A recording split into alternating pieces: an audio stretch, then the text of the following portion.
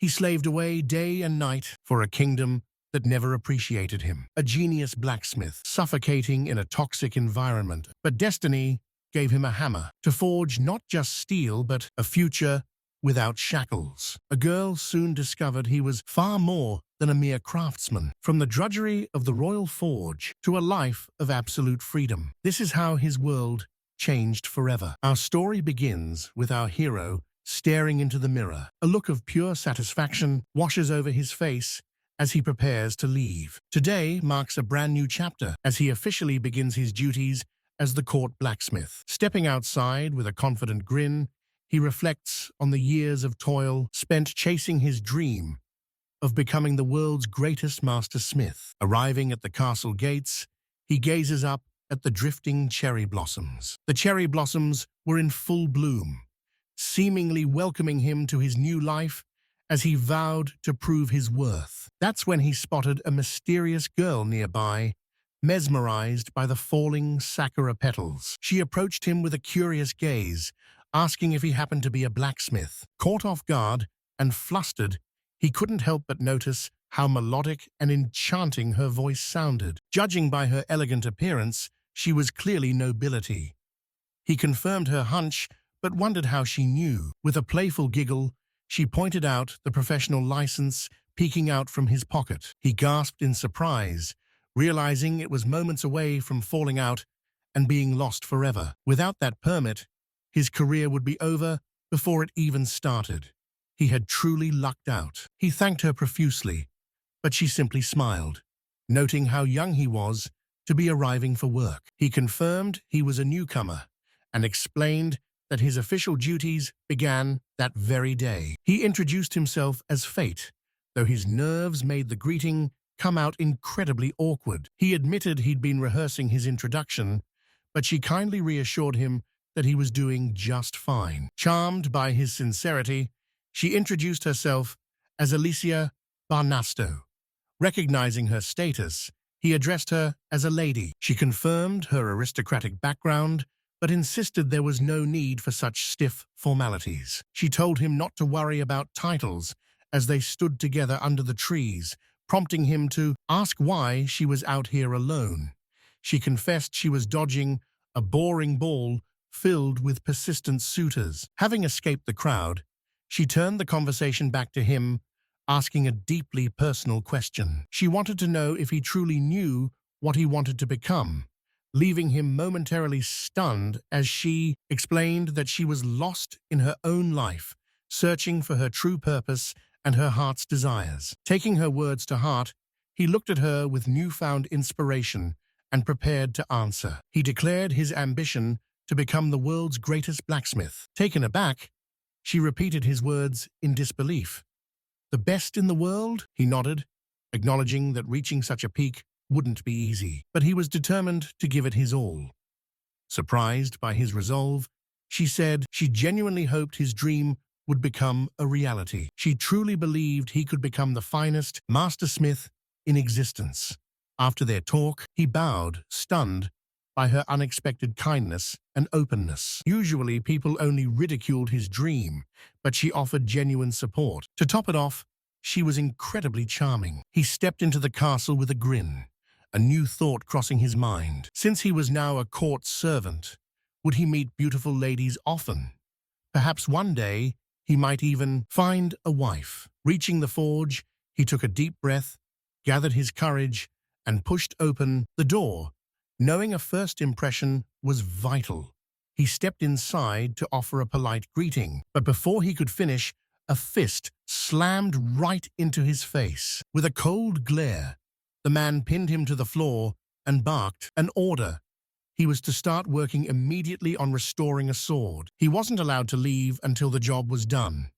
Our hero stared back with a shocked expression, realizing his dreams of a glamorous life at the royal court were being shattered before his very eyes. And so, his personal hell truly began. Day after day, he left his home with a hollow, emotionless gaze. It had been 3 long years since he first took up his post as a court blacksmith. His primary duty was the restoration of damaged gear, a far cry from his humble beginnings. Once, a simple village smith, his talent earned him a place at the capital, a dream job that quickly soured. Reality was cruel.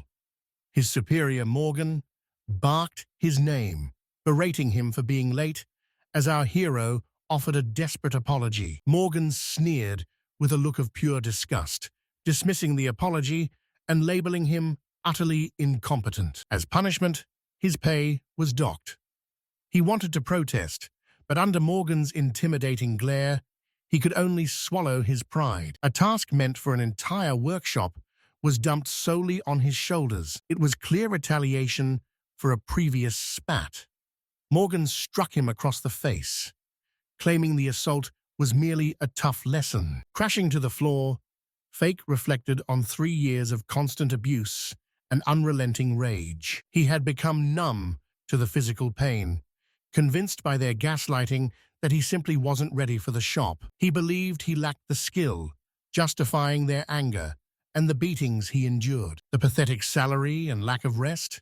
In his broken mind, it was all his fault for being untalented. Rising to his feet, he was ordered to finish every weapon before the holiday ended, while the others prepared for a grand ball. Morgan warned him not to slack off before heading out with the rest of the crew. They chatted about visiting Lady Alysia and the foreign dignitaries arriving for the upcoming feast. The noblewoman required a proper welcome, leaving him behind in the cold silence. Returning to the forge, our protagonist stared at the mountain of rusted blades awaiting him. The workload was staggering. Failure to finish by the week's end simply wasn't an option. He was stuck on the night shift, but fortunately, he had the next 2 days off. He desperately wanted to recharge his spirit, but first, he had to finish these weapons for the knights. Rest would have to wait.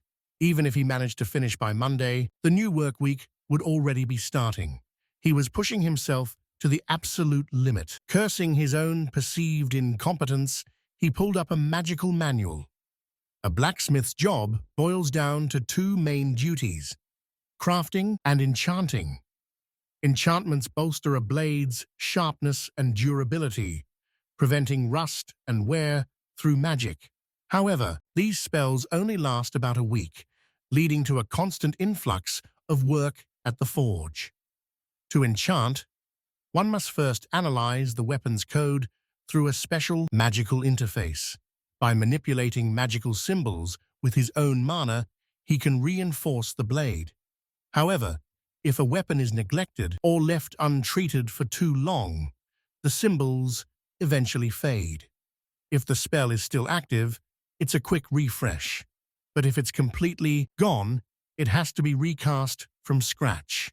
He slaved away at the forge for hours, finally collapsing from exhaustion with only 1 sword remaining on the table. When he finally came to, he felt surprisingly comfortable, surrounded by a sweet aroma and something soft and warm. Bolting upright, he accidentally knocked heads with Alysia, panicking that he wouldn't have time to finish the work. As they both winced in pain, he realized with a shock that the Duchess was standing right in front of him. He immediately bowed, apologizing for his disrespect, but she insisted there was no need for such formalities. Watching her, he couldn't help but wonder if she had a secret passion for blacksmithing, since she always seemed to ditch her royal ball invitations just to visit the forge. Mr. Morgan had even mentioned her latest invitation to the rest of the staff just yesterday. Realizing he was still in his filthy, unwashed work uniform, he felt embarrassed as she asked with genuine concern, "What happened? If you sleep here, you'll catch a cold. Are you okay?" He tried to reassure her he was fine, but there was a more pressing matter. Glancing out the window, he realized morning had arrived, meaning the ball was already over. He figured she must have stayed the night and decided to visit him before heading out. Regardless, his deadline was yesterday, and it seemed he had finished just in time. His memory was a haze, but he was certain the work was complete. Noticing his ghastly complexion, she expressed her concern, noting how unwell he looked. When she asked how he was feeling, she gently touched the fresh wound on his face. He winced in pain, but insisted he was fine, silently cursing Morgan for the brutal beating he'd received the day before. Even though his bruises weren't usually this visible, Morgan's rage must have been off the charts. He knew that after yesterday's outburst, nothing but misery awaited him. He was painfully aware that she knew he was the laughingstock of the workshop. He desperately wanted to hide that humiliation from her because of his feelings, even though he knew the truth was obvious. Their status difference was a chasm he could never cross, no matter how hard he tried. Still, he yearned to look respectable in her eyes. He didn't want to be the pathetic loser she pitied, but a man who left a lasting impression. Alysia could see he was hurting, apologizing that she didn't have any healing ointment on hand. He told her not to worry, though he felt guilty for having so much work left that he couldn't even offer her a cup of tea. With a gentle smile, she brushed off his concerns, asking if she could watch him work instead. He agreed, stating he had no objections. He placed the blade onto the workbench and prepared to begin. As he channeled his magic, he noticed a missing symbol. The enchantments were literally fading from the steel right before his eyes. Her expression brightened as she praised his meticulous skill and dedication to his craft. Flushed with embarrassment, he bashfully asked if she really felt that way. Surveying the room, she marveled at the sheer volume of weapons, asking if he'd enchanted them all himself. When he confirmed it, she remarked on how difficult the labor must be, though he simply noted that this was the life of a blacksmith. He admitted he was still at the bottom of the ladder, noting that if he couldn't handle this much, he might as well abandon his dream of becoming a master craftsman. Smiling, she admitted she hadn't realized how grueling his path was, yet insisted his work deserved the respect of a true master. He looked down, claiming there was nothing special about his work and that he still lacked experience. He tried to argue further, but she took his hand, marveling at how much he accomplished all on his own. She called him an amazing person, but he could only think of how everyone else saw him, as a talentless mediocrity. He tried to maintain his composure in front of her, but the mask slipped. Watching the tears fall, Alysia asked with deep concern what was wrong. Fate didn't even realize he was crying at first. He pulled away, stumbling over his words as he tried to find an excuse for his sudden breakdown. To his shock, she pulled him into a warm embrace, demanding he share his burden. She made it clear she wasn't letting go until he opened up to her. Utterly flustered, he tried to claim these weren't tears of sadness, but just a way to wash his eyes.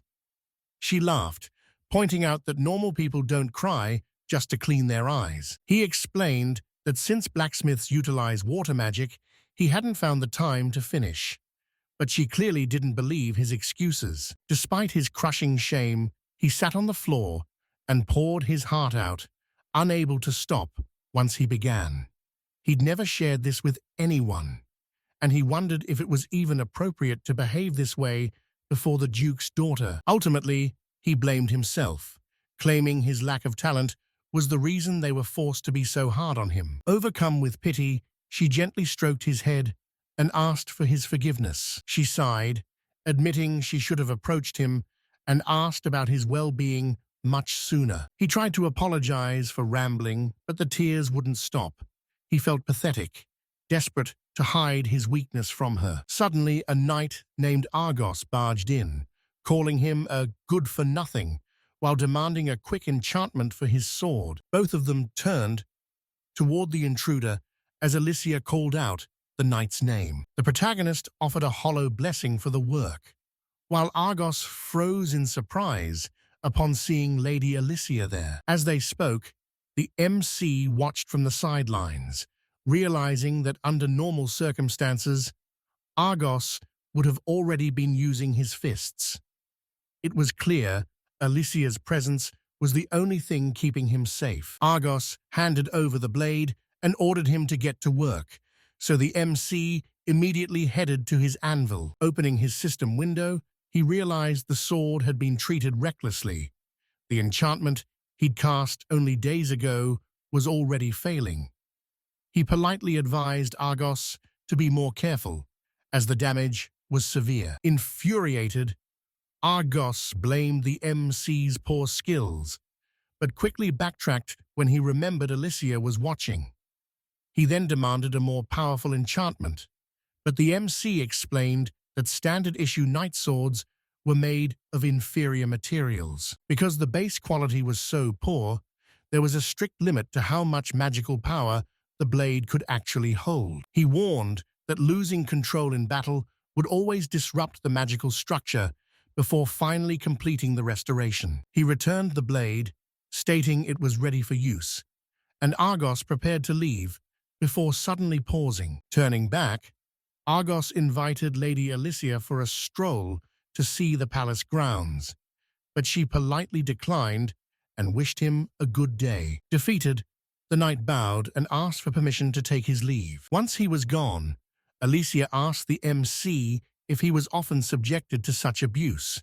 He could only look away, ashamed that he couldn't maintain his dignity in front of the girl he liked. She warned him not to push himself to the breaking point, but he countered that he had no choice if he wanted to keep his position at court. He was trapped, unable to find work elsewhere because his license was at stake. A year ago, he attempted to quit and told Master Morgan that he had reached his limit. However, the master threatened to revoke his official blacksmithing license if he left. Without that permit, he couldn't legally practice his craft, even if he tried to work in secret. If caught, he'd be arrested for illegal labor. Suddenly, she grabbed his hands, and with a determined gaze, she revealed the true reason for her visit. She hadn't come to talk shop. She wanted to make a proposal. Stealing her resolve, she looked him in the eye and asked, "Why don't we get married?" Stunned, he stared back at her, his mind racing with confusion. Had he misheard her? It didn't seem like it, but perhaps she had a different definition of marriage in mind.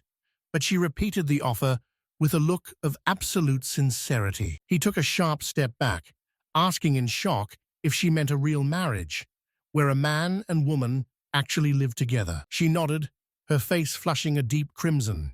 He blushed as well, realizing they were indeed on the same page. Still, he couldn't wrap his head around why she would choose him. Sensing his panic, she clarified that this wasn't quite a romantic gesture. Countless noblemen had requested her hand in marriage, but she had no interest in any of them. What she needed was a cover husband, and a fellow blacksmith like him was the perfect candidate. Seeing his bewilderment, Alysia explained her situation. She came from a prestigious lineage of smiths. Her ancestors had once gifted the king a legendary sword that became a national treasure, earning them a noble title. Now, her father was desperate for a worthy successor. He was still confused. What did he have to do with her family legacy?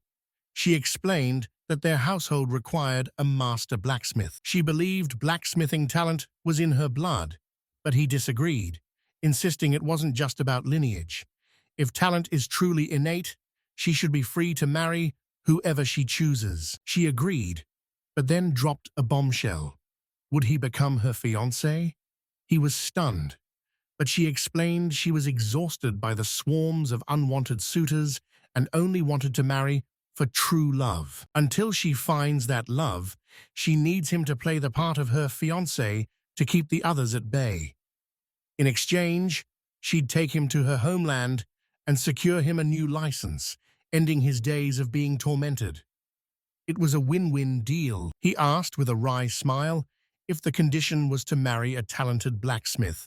Feeling like he lacked any real skill, he feared he wouldn't be able to help her at all. Her expression turned serious as she refuted his doubts. Having watched him work, she believed that out of everyone in the shop, he was the most gifted. It wasn't just raw talent, but his incredible diligence and work ethic that she admired. Taking his hands, she looked him in the eye and asked one more time, would he be her fiancé? He gazed at her, thinking about how wonderful she had been to him. She was always so incredibly kind, sweet, and genuinely supportive. He tried to look away, overwhelmed by her presence. Why was she smiling at him like that? He was terrified of misinterpreting her kindness for something more. He finally asked if he was really just supposed to be a pretend groom. With a shy, slightly confused smile, she admitted that rather than marry a total stranger, she would much rather become his bride. He was completely flustered. She couldn't just drop lines like that and expect him to stay calm. Even if it was just a pretense, he knew she likely didn't view him romantically. She probably just felt sorry for a man with nowhere else to go. Still, this was his chance to find happiness and work as a smith by her side. He told her that if she was certain, he would accept. She was overjoyed and beamed with excitement, tightly grabbing his hands. She asked him loudly, "Are you absolutely sure about this?" He gave his word, and Alysia explained there would be one final ball tonight before they departed for her family's estate. He understood the plan. They were set to leave Monday morning. But first, he needed to officially quit his job. However, leaving wouldn't be easy. His contract required 2 weeks' notice, and the last time he even mentioned quitting, his boss had given him a brutal beating. But this time, he wasn't alone. Alysia promised they'd find a way, then insisted he stop calling her "my lady" from now on. Surprised by his humility, she asks why he'd say that with a joyful smile. Since he's now her fiancé, his previous status is irrelevant, right? She tells him he no longer needs a title. With a look of mild confusion, he admits that she might actually have a point. A short while later, the protagonist enters the office and bluntly declares that he's reached his limit. He's officially resigning. Morgan is livid, shouting in disbelief. He demands to know if the boy has forgotten the years of effort they invested in training him. The other blacksmiths join in, mocking him and asking who else would ever tolerate such a mediocre talent. They remind him that they even had to teach him basic court etiquette. They sneer that a failure like him won't survive on his own. Though he'd usually stay silent under their verbal abuse, he remembers his promise to her and refuses to back down. Shoving his way through the crowd of blacksmiths, he firmly demands to be allowed to leave, claiming he can no longer keep up with the workload. Morgan's anger turns to suspicion as he asks what the boy plans to do. Does he actually have another job lined up? Morgan then demands that he hand over his official blacksmithing license. Without hesitation, the protagonist pulls out the document and presents it. As soon as the license is in Morgan's grasp, his expression turns malicious. He begins ruthlessly tearing the document to shreds, shouting at the top of his lungs. He declares that the boy is no longer a blacksmith and is barred from working in the kingdom.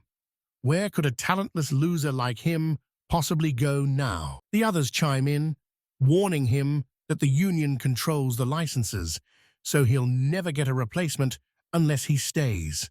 Disgusted, the MC realizes just how rotten this country truly is. Morgan attempts to bargain, promising a promotion and a new assistant if he just stays for one more year. With a cold, resolute expression, the protagonist simply apologizes and states that he no longer works for them. Enraged by this defiance, Morgan bellows at the departing young man. He tells him to look at himself. He has no other skills. He warns him that working without a license will lead to his arrest.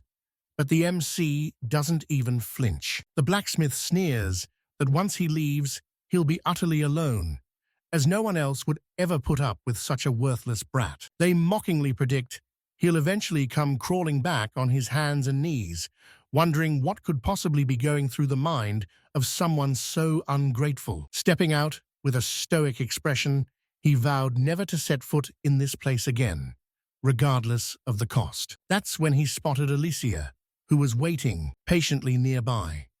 Surprised, he called out her name, and she asked if he was finally done. He wondered if she had overheard the conversation. Without soundproofing, she would have heard every humiliating word. Just then, Morgan exited the office, ready to boast, but he froze when he saw her.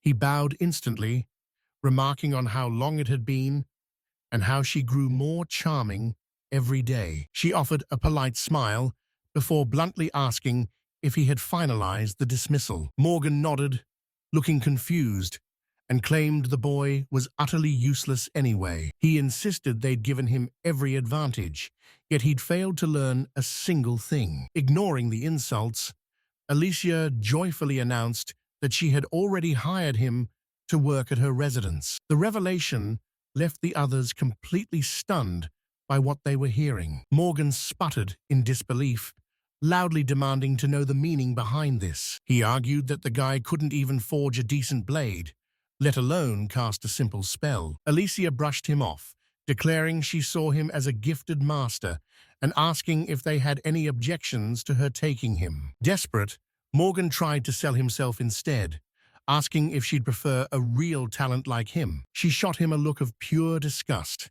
making it clear she had zero interest in his proposal. Turning back to the MC with a radiant smile, she told him it was finally time to depart. As they walked away hand in hand, he reminded himself this was just a fake engagement, even as his heart fell deeper for her. With that, they left the revenants behind for good. They departed the Empire by carriage, beginning their long journey south toward the Kingdom of Nasty, where her father was already waiting for their arrival. After a full day's journey by stagecoach, they finally arrived at the prestigious Barnasto family estate. Stepping out of the carriage, Fate began to stretch his aching back, while Alysia asked with a warm smile if he was exhausted. He returned the smile, reassuring her that he wasn't tired in the slightest. Compared to his grueling days working in the forge from dawn until dusk, this journey was practically a vacation. Alysia mentioned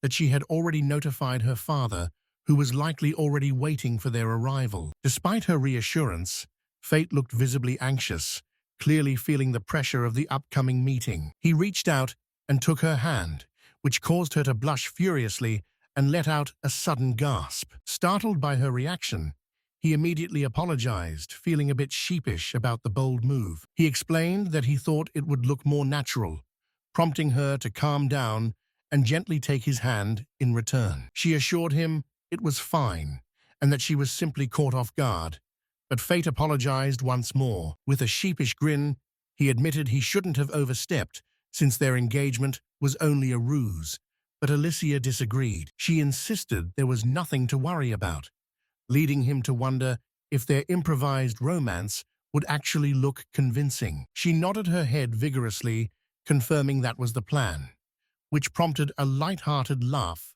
from him. Agreeing to stick to the improvisation, the two finally stepped inside the grand estate together. Once inside, Fate felt a wave of intimidation as he prepared to face her father. The man met him with a piercing gaze, asking if this was truly the blacksmith Alysia had praised so highly. Alysia nodded confidently, affirming that his skills were truly exceptional. She boasted that a talent like his was 1 in a million, and urged her father to witness his craft firsthand. Intrigued, the father grabbed one of the swords hanging from the wall to test the boy's reputation. He tossed the blade toward Fate, demanding a demonstration of the legendary enchantments he had heard so much about. The enchantment needed an update, so our protagonist agreed and unsheathed the blade to begin his inspection. As a massive system window appeared, he realized the blade was covered in complex, magical symbols,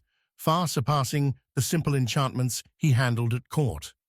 This was clearly a high-ranking weapon. It likely belonged to a knight captain, given the exquisite inlay and craftsmanship. Alysia's father gave him a strict 1-week deadline, warning him that failure meant he had no place in their home. Maintaining his composure, he told the man the job wouldn't take long at all, a statement that caught the father completely off guard. He placed the sword on the table, noting that since many of the symbols were still intact, the restoration wouldn't be overly difficult. Scanning the system windows, he saw that only a handful of runes were actually damaged. All he needed to do was fill in the missing gaps. By analyzing the existing sequence, he quickly grasped the enchantment's core concept. When Alysia asked for his thoughts, he explained that while a perfect replica was tough, he could easily cast a nearly identical spell. Drawing on his knowledge of similar effects, he set to work, and in no time at all, the restoration was finished. Her father was stunned, shouting in disbelief and asking if he had seriously completed the task already. Respectfully, he handed the sheathed blade back to the man, inviting him to inspect the quality of the work himself. The father took the weapon, drew the steel, and performed a series of rapid practice swings to test its new power. Examining the edge of the blade from every angle, he realized the craftsmanship was flawless, and the results were exceptional. Sheathing the sword, he admitted it was amazing, confessing he never could have imagined the boy was this talented. Our hero was delighted to receive such high praise and thanked the man sincerely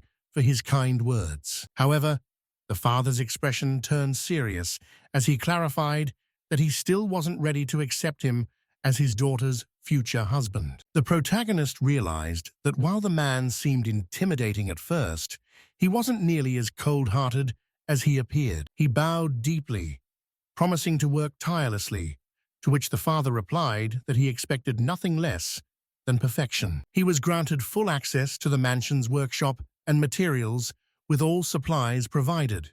Furthermore, the father handed him a professional license, warning him not to lose it this time. He was shocked to receive the permit, asking if he was truly allowed to work freely. The father reminded him that as a blacksmith, he alone should decide where to apply his skills. Clutching the license, he reflected on how he was once forced to cast enchantments against his will.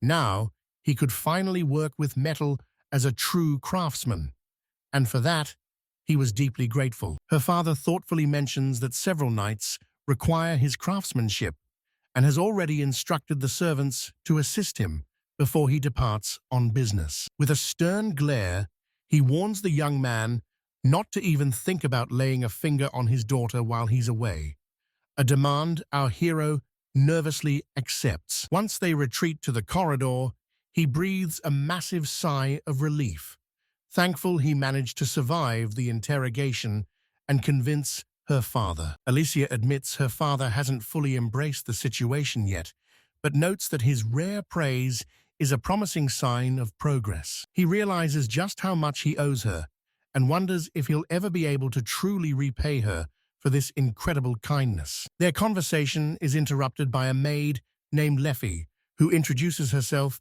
and offers to give him a full tour of the estate. After a polite introduction, Leffy smiles warmly and asks for his favor as she prepares to show him his new home. She leads him through the sprawling grounds, showcasing the majesty of the property before heading toward the workshop. Upon entering the forge, she explains that the entire workshop has been meticulously prepared specifically for the lady's new fiancé. He surveys the area, noting that while most blacksmithing setups follow a standard layout, this one is remarkably well equipped. He's genuinely surprised to see a functional forge.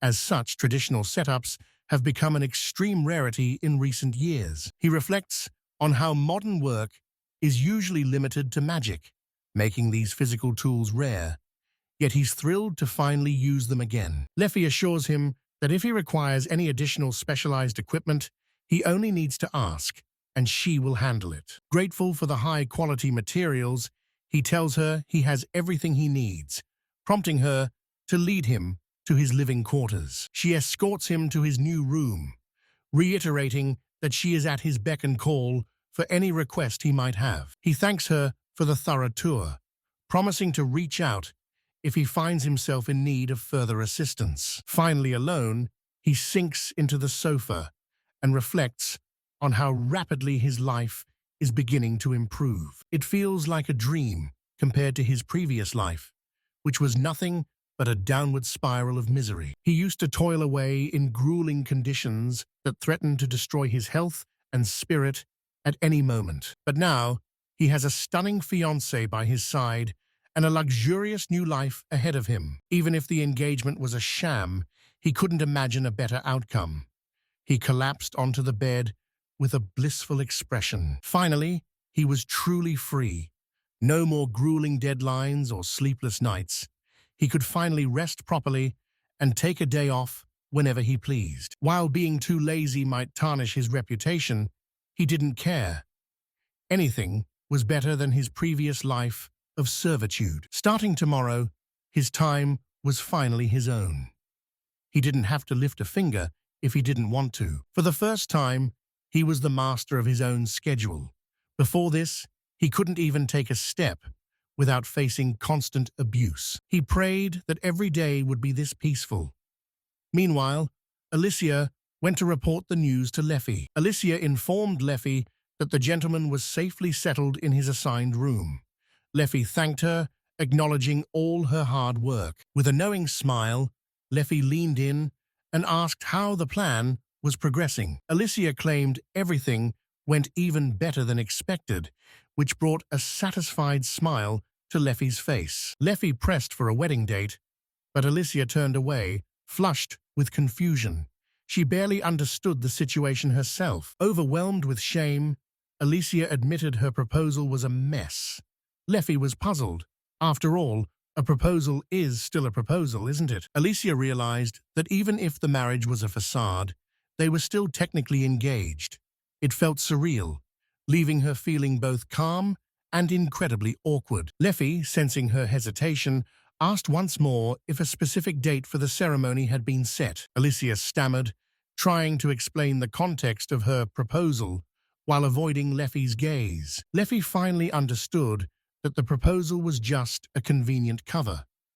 Alysia snapped back, offended that her sincere effort was being dismissed so easily. Leffy noted that if the man had any intuition, he'd see through her act. Alysia was stunned, asking if her feelings were really that transparent. Leffy laughed, telling her it wasn't just noticeable, it was painfully obvious. Alysia begged her to stop teasing. Alysia had genuinely believed she was hiding her emotions well. Now, she just wanted the floor to swallow her whole. Leffy insisted that since a public statement was made, wedding preparations had to begin immediately. However, Alysia reminded her of a major obstacle. Her father hadn't given his blessing yet. For that to happen, the young man would first have to prove his worth to Master Gorel as a master blacksmith. Alysia conceded that she was likely right. Given her family's prestigious legacy in blacksmithing, she was expected to marry only the most elite of masters. She lamented that her noble bloodline stripped away her freedom to choose who she loved, a harsh reality she had long accepted. But as she thought of him, a flicker of hope emerged, and she couldn't help but wonder, perhaps, just this once, she could marry for love.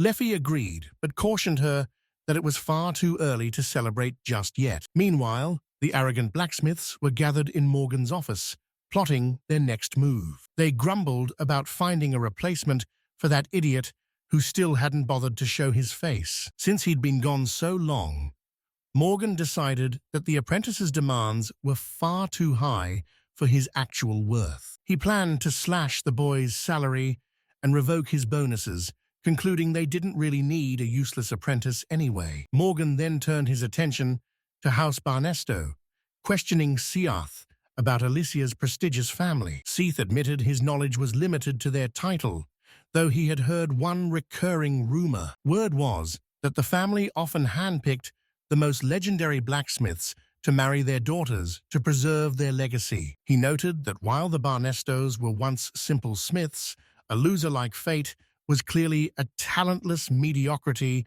who no one would ever hire. He mocked Fate's inability to even hold a hammer, convinced the boy would eventually be fired and come crawling back to them in desperation. Morgan predicted he wouldn't last a week before being tossed out, and since the boy had nowhere else to go, he'd return to their shop soon enough. The blacksmiths gleefully planned to dump a week's worth of backlogged labor onto him the second he walked through the door. With the next 2 weeks of torture already mapped out, they felt Fate deserved every bit of this punishment for his absence. Morgan decided to tell the knights that work was delayed due to urgent matters, intending to hold onto the sword for a while longer. The blacksmiths chuckled, relishing the thought of fate realizing his own incompetence and returning to his life as their lowly servant. Morgan laughed, imagining fate working harder than ever to clear the mountain of work waiting for him once he was inevitably fired. Sometime later, our protagonist stirred awake, finding that rising before the crack of dawn had finally become a permanent habit. During his time at court, he always rose with the first light of dawn to tackle his massive workload alone. This grueling routine was his life, juggling enchanted orders and responsibilities far beyond those of an ordinary blacksmith. He worked tirelessly from dawn until midnight, but now that he was awake even earlier, the work had only piled up. Stepping into the forge, he realized it had been far too long since he last felt the heat of the coals. He declared it was time to get to work, opening a chest to reveal the stunning luster of witch ore. This special metal is highly sensitive to enchantments, making it an essential material for any smith looking to multiply the strength of steel. Best of all, unlike common iron,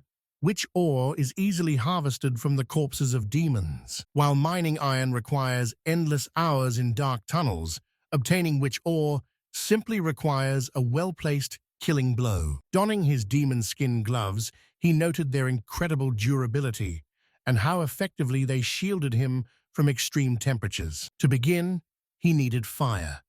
He reflected on how master smiths utilize fire, water, and earth magic in their craft. Witch ore itself comes in several varieties, categorized by its purity and magical conductivity. While Class S is the rarest and most potent, Class F and E are the standard grades used for everyday equipment. Since he was just warming up, he decided to start with something simple rather than a masterpiece. He wasn't aiming to forge a legendary blade just yet, so a basic knife would suffice.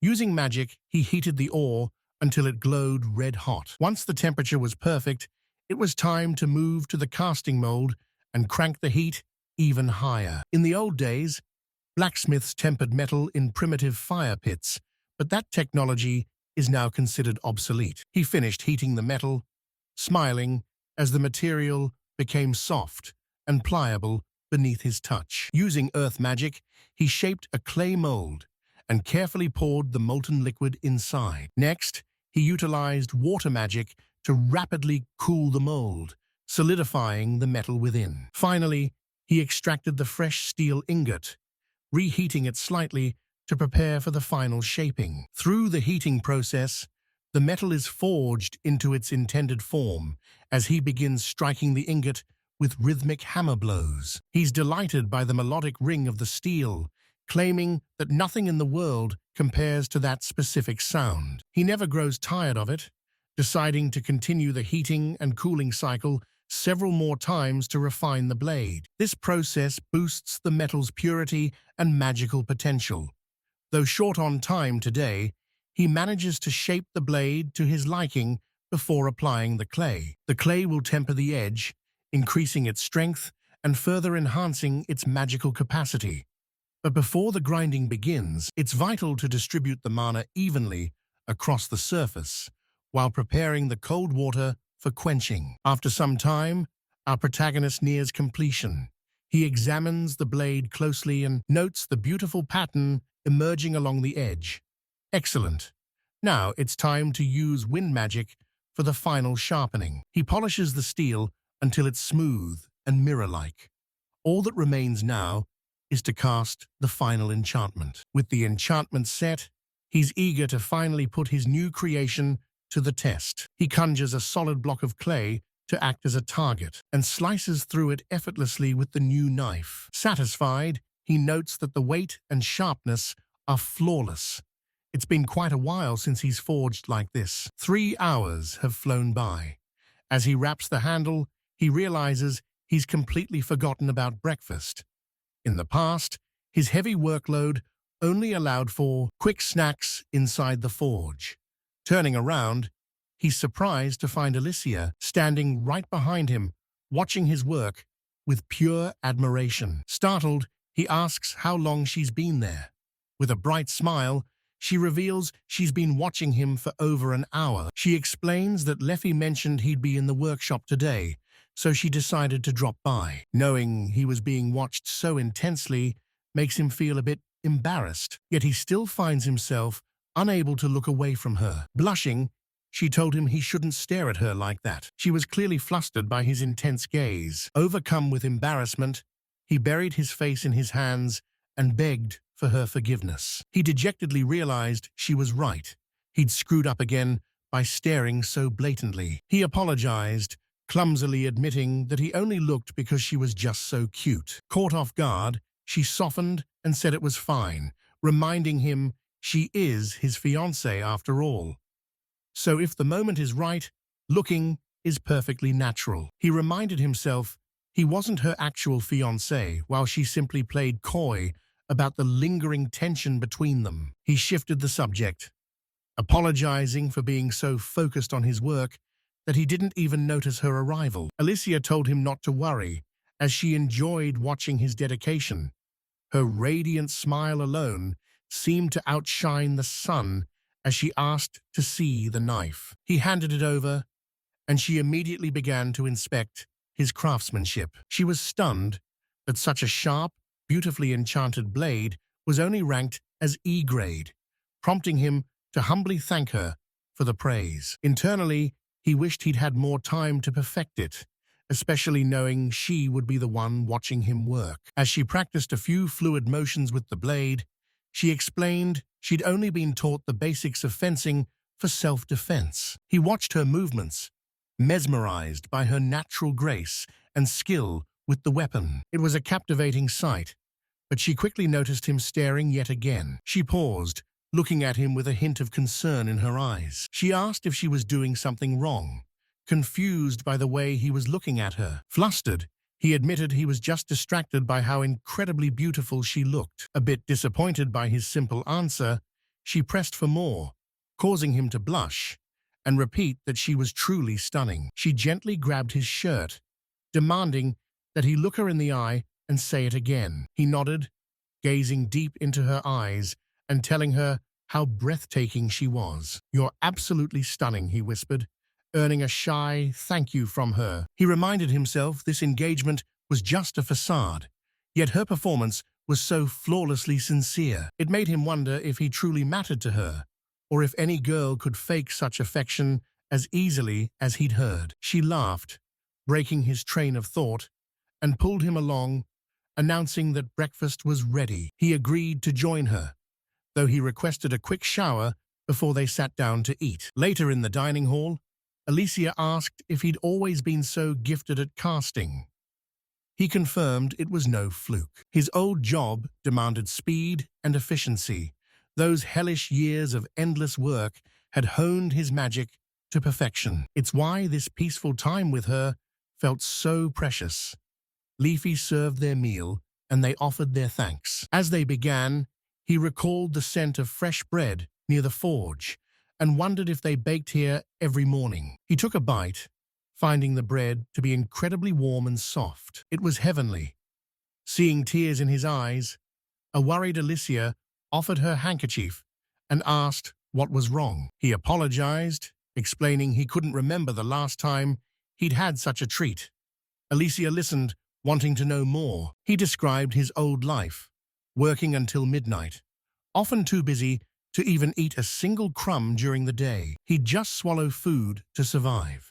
Now, sharing this meal with her, he realized it was the best breakfast of his life. After eating, they stepped outside. Alysia asked if he enjoyed the food before suggesting a trip to the city. She asked him to check if her hood properly hid her face. He obliged, but wondered why she needed such secrecy. Alysia explained that while she rarely went out, many knew her from her father's festivals. She couldn't risk being spotted. The city was obsessed with her beauty. If she were recognized, their quiet stroll would turn into a chaotic spectacle. Blushing slightly, she looked at him and asked, This is basically a date, isn't it?" He nodded thoughtfully, admitting their outing looked like a real date, though he couldn't grasp why she was making such a fuss. Shocked by his cold logic, tears began to well in her eyes leaving him completely bewildered as he wondered what he'd said wrong. Since he was only a fake fiancé, he couldn't understand why she was pouring so much genuine effort into their time together. In his mind, simply succeeding as a master blacksmith and earning her father's respect should have been the only goal. He was just a convenient cover to help her avoid a stranger, so he felt there was no need to actually pretend they were in love. Suddenly, Leffy approached, explaining that Lord Goral only wanted her to marry a talented smith to ensure her happiness and true love. That was precisely why he hadn't forced her into a marriage yet, catching the pair completely off guard with her sudden appearance. Alysia agreed, emphasizing that this date was genuinely important to her and urging him to stop worrying and just be present. Still slightly dazed, he agreed to drop his guard as Leffy prepared to take her leave. With a polite bow, she excused herself and wished the couple a wonderful and romantic afternoon together. As she left, he realized she must have been eavesdropping, but he felt a strange sense of relief that someone else knew the truth. Snapping back to the moment, Alysia called his name, shifting the focus back to their plan to sway her father's opinion. She reached out, asking softly if she could hold his hand to make their performance more convincing to the public. Hesitantly, he took her hand, his face flushing with a visible sense of embarrassment. He asked if walking hand in hand was truly necessary to influence the master's perception of their bond. She confirmed it was vital, noting that one of the master's knights could be watching them from the shadows at any moment. As they strolled, he noted her hand felt warmer than before. Despite having held it once, the pressure of a date made his heart race. Taking in the sights of the bustling city streets, he realized it had been ages since he'd walked around so calmly. He remarked on how peaceful the city felt, and with a gentle smile, she assured him he never had to rush through life again. He vowed that even without the crushing workload, he would still dedicate every ounce of effort to perfecting his craft. She hoped Mr. Goral would take him in, but only if he promised not to do anything reckless. With the agreement made, the two of them continued their journey together. Meanwhile, Morgan paced his office with a worried expression. It had been over a week. Where was that man? He questioned if the freak had any professional pride at all. But the blacksmith urged patience, noting the long trek back from the Barnasto estate. Morgan sneered, calling it a predictable failure for a loser. After all, they were the only ones he could rely on. He was at their mercy. Without a proper license, the man was legally barred from working anywhere else. If he wanted to work again, he'd have to crawl back and beg for a new license under Morgan's strict conditions. The deal was harsh. 2 months of free labor followed by a pittance. Suddenly, a sharp knock echoed through the room. Morgan perked up, eyes gleaming with anticipation. Had the failure finally returned to face his fate? But his thoughts were cut short as the captain himself stepped into the office, noting how long it had been since their last meeting. Morgan scrambled to his feet, his arrogant mask slipping into a look of nervous subservience as he offered his services. The captain laid his blade on the table, requesting an enchantment, while Morgan desperately tried to sell his own expertise. Morgan was ecstatic. Serving the highest-ranking knight in the land was a dream come true, especially since the man usually had a genius smith of his own. The smiths fell over themselves to flatter the noble guest, promising to prioritize his order immediately.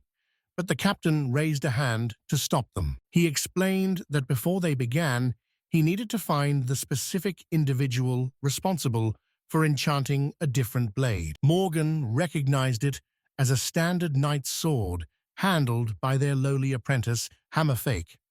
Expecting a complaint, Morgan prepared to apologize for the incompetent work. To his utter shock, the captain called the craftsmanship a miraculous blessing for the kingdom's knights. Confused, the smiths listened as the captain recalled his days as a low-ranking soldier when enchantments were weak and practically useless. Morgan reflected on those days, Realizing he had barely put any effort into those basic blades back then, he internally mocked the apprentice, convinced the boy's work was pathetic and that his own spells were still vastly superior. However, the captain mentions something unexpected. The swords he used to receive were complete garbage. He notes that any blacksmith who could enchant a standard knight's blade so perfectly deserves immense praise, and he wants to entrust his own weapon to this craftsman. Confused, the shopkeeper asks for clarification, prompting the captain to reiterate his request. He wants this specific master to cast an enchantment for him. When asked where the smith is, the shopkeeper can only stare back in stunned silence. The captain admits he can't read magical scripts himself, but his own head blacksmith confirmed the work on the blade was flawless. He arrived hoping to meet the master behind the craft, but the man is nowhere to be found. Morgan dismissively claims the boy wasn't actually talented and that he'd already let him go. Shocked by the captain's interest, Morgan insists that the masterwork was likely a fluke, a one-in-a-million stroke of luck rather than actual skill. In his mind, Morgan sneers at the idea, thinking that if an idiot churns out hundreds of enchantments a week, a few are bound to be decent.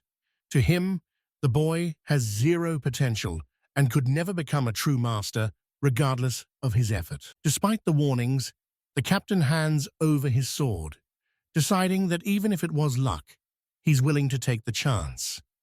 He leaves his prized weapon in their care for the time being. Morgan takes the blade with a fake smile, suggesting that he should be the one to perform the enchantment instead. As the head of the workshop, he claims his skills far surpass those of some low-level apprentice. The captain assumes the smith is simply on vacation and says he's willing to wait for his return. He asks them to relay his respects to the master, leaving Morgan fuming that the captain is only interested in that talentless idiot. As the captain exits the office, he reminds them that he's counting on their results. Once the work is complete, they are to notify one of his knights immediately. Morgan watches him leave, internally scoffing at the captain's lack of discernment. He couldn't believe the nonsense he was hearing. Since the captain can't even perceive magic code, Morgan realizes that if that amateur's work impressed him, his own superior skills will surely make history. When another blacksmith asks what he's planning, Morgan grins, declaring he's about to seize the opportunity of a lifetime. With a predatory smile, Morgan announces his plan. He will be the one to personally cast the enchantment on the captain's sword. His subordinates are hesitant, questioning if this is even allowed, but Morgan brushes them off. He reasons that if a total incompetent could impress the captain, his own expertise will blow the man's expectations out of the water. The other smiths remain skeptical, wondering if this isn't a bit too arrogant. They remind him that the request was meant for the forge as a whole. Morgan doubles down, claiming the order belongs to the entire forge and that any of them could do a better job than the boy. He scoffs, insisting the original enchantment was so faint he barely even noticed it. Radiating confidence, Morgan declares he won't let this chance slip through his fingers. By claiming the credit and becoming the captain's personal blacksmith, the fame and profit will finally be his. As the fifth son of a count's family, his lineage offered him very little in the way of inheritance or status. He never imagined he would stumble upon such a golden opportunity to elevate his standing. Now that he runs the court forge, his next goal is finally within reach. Success is practically in the air, and he is determined to seize it before the day is over. Meanwhile, our protagonist and Alysia were ascending the clock tower, a spot she claimed offered the most breathtaking view of the city. He eagerly followed her, though the endless spiral staircase soon had him gasping for air, while Alysia remained perfectly energetic. Finally reaching the summit, they were greeted by a stunning panorama that left them both in awe. Alysia beamed, mentioning this was her absolute favorite spot in the world and asking for his honest thoughts. She imagined how magical the city would look under the moonlight or during a vibrant sunrise, and he couldn't help but agree. He suggested staying until sunset to witness the transformation, and she happily agreed. But then, the mood shifted. The biting wind began to chill his sweat-soaked clothes, forcing them to search for a place to take shelter from the draft. As they turned the corner, they accidentally stumbled upon a couple lost in an intimate moment. The sight caught them both completely off guard, sending a deep blush across their faces. Alysia was mortified, thinking the display was far too scandalous for them to be witnessing. Trying to break the tension, he suggested they take a seat nearby, while she nervously tried to refocus on the scenery. They moved to a quieter ledge and sat side by side, the air between them thick with lingering embarrassment. The silence was deafening, leaving him desperately racking his brain for something, anything to talk about. With a trembling voice, Alysia suddenly asked if he would find it unpleasant to do something like that with her. Stunned by her forwardness, he realized it wasn't a lack of interest that made him hesitate. He reminded himself they were only pretending to be a couple, so there was no reason to take things that far. Just as he prepared to give her an answer, an explosive argument erupted right next to them. They overheard a man desperately pleading in a panicked voice that his girlfriend had misunderstood everything. The girl screamed, labeling him a filthy cheater, which immediately shattered the romantic atmosphere and grabbed the MC's attention. Suddenly, a second girl appeared, catching the man in a double cross. Both women stormed off in a rage as he pathetically claimed it was just a mistake. They shared a laugh before Alysia curiously asked if the man had been caught cheating, noting that infidelity is unforgivable. Flustered by the blunt question, he nodded in agreement, while privately wondering if she was actually being serious or if it was just a playful joke. Regardless, he wouldn't dare entertain such scandalous thoughts. Later, they returned to Goral to discuss future prospects. As a master blacksmith, Goral demanded a demonstration of his skills, to which Fake confidently agreed. Goral explained that the new license would permit him to trade within the city shop, giving him the freedom to sell whatever he desired. However, there was one condition. He must never mention that he is Alysia's fiancé. He gave a respectful bow and accepted the terms. Promising to start immediately, he noted that while F and E rank supplies were plentiful, he'd forge any higher quality materials himself. He realized that for the tools used by ordinary citizens, E-class materials would be more than sufficient. Stepping out of the office, he knew it was finally time to get back to his true passion. With a look of pure determination, he set out to gather his materials. The following day, he decided to focus on long swords, the most common trade in the shop. But first, he had to calculate the right quantity while ensuring the quality remained top tier. Even a perfect blade won't sell if it's overpriced. Since most local adventurers are D or E rank, he needed to cater to their specific needs and budgets. He aimed to create a sword that could grow with its wielder. It had been a while since he forged longswords for knights, so he'd need to sharpen his focus. He ensured the molds were reinforced against the intense heat required to melt down the witch ore. After pouring the molten metal into the mold, he used specialized water magic to rapidly cool the material. It appeared the blade was nearly finished, but it required one final, careful inspection. He carefully removed the mold, inspecting the blade he had just created. It turned out perfectly. With the base formed, he began the finishing work. He hammered the glowing metal, realizing he needed to crank up the heat. After raising the temperature to harden the steel, he polished it with wind magic. Next, he crafted a set of wooden pins to secure the hilt. It was time to assemble the pieces and drive the pins into the drilled holes. Initially, he considered a standard attachment, but opted for a superior method. He cast a specialized enchantment finalizing the construction of the longsword. Just like that, he had successfully crafted a high-quality weapon. After testing the edge's sharpness, he immediately moved on to the next one. He needed to maintain this momentum. Back at the royal court, things were different. Knights required powerful enchantments and weekly tune-ups to face high-tier monsters. Most adventurers didn't need that level of power, yet he soon finished 3 more swords. He was shocked by his own stamina. Usually, his court duties left him completely drained. Looking at the clock, he realized time had flown by, and Alysia would arrive soon. With 5 swords completed, he decided to call it a day. As he cleaned up, he looked around the forge, hoping to find a towel. He was drenched in sweat and desperately needed to dry his face. Right on cue, Alysia entered the forge and began calling out for him. He watched her from the side room as she began poking around a chest of drawers. Spying a perfect hiding spot, a mischievous grin spread across his face. He crept up behind her and let out a sudden shout, catching her completely off guard. Doubled over with laughter, he declared the mission a total success. Annoyed, she demanded to know where he'd been hiding, to which he casually claimed he was just in the restroom. She shot him a glare, asking if he really thought scaring her was funny, but he just beamed with pride over his victory. She walked over to the finished blades and was stunned, asking if he'd really forged all of these in a single day. He confirmed it, noting that he wasn't even tired and could manage a few more.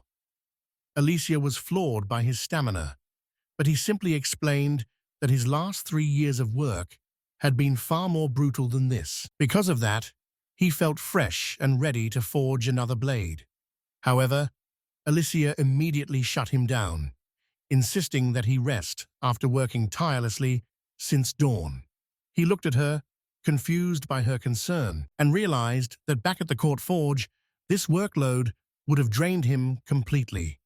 He wondered if this was true personal growth or if he had simply become immune to exhaustion. She watched him with a bewildered expression, asking if he was actually obsessed with work. Feeling a bit embarrassed, he realized he needed to tone it down. She then asked if he was heading to town to sell his stock tomorrow. She noted that merchants would be flooding the city over the next 2 days. Looking down at his handiwork, he smiled, eager to see how the market would appraise his blades. They were high-quality pieces, especially considering they were forged from E-grade ore. He recalled how back in his home village, work of this caliber was held in high regard. His talent there had earned him a spot in the royal court, yet once he arrived, he was treated as a talentless hack, and his feelings were constantly disregarded. Now, he needed to stand tall. Alysia asked about his pricing, and he explained that 30,000 to 50,000 crowns was fair for a D-rank adventurer's primary weapon. She agreed, noting that even hard-working E-rankers could afford that price. He confirmed he'd try to sell them tomorrow, and she excitedly told him that his big moment was finally arriving. She offered to help, but he quickly refused, remembering Goral's warning not to rely on her noble influence to boost sales. She paused for a moment, contemplating a workaround. She suggested wearing a mask to hide her identity, which left him feeling more than a little skeptical. He worried it would look incredibly suspicious, but she insisted that everything would be perfectly fine. After all, since he was working so hard for her sake, she couldn't just sit idly by. She wanted to do this as a team, looking at him intently as she waited for his final answer. He finally gave her his answer, acknowledging her request. Alysia beamed with relief. However, he insisted on consulting Mr. Goral first. Alysia agreed, promising to relay the message immediately. She hoped the man wouldn't oppose their partnership. Fate nodded, admitting that in this particular affair, he would be relying entirely on her. Later, Fate was relaxing in his room with a book when Alysia's knock echoed through the door. He stepped out to greet her, eager to hear how the conversation had gone. With a triumphant smile, she revealed that he had agreed, though there was one major catch. Her identity had to remain a total secret. Relieved, Fate celebrated the news, already anticipating the following day. Alysia vowed to show the world that his craftsmanship was second to none. Fate thanked her, moved by how much effort she was putting in. He had feared his goods wouldn't sell, but with her help, failure seemed impossible. The next morning marked his very first business venture. Today was the day. Before arriving at court, he had only ever bartered, trading daggers and armor for basic necessities. He traded for food, clothes, and a place to sleep. In his small village, everyone supported one another. At court, however, he never had the chance to study the complexities of the market, which had only grown more convoluted. Because of this, he struggled to set a fair price for his work, a crucial skill for any merchant. He hoped everything would smooth itself out once they actually got started. Arriving at the market, they were told that a simple entry fee would grant them a permit. With that, they secured the right to trade their goods for the entire day. As they walked, fate turned to her with a sudden realization. He reminded her that using her real name in public was strictly forbidden. Alysia nodded, realizing that if his connection to the Duke was exposed, it would spell disaster. It would mean breaking his solemn vow to her father. They agreed to be cautious, as she began to suggest a new alias. A nickname was definitely needed. He agreed and asked how he should address her instead.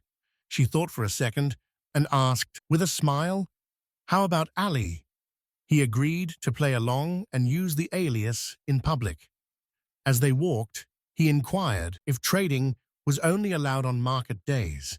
She explained that selling at other times required a permanent shop and official permits. He decided to start with a simple stall for now, aiming for a proper storefront in the future. The prospect of commerce was thrilling. Eventually, he secured a trade license and managed to claim a spot in the market. He laid his swords out on the counter, noting that he'd only have these 2 blades for sale at the start. It was finally time to begin. He stood behind his stall for quite some time, his expression growing worried as he realized that not only was no one buying, but no one was even giving him a glance. He certainly didn't expect it to be easy, but this was brutal. Meanwhile, the neighboring stall had a massive crowd. Was his display the problem? The others looked much more professional. Next time, he'd have to put more thought into the presentation. Alysia, noticing his anxiety, spotted an adventurer walking nearby and took a serious stance. She called out loudly, asking if he was an adventurer in need of high-quality weapons. The man was caught off guard and pointed at himself, asking if she was actually talking to him. She locked eyes with him and asked if he was interested in their stock.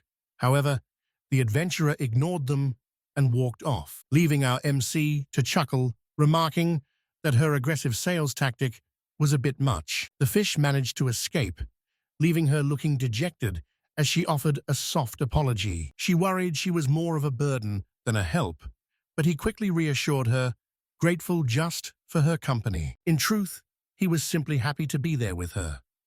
They shared a warm smile as she vowed not to let him down. As time passed without a single customer, she grew discouraged, insisting their high-quality blades deserved more attention. He recalled his days in the village. Business was always slow at the start. He knew that the most difficult part was securing that first sale. Still, he took pride in his craft, certain any adventurer would be lucky to wield them. Suddenly, a man approached, his eyes widening as he asked if they were selling long swords. He asked to test the weight, and the protagonist readily agreed, inviting him to give it a try. The stranger picked up the blade, drawing it smoothly from its sheath before giving it a few practice swings. He examined the steel, looking deeply impressed. Identifying himself as an F-rank adventurer aiming for a promotion, he marveled at the weapon's incredible balance. The sword felt remarkably light and comfortable.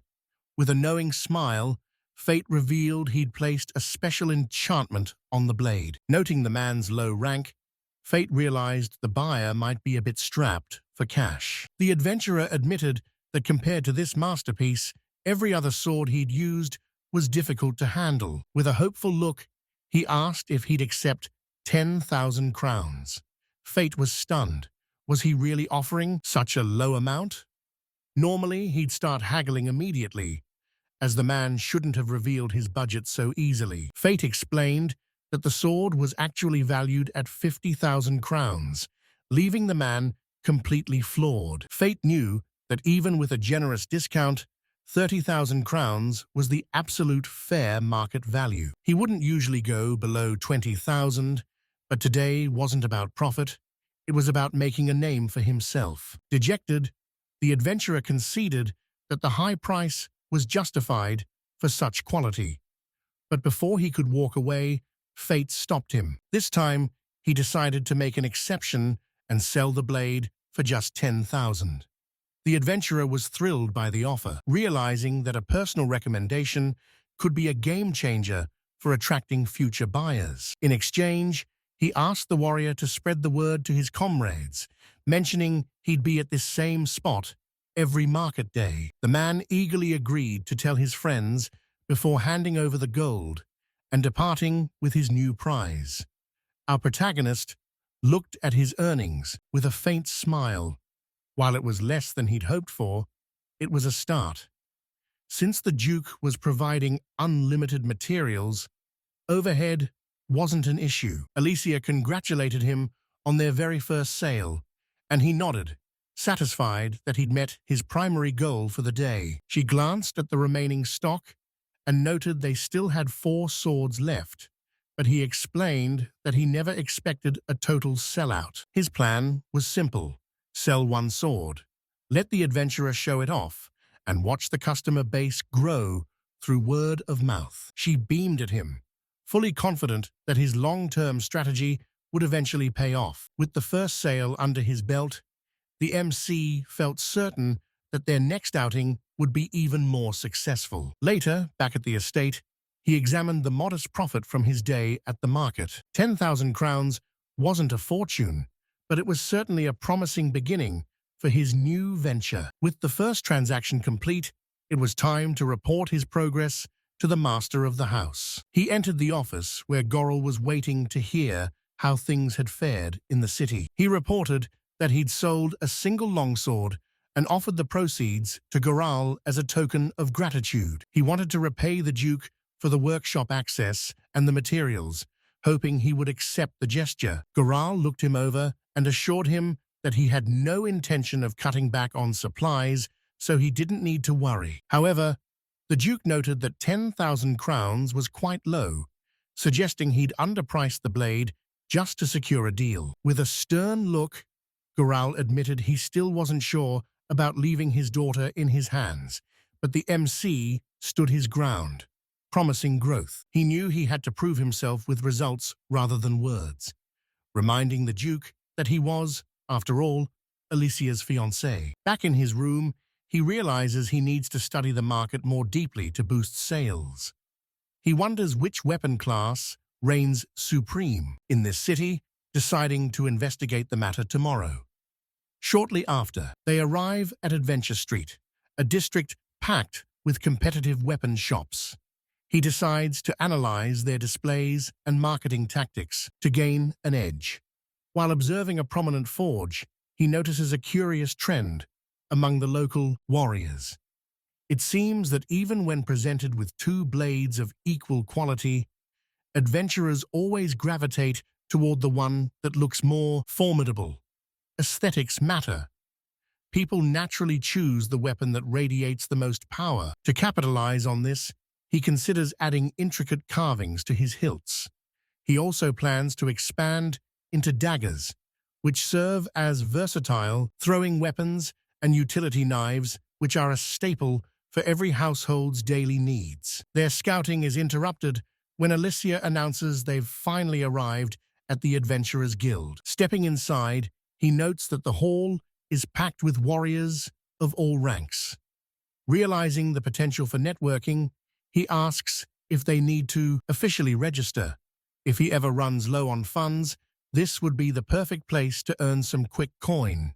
Alysia smiles and encourages him to sign up. As he scans the room, he spots the guild's mission board and the list of enrollment regulations. The building doubles as a tavern, where the main counter serves as both a bar and a reception desk. He remarks that some things never change, especially the pungent stench of stale ale.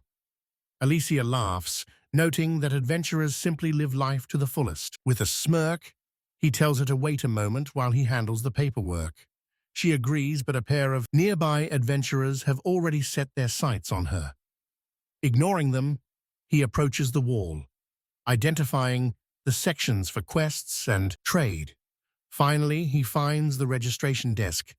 Luckily, there's no line at all, meaning the process should be relatively quick.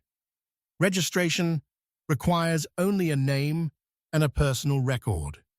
Since he lacks a file, he'll have to fill out the application from scratch. The receptionist hands him the forms, promising to issue his official guild card once the details are finalized. However, she specifically requests that he disclose the full extent of his magical abilities on the form. With the registration finalized, the clerk explains that while the first card is free, he'll have to pay a fee if it ever needs to be replaced. She wishes him luck, and he heads back to Alysia, apologizing for keeping her waiting for so long. However, two arrogant adventurers have already cornered her, demanding she stop hiding her face behind her hood. They invite her to run some errands with them, but a visibly uncomfortable Alysia explains she's already waiting for someone. The thugs scoff, claiming they're far better than whoever she's with, since they're C-rank adventurers.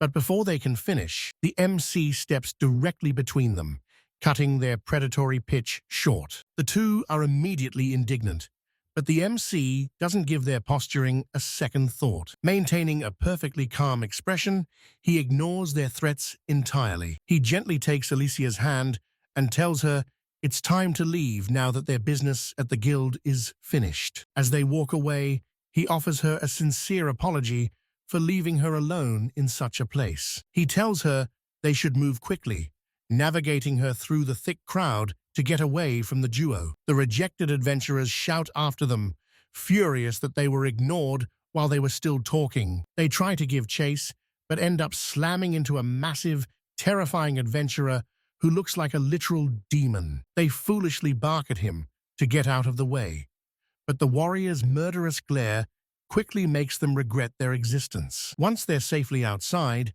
the MC checks on Alysia.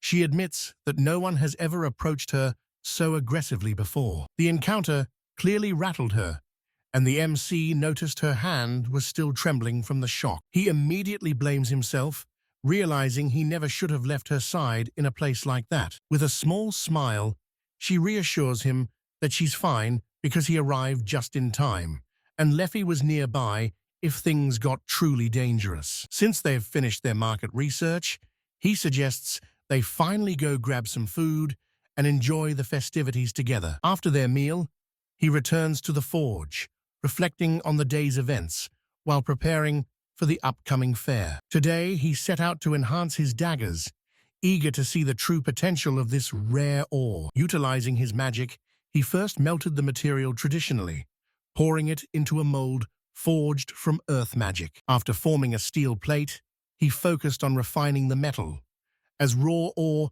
is often riddled with impurities. He used precise magical techniques to extract the slag while steadily cranking up the plate's temperature. By rhythmically striking the metal and maintaining the heat, he slowly forged the material toward perfection. Next, he inspected the magic circuit.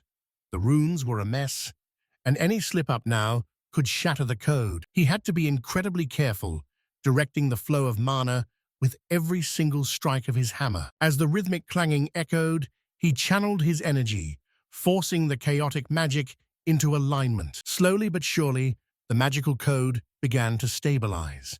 He paused to examine his progress. It was still a little unrefined, but he had successfully repaired the core structure of the weapon. The final enchanting adjustments are always saved for the end, once the physical labor is complete. With the foundation set, he restored the final runes, proving that enchantments don't need to be cast at the start. Saving that process for last, he finally began shaping the refined plate into a lethal blade. After the final strike, he quenched the glowing metal with water magic before finishing the process. He used wind magic to give it a razor-sharp polish, then tested the edge against a nearby brick. The blade sliced through effortlessly.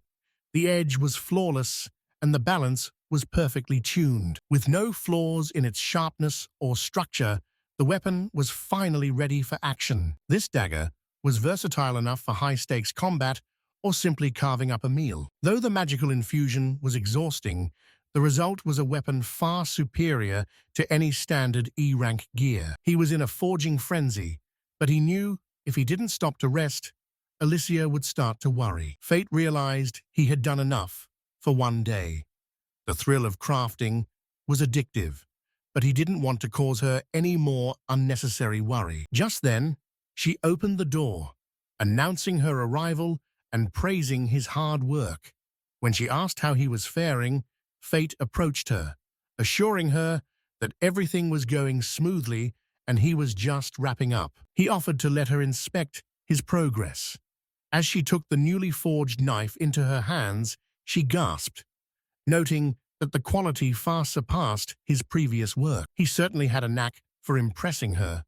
Fate thanked her for the praise, joking that her kind words made him want to forge another one, right then and there. Her expression softened into a slight pout as she reminded him that while the auction was only a few days away, he shouldn't overwork himself. She pleaded with him not to rush.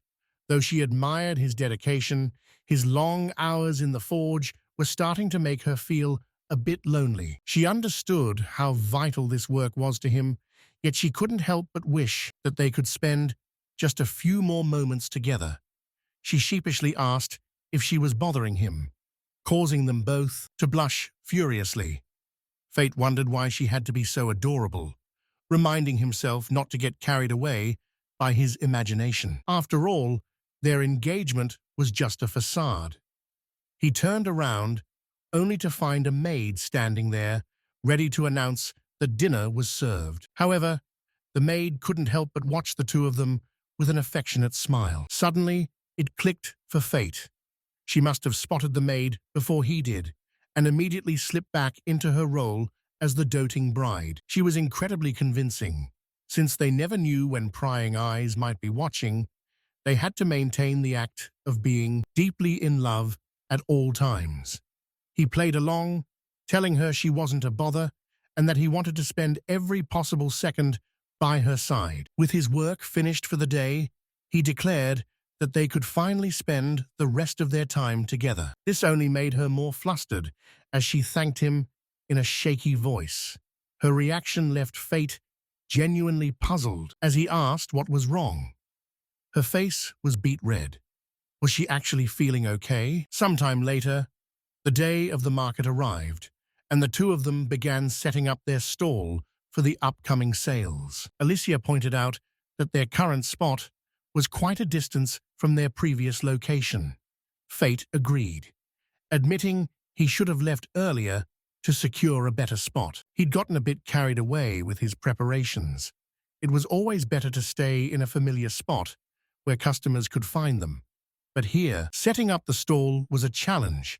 But once they finished, everything was finally ready for customers. She asked if the swords should be displayed like before, and as they discussed the daggers, he noted their superior quality despite using fewer resources. Because of the lower production costs, he planned to sell them for 20,000 to 30,000 crowns each. With the flag raised, the shop was officially open. She began calling out to passers-by, inviting them to see their wares, but to her confusion, not a single person approached. She admitted that attracting customers was proving much harder than expected.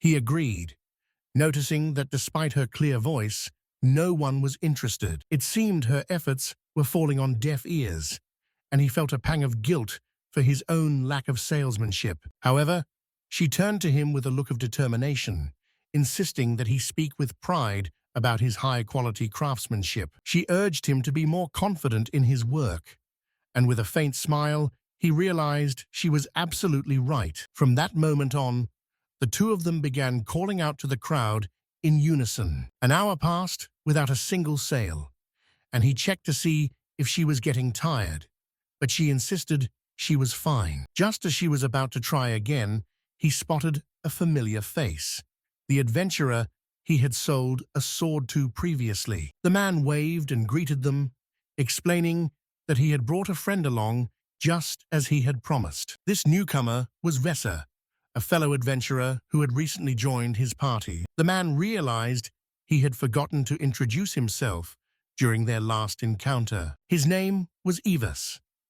The protagonist thanked him for the referral and introduced himself in return. Vesa approached the counter, reaching out to ask if he could inspect one of the swords on display. After receiving a nod of approval, the adventurer picked up the weapon and began his inspection. Evas stood by with a satisfied grin as his friend carefully examined the craftsmanship of the blade. Evas mentioned that the sword he previously bought was incredibly well balanced, exceptionally sharp, and surprisingly light. It felt perfect in his hand, a massive upgrade from his old gear. The smith thanked him for the high praise, relieved to hear his work was appreciated. With a beaming smile, he explains that thanks to the new blade, he finally hit rank E last week, noting that the guild was stunned by his rapid progress. He's practically a local celebrity now. The protagonist offers his congratulations, but wonders if it was the man's own skill that did the heavy lifting. The warrior humbly denies it, crediting the sword's quality.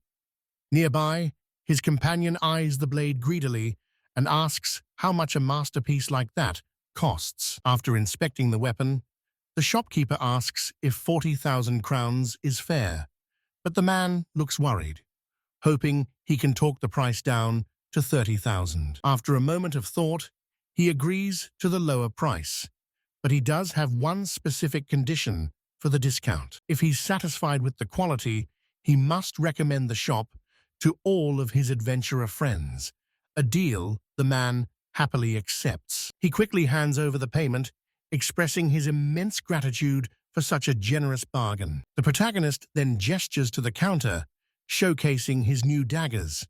These versatile tools are perfect for both high-stakes combat and field-dressing prey. Usually, the hunter just uses his sword for everything, but he's intrigued.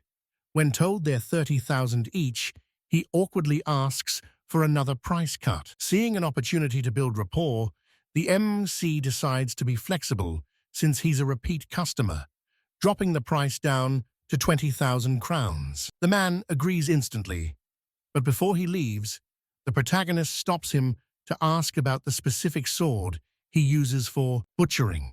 He asks to inspect it and immediately pulls up the system window to check the status of the weapon's enchantments. He notices the magic is fading and asks the man if he understands how weapon enchantments actually function. The hunter assumes it's just a simple buff blacksmith supply, but the MC explains that every blade holds a magic code that eventually wears out. Shocked by this revelation, the man asks if it's fixable. The protagonist reassures him that as a master blacksmith, a repair like this is child's play. As a special favor, he performs the first restoration for free. Once finished, he hands it back to Ivers, who is blown away by the service. He warns that future repairs will cost 5,000 crowns and to treat the gear with care. Ivers promises to return once he's struck it rich on his next hunt. Alysia bows politely, thanking him for his business with a professional and welcoming smile. Ivers is a bit confused by her presence, so the protagonist introduces her as his new assistant, Ali. Ivers just chuckles, jokingly asking if she's actually his lover rather than just an employee. Embarrassed by the question, Fate fumbled, asking what he meant by that. Alysia blushed at the suggestion, and while she actually was his fiancée, it was only a cover, so he didn't want to discuss it openly. Before he could answer, she interjected that she was just a shop assistant. Evos grinned, remarking how nice it must be to work with a loved one while sharing his own dreams of adventuring. Fate looked on with a confused expression, simply wishing the man the best of luck. Ivos then walked up to him, placed a hand on his shoulder, and stated how truly grateful he was once again. After they departed, Fate thought, with a satisfied smile, that he never expected to earn this much.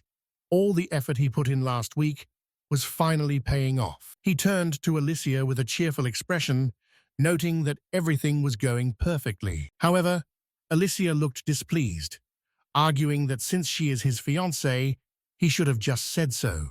Fate countered, worried that being too open might reveal her true identity. She smiled, dismissing the concern, since they had such a successful day of sales.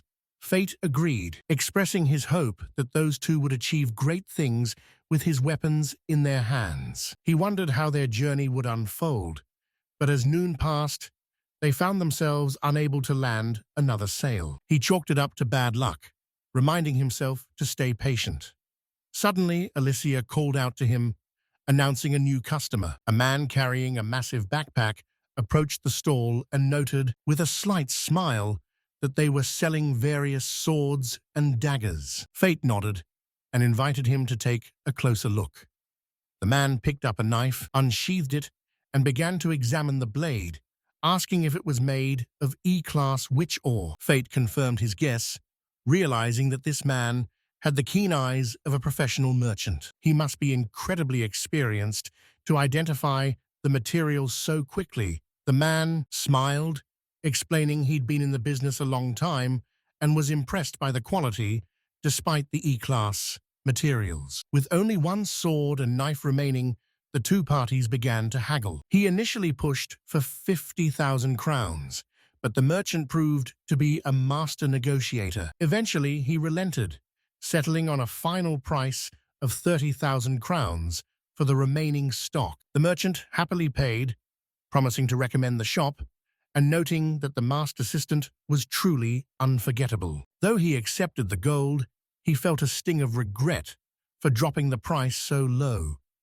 Alysia then asked if her mask was too distracting. The man disagreed, explaining that her mask and lovely voice were exactly what drew him to the stall in the first place. He bid them farewell, leaving the protagonist to reflect on their success. He credited their progress to her, while she insisted it was all thanks to his brilliant strategy. Their plan was working perfectly, and today's sales of 2 swords and 2 knives brought their total revenue to 85,000 crowns. This was a massive increase from the previous week, but when he presented the earnings to Goral, the boss remained unimpressed. He realized his skills were still lacking compared to veteran smiths, but before he could leave, Goral told him to wait. He announced that a blacksmith named Robert would be arriving tomorrow with a formal proposal. Robert wasn't just any smith.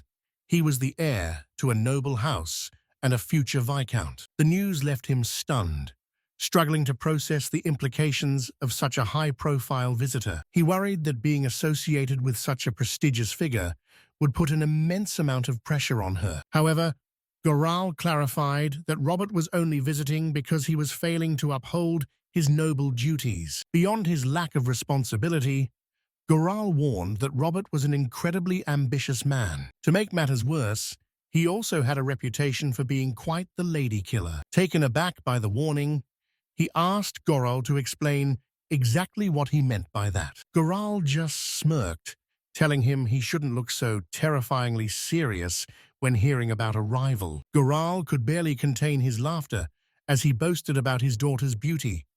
Our protagonist couldn't help but agree. Alysia was indeed stunning, but he wondered why the old man was bringing this up so suddenly. Goral mentioned that a man named Robert had designs on his daughter, but Alysia hadn't taken a liking to him despite his persistent advances. The father had always suspected she wasn't fond of men like that, and it turned out he was right. Still, he warned that they shouldn't show Robert even a shred of disrespect, as he was still a serious contender for her hand. Standing before the Duke, our hero realized his current skills weren't enough to secure his position, so it was only natural that other suitors would emerge. Goral admitted that Robert gave off an insincere vibe, and he feared his daughter would never find true happiness with a man like him. In that regard, our MC was the better choice. He thanked the Duke, privately wondering if he really didn't look like a womanizer, especially since, in reality, he had zero experience with women. The Duke hadn't fully accepted him yet, as he was still searching for a balance between high standards and his daughter's joy. Our hero promised not to let him down, touched by what a devoted father Gorel was to her daughter's happiness. With a small smile, Gorel told him he must keep trying. As our hero left the office, his heart felt heavy with guilt. The Duke was so kind and expectant, yet he was essentially deceiving the man. Regardless, to keep his place by Alysia's side, he needed to master his craft. This double life was proving to be much harder than he expected. Alysia greeted him as he returned, and they stepped inside together. When she asked if her father had finally acknowledged him, he admitted that his sales figures still weren't high enough. She looked crestfallen, but he was distracted by the scent of soap.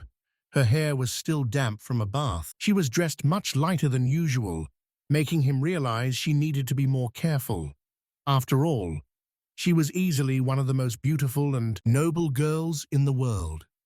He realized this was exactly why Gorel was so overprotective, and he quickly tried to shake those thoughts from his head. He explained that he could only trade once a week for now, and to increase his presence in the market, he needed to open a permanent shop as soon as possible. Even then, success wouldn't be instant.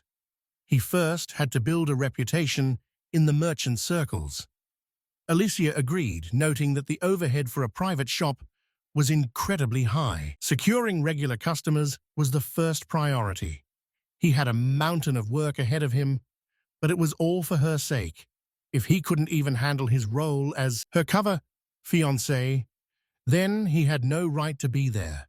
In his mind, Robert's arrival was a direct result of his own incompetence. He mentioned that a certain aristocrat, an aristocrat named Robert, would be arriving at the estate tomorrow. Alysia sighed, realizing she wouldn't be able to avoid the man's company. Our hero apologized, feeling like he had failed his duty to keep other suitors away, but she told him not to worry. She wasn't comfortable dealing with men like him. So she asked if they could meet privately later. He agreed with a smile, telling her he'd be in the workshop whenever she was ready. He secretly wished he could stay by her side, but even Mr. Gorel knew that lingering would be seen as a sign of disrespect toward Robert. Alysia giggled, noting that he seemed a bit off today. When she asked if something had happened, he felt a wave of embarrassment, wondering why she was suddenly being so observant. Now that he thought about it, she had been sitting there in that same position for a considerable amount of time. Her dress was surprisingly revealing, leaving her arms completely bare and exposed. The protagonist was baffled, questioning her intentions. Was she dressed like this just to test his reaction? With a shy expression, she confessed she'd heard that dressing this way was a surefire way to make any man fall head over heels. Stunned, he asked who told her that. When she mentioned Leffy, he immediately realized who the evil genius behind this scheme was. Assuming she wanted his opinion to use on other suitors, he told her frankly that if he were her husband, they'd be well past the point of just talking by now. She hung on his words with an inspired look, but he was too flustered to finish the thought. Teasingly, she asked if he was actually in love with her. Turning beet red, he admitted that any man would find her irresistible. Not satisfied with the general answer, she pressed him, asking if he was falling for her too. She then asked if he truly liked the dress. Looking a bit frustrated, she worried that nature hadn't been generous to her figure and wondered if that was a problem for him. Overwhelmed by the interrogation, he pleaded internally for her to stop. Why was she bombarding him with such heart-pounding questions? Meanwhile, the apprentices discussed the situation. With Morgan serving as the Knight Commander's blacksmith, the position of Forge Master would soon be up for grabs. Morgan himself was lost in a daydream, anticipating the Knight Commander's feedback on the enchantment he had placed on his sword. He was convinced a massive reward was coming. At the very least, he expected to be officially named the commander's personal blacksmith. Suddenly, the door creaked open as Mason entered. Morgan leaped from his chair to greet him, secretly praying that the commander was there to offer him a promotion. But instead, Mason asked if Fake was around. Morgan's heart sank at the mention of his rival, but the commander insisted he only wanted to discuss the sword with the boy. It was clear the commander wanted to continue that specific conversation, but Morgan interrupted him, desperately boasting about the powerful enchantment he'd personally cast on the weapon. Confusion fills the air. The blacksmith explains that Fate is currently on vacation and he has taken over his duties. Commander Mason narrows his eyes as the truth sets in, while Morgan offers a greasy, obsequious smile. Without a word, the commander swings his heavy blade directly at the blacksmith's head. The steel stops inches from his face, severing several eyebrow hairs as the apprentices watch in absolute terror. Suddenly, a sharp crack echoes through the forge as the commander's sword begins to splinter. The blade shatters into 1,000 shards. Mason presses the jagged, broken hilt against the blacksmith's throat, drawing blood as he snarls that this craftsmanship is utter garbage. Morgan, paralyzed with fear and confusion, stammers as he asks what the commander is talking about. Mason erupts in fury, telling his personal smith to look at these pathetic enchantments. He's never seen such incompetent work. If he used this sword at full power, it would disintegrate instantly. He's done dealing with a hack like Morgan. He gave clear orders for Fate to handle the job. Where was he? Where was he really? Morgan's legs give out as he sinks to the floor. He's never been more terrified in his life. Usually, the mere mention of his father's influential name is enough to make anyone bow, but Mason isn't intimidated by his status. The apprentices stammer out the truth. The boy no longer works at the forge. Mason is stunned. Why? The boy was so talented that even Mason's own master wanted to meet him. Morgan is baffled. How could that loser's work be better than his own? The blacksmith lies through his teeth, claiming the boy quit of his own accord. Mason is shocked, demanding to know why he'd leave. Morgan apologizes for the quality but insists he's gone. Mason asks if they know where he went. Morgan continues to lie, claiming he has no idea. Mason sighs. He realizes now why the forge hasn't fulfilled a single decent order lately. He warns them to fix their enchantments immediately. The knights need weapons, or they'll be defenseless.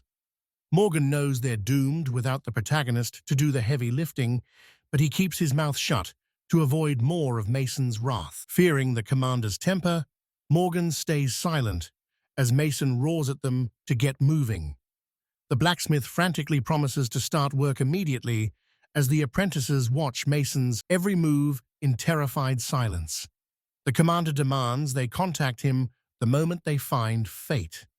Slamming the door with a thunderous boom, the knight commander exits the forge. The apprentices ask their master why the boy was so important and how they're supposed to handle the mountain of orders arriving every single day. Morgan snaps at them to shut up and get to work. He thinks in a desperate rage that this is all the fault of that incompetent idiot, Fate. Leaving the forge, the commander felt a lingering unease. Something was definitely off with those court blacksmiths. Upon returning home, Lucas informed him that something urgent required his attention, prompting Mason to ask for details. The blacksmith revealed that the recent batch of swords was defective. The commander explained that he'd been prioritizing these specific blades for enchantment renewals at the forge to keep them in service. He assumed they were just making do with old stock, since new weapons hadn't arrived, but the enchantments were failing. It appeared the new shipment would solve the issue, but Lucas noticed the enchantment quality was shockingly poor. Startled, The commander insisted on checking the magic code himself, despite the blacksmith's obvious concern. Lucas worried if Mason would be all right, as the last check left him ill. Mason agreed but promised to be more cautious. He knew his abilities struggled with high-level codes, and pushing his limits usually resulted in severe physical strain. Past attempts to read such complex magic had made him sick, proving the caster's level far exceeded his own. This time, the work came from other court smiths, who, aside from Morgan, were considered the finest in the kingdom. Their expertise should have outclassed him, but upon activating his reading skill, the commander was met with a grim surprise. "What on earth is this?" he shouted. The enchantment looked like a child's scribble that would surely shatter the blade. Disturbed, Mason turned to Lucas and asked if these swords had already been distributed to the troops. Lucas confirmed they hadn't. He'd found them so abysmal he needed a second opinion. Mason praised his sharp judgment. He fumed at the thought that this shoddy work would ruin the steel, forcing him to rewrite the code from scratch. He never expected such incompetence from the nation's elite smiths. They were supposed to be the best. Mason inquired about their remaining stock. Lucas replied they had a few, but not enough for the upcoming monster purge. Mason decided the remaining blades would go to the recruits. Lucas gave a sharp, military nod in understanding. Mason then mentioned he needed to find the other blacksmith who worked on his sword, a man named Mr. Figure. This was the man who once crafted his sword, a person of complex character. Though Mason doubted he'd agree to a simple enchantment, he was his only hope for now. At the very least, he had to try. He muttered irritably that this was all due to those incompetent blacksmiths, vowing to launch an internal investigation immediately. Furthermore, they needed to track down Fate's current location. Mason's thoughts then drifted toward the royal court. It was a massive private sector, rife with shady deals and clandestine operations, where many critical decisions were made behind closed doors. Newcomers were treated brutally during training, and Mason knew far darker things were happening in the shadows than he could imagine. Looking at the influx of premium swords over the last few years, he wondered if the protagonist had crafted them all. Even to an amateur, such rare talent was undeniable. How many other blacksmiths could maintain such a perfect balance of quality and quantity? Without realizing it, he spoke aloud, noting that Fate's departure would set the nation's progress back 50 years. Lucas looked at his master in confusion, wondering what he meant. As Mason left the forge, he was certain that the court blacksmiths and Morgan were hiding something. A short while later, the protagonist heard the creak of carriage wheels and glanced out the window. A handsome young man stepped out of the carriage, prompting the MC to speak up. So, this was Robert. He was undeniably attractive, and our protagonist couldn't help but feel a sharp sting of jealousy. "He's also quite the ladies' man," Mr. Goral chimed in. He wondered if he should offer a greeting, but decided against it. Since they were rivals, he might unintentionally provoke him. He figured it would be best to just spend the day buried in his work within the workshop. Donning his apron, the protagonist headed back into the forge. A while later, Alysia and Robert arrived at the workshop. The girls stood behind the protagonist and, while apologizing to Fate, explained that Robert had insisted on meeting him at least once. Robert stepped forward and spoke. "So, this was Alysia's fiancé," the MC responded politely, expressing his pleasure at finally meeting him. After the two exchanged names, Robert noted that the feeling of respect was mutual. As they shook hands, Robert unexpectedly pulled the protagonist's hand close to his face. The MC stared in utter bewilderment, wondering what on earth was happening. Reading the silent question, Robert told him not to worry, claiming he was just admiring how beautiful his hands were. He remarked that his hands were charming and strong, with skin that was impressively firm and healthy. Perplexed by this bizarre display, Alysia could only giggle nervously. Robert then turned to her, asking if she still preferred hiding behind others like she did years ago. He recalled her hiding behind a maid in the garden, admitting it had actually hurt his feelings back then. Alysia sheepishly apologized and timidly stepped out from behind the protagonist, revealing her stunning beauty. The MC watched him, realizing Robert was genuinely struck by how much Alysia had grown. Suddenly, Robert shifted the focus back to him, asking if he truly enjoyed his time here. He felt Alysia tugging at his shirt, clearly embarrassed by the intensifying conversation. It was an awkward situation, but the MC knew he couldn't let Robert see through their fake relationship. Regardless of Alysia's true feelings, he refused to lose or be intimidated by this man. Meeting his opponent's gaze directly, the MC boldly declared his love for Alysia, claiming he was absolutely crazy about her. Robert took this in with intrigue, simply replying, "I see." Alysia stared at him in shock before Robert asked for her permission to speak with the protagonist alone. Once the girl had left the room, Robert began to scan the contents of the workshop. He approached the weapon rack and asked the protagonist if he could examine the swords. The MC agreed, knowing his rival was now evaluating his skill as a blacksmith to see if he was a worthy candidate. Picking up the sword and admiring the steel, Robert asked if it was forged from magic ore, noting its exceptional quality. The protagonist thanked him for the high praise, confirming that it was indeed crafted from rare magic ore. Robert examined it closely, admitting the craftsmanship was impressive, and the final enchantment was cast with master-level skill. Sheathing the blade, Robert told him not to mind his occasional rambling, leaving the protagonist looking on in confusion. Robert traced his knife across the table,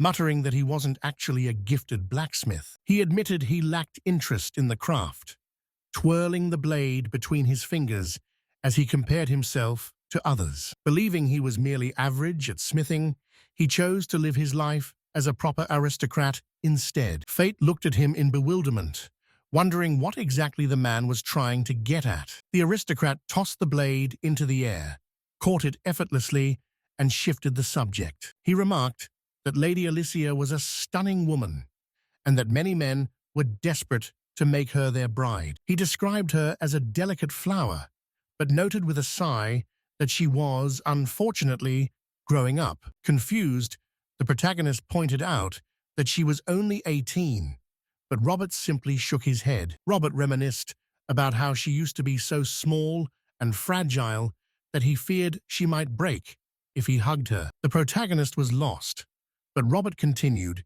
exclaiming that she had simply become too mature. While Alysia was undoubtedly a beautiful young lady, Robert admitted that she just wasn't enough for him. He confessed his preference for shorter, more petite girls, complaining that Alysia was now far too curvy for his taste. In his eyes, her current appearance failed to spark even the slightest bit of romantic interest. Fate thought to himself that her figure was actually quite elegant, wondering how Robert could possibly complain about her sophistication. Shaking off the thought, the protagonist got straight to the point and asked Robert what he was really getting at. The man simply replied that, essentially, he no longer felt any passion for her. Fate remarked, "I see.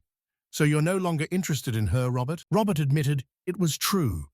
Frankly, he had no burning desire for an aristocratic title or the responsibilities that came with it. Instead, he aimed to make a name for himself as an independent warrior.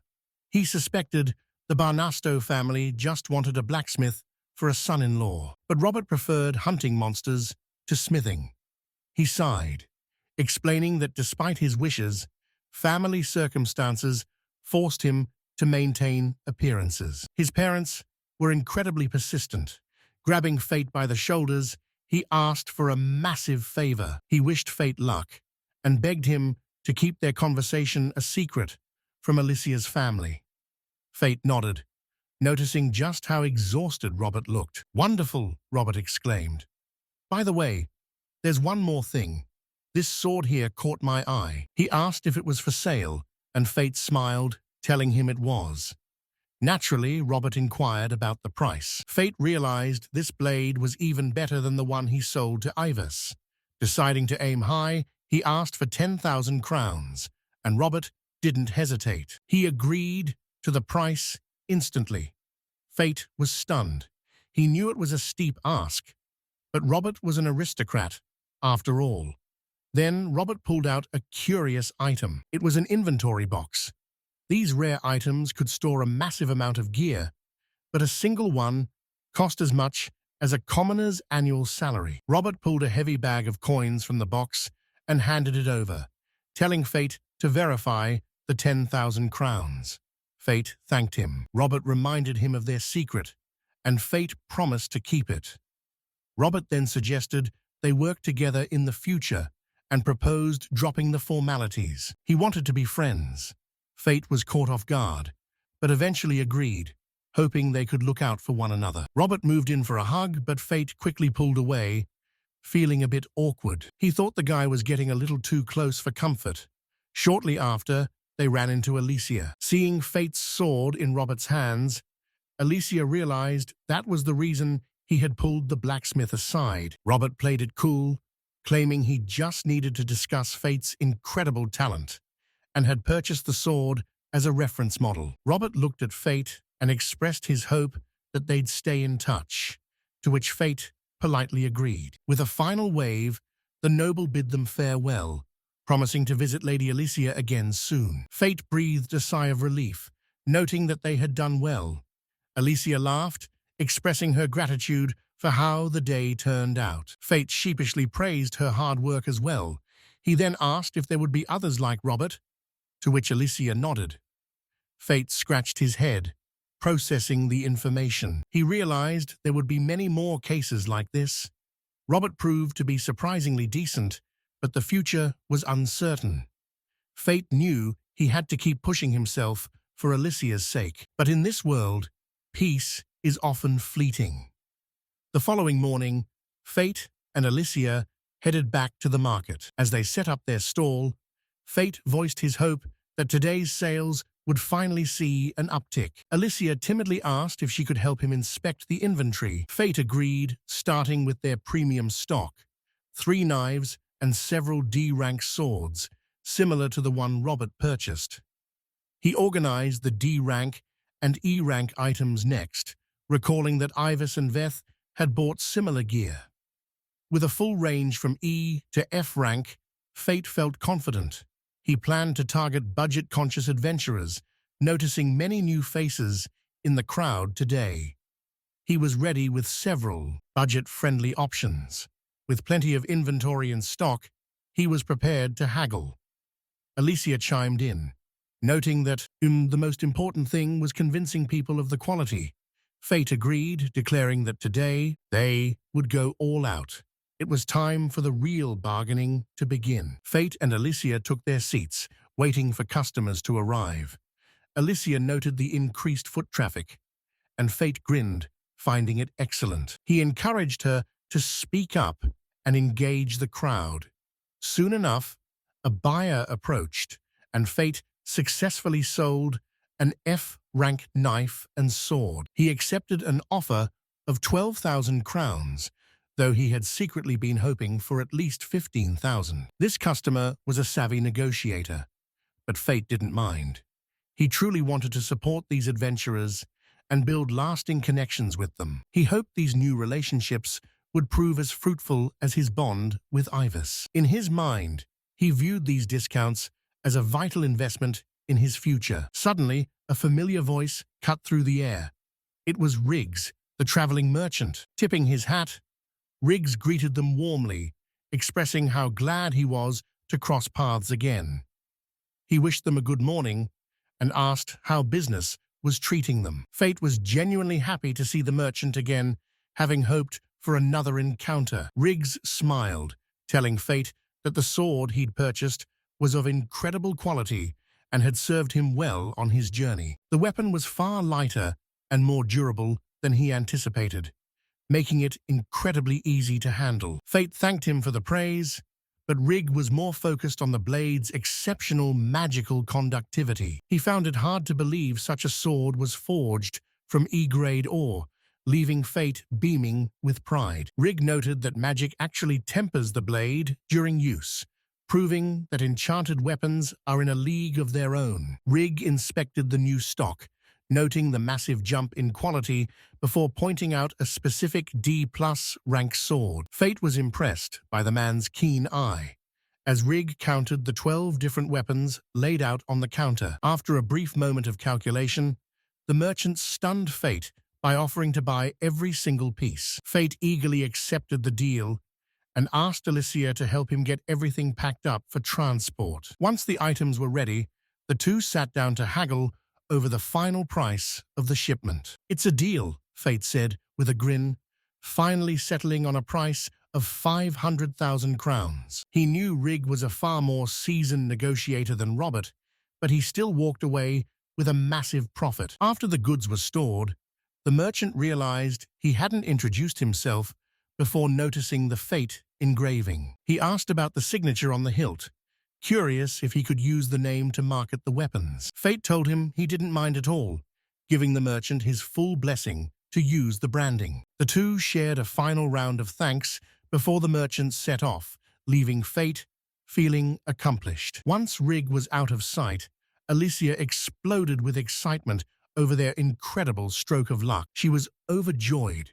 that their dream was finally coming true, all thanks to Fate's incredible smithing skills. Fate thanked her, noting that her encouragement gave him the confidence to keep pushing his craft further. Surveying his empty shop, he realized that maintaining a diverse inventory was exactly what drew the customers in. He vowed to remember this lesson for the future as they celebrated their most successful day yet. Fate attributes his success to his merchant gear and Alysia's help, but when he thanks her, she gets flustered. She insists they sold out simply because his products were superior to everyone else's quality merchandise. Just then, they run into Ivis and Weather, who greet the pair with enthusiastic smiles. They ask if the two are headed home before Weather chimes in, eager to praise Fate's craftsmanship. He claims the sword is incredibly balanced and far exceeded any of his original expectations. Fate beams, genuinely relieved and happy to hear such glowing feedback about his hard work. Ivis echoes the sentiment, thanking him once more, before mentioning that he has a specific favor to ask. He wonders if Fate takes custom orders, catching the young crafter off guard. Surprised but eager, Fate confirms he does, and asks what kind of weapon they have in mind. Ivis explains that while the current sword is great, he's in the market for something shorter and more maneuverable. Fate suggests a dagger might suit him better, while Weather mentions he needs something with more reach and weight. Fate agrees, but notes that custom work requires more detail and a higher price tag. They agree to meet later to discuss it. Fate is thrilled. He's finally moving into custom commissions and can't wait to get started. When asked for a time, Fate tells them he's free whenever they are. The adventurer suggests they meet tomorrow in front of the Adventurers Guild, and Fate readily agrees. He then proposes they go on a quest together before visiting a shop, leaving the two warriors completely baffled. Sensing their confusion, he explains that he needs to see their fighting styles firsthand to craft the perfect blade. He also wants to study existing weapons for reference, a level of dedication that impresses the duo. They enthusiastically agree to the plan, shouting their goodbyes as they head off, hyped for the following day. After they leave, Alysia excitedly asks if they're really going adventuring. Fate asks if she wants to tag along, and she eagerly agrees. Before heading to court, he gathered all the necessary materials himself. Alysia was thrilled and insisted on joining him, but the MC warned her it was far too dangerous. However, she argued that her fencing skills would keep her from being a burden. Relenting, the protagonist agreed to let her come. He promised that if anything happened, he would be there to protect her, telling her to stay by his side tomorrow. Alysia's heart fluttered as she clutched her cheeks, shyly begging him to repeat those words. Confused by her reaction, he wondered what was going on. Flushed with joy, she confessed how wonderful it felt to hear that from him. Her request sent a wave of embarrassment over our protagonist as well. Feeling awkward, he questioned why she'd suddenly become so sentimental, Despite the tension, he gave in and repeated his promise once more. He vowed to keep her safe by his side. Overwhelmed, Alysia's eyes welled with tears of gratitude, leaving the MC wondering if she was just teasing him. He nearly blurted out a confession. Wouldn't that be too awkward? Hadn't she said something similar herself? He hesitated. When he trailed off, a confused Alysia asked him exactly what he was trying to say. Did he want to hear that she liked him? No, that was way too forward. She simply stated that she wanted to stay close to him. Puzzled, he asked for clarification, but Alysia insisted those were the very words he'd been waiting for. Panic set in. Was it too soon? Realizing he might have made things incredibly awkward, he frantically waved his hands to explain. He blurted out that he hadn't meant it that way, which caused Alysia to wilt in disappointment. He immediately felt a sharp pang of guilt. A fresh wave of panic took hold of him. He cursed his own stupidity, wondering how to fix the mood after such a blunder. But before he could recover, the girl silently turned around and began to walk away. Desperate, the protagonist shouted for her to wait, pleading with her not to leave like this. He didn't understand her reaction. Alysia replied that if he really wanted her to say those words, she would do it. The MC watched her, utterly bewildered, but eventually sighed in relief. At least the tension had broken. He was just glad she didn't force him to repeat that cheesy line again. That counts as a win, right? Sometime later, the protagonist met with Gorel to deliver his latest report. He proudly announced that today's total revenue reached a staggering 512,000 crowns. Alysia's father gasped in disbelief. What? But the protagonist pushed forward, explaining he'd presented a wide variety of weapon classes that day. A peddler named Rig took a liking to the craftsmanship and bought the entire stock wholesale. Gorel nodded with satisfaction, realizing that if a traveling merchant was buying, the future looked profitable. The MC smiled and said, "It's all thanks to the wonderful working conditions you've provided, Mr. Gorel." The man grunted, reminding him he was still on probation. The protagonist assured him he would continue to work hard, knowing a man like Gorel only settled for a world-class blacksmith. Alysia's father then brought up a rumor he'd heard from his daughter. "Is it true you're going on an adventure tomorrow?" The MC confirmed, explaining they would be joining adventurers with custom orders to see the weapons in live combat. He wanted to ensure every sword was perfectly tailored to the user's unique fighting style. Gorel remarked on his meticulous dedication to the craft. The protagonist replied that he puts every ounce of effort into ensuring his work is of the highest caliber. Without turning around, Gorel mentioned that he would be assigning them an escort for the trip, just in case. Turning his head back to the protagonist, he warned that they must observe from a distance. If even a hair on Alysia's head was harmed, he'd be dead meat. The protagonist agreed, and Gorel followed up by asking if he had any actual combat experience. The MC explained that back home, he gathered his own materials, making him quite adept at slaying low-tier monsters. Gorel was glad to hear it, even suggesting he might test the boy's strength himself one day. The MC welcomed the challenge, and Gorel told him to rest. "Guard Alysia with your life tomorrow," he commanded. Later that night, as the MC lay in his bed, he looked at his hand and realized it had been quite a while since his last battle. He raised 2 fingers, and a faint, magical inscription flickered across his palm. He focused on the familiar sensation, grounding himself. He felt a surge of confidence that everything would go smoothly. The next day, the group of allies met near the guild as previously planned. Evers and Weather stretched their limbs, preparing for the journey ahead. "All right, time to move out," they declared.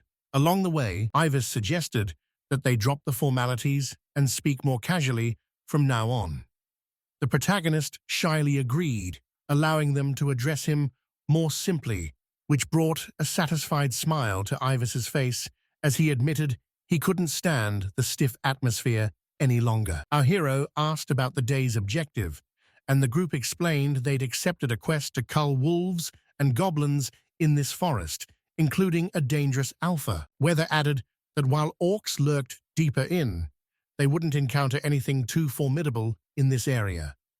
The protagonist nodded, relieved to have a clear picture of the situation. Since they weren't planning on venturing too deep, Ivas explained that their main goal today was to demonstrate their unique fighting styles for him. He told the boy to watch closely.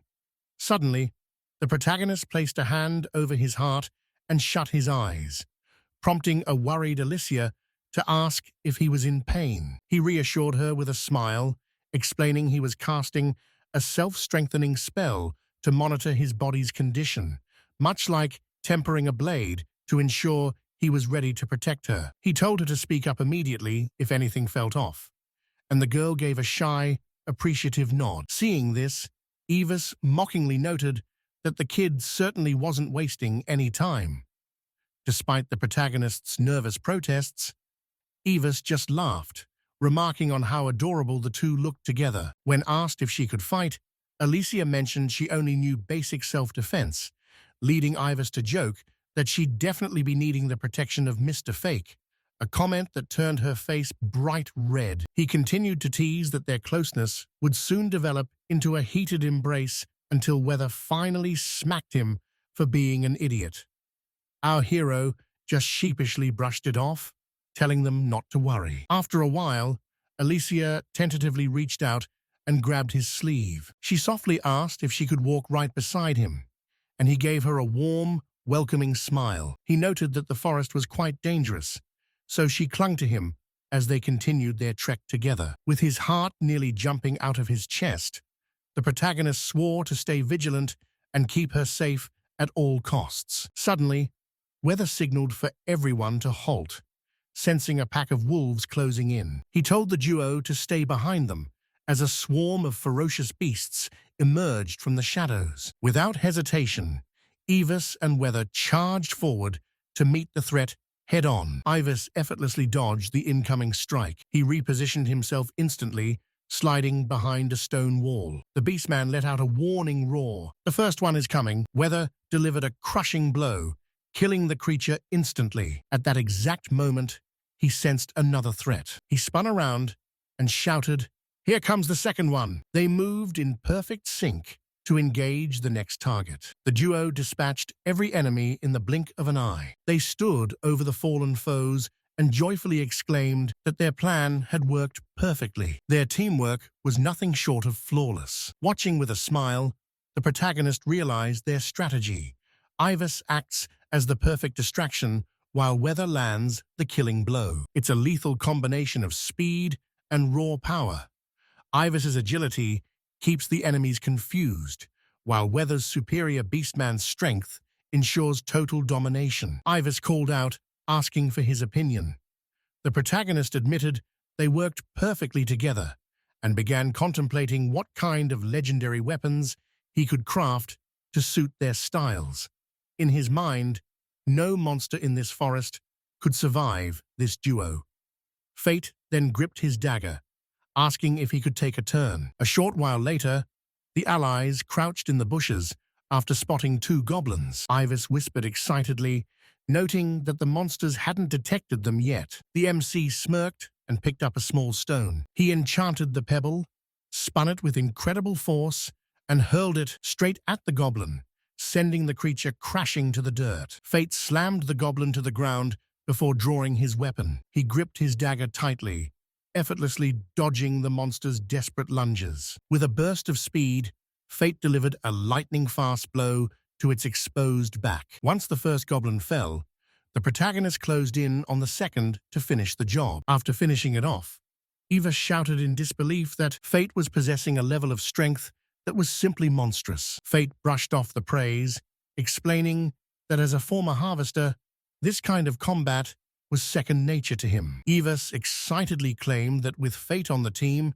they'd be the kingdom's top party, but Fate politely declined to focus on blacksmithing. Alysia watched with admiration, calling him incredible, which left the young blacksmith blushing as he thanked her. Evas teased them both before Fate suggested they demonstrate more of their tactics. He needed to see how they moved in tandem before they headed back to the workshop. During the walk back, Fate carefully analyzed the data he had gathered on their fighting styles. Considering Ivis's agility, a light short sword was best, while a heavy long sword suited Weather's preference for raw power. To ensure the perfect fit, he needed to consult them one last time on their personal preferences. Once they arrived back at the workshop, the protagonist began his evaluation. Fate handed Ivis a test blade, but the adventurer found the length and weight to be slightly off for his style. While the weight of a dagger was perfect, the reach was too short, giving Fate the idea for a custom hybrid. Weather gripped a heavier blade, noting that its momentum would easily crush any foe in its path. Fate thanked them for the insight, now having a blueprint for their ultimate weapons, while Ivis nervously asked about the price. Fate considered the costs of materials and labor, wanting to be fair to himself, while acknowledging they were his first real clients. He explained that if they were satisfied with the final design, the first weapon would cost 40,000 crowns. Weather's weapon would be 60,000, to which Ivis replied that the price was much lower than anticipated. He clarified that this discount was because they were trading in their old gear to be melted down. Otherwise, the price would increase by another 40,000 crowns. Ivis joyfully agreed to the deal, realizing it was well worth trading his old blade for such a massive discount. With the deal struck, the MC promised their gear would be ready by the next auction and thanked them for their visit. After they left, our protagonist smiled, eager to begin the forging process first thing tomorrow. Alysia warmly wished him luck. The following morning, he donned his blacksmithing attire and decided to prioritize crafting the new weapon for Ivis. He envisioned Ivis's new blade as a perfect hybrid between a dagger and a short sword. It needed the balance of a dagger, but the reach of a sword, though reducing the magic ore might compromise durability. Since Ivis and Weather were partners, their weapons had to be incredibly reliable for the battles ahead. He knew he'd have to give it his all. He began by smelting the rare magic ore into a solid plate, knowing that once the molding was finished, it would finally be time to cast the enchantments.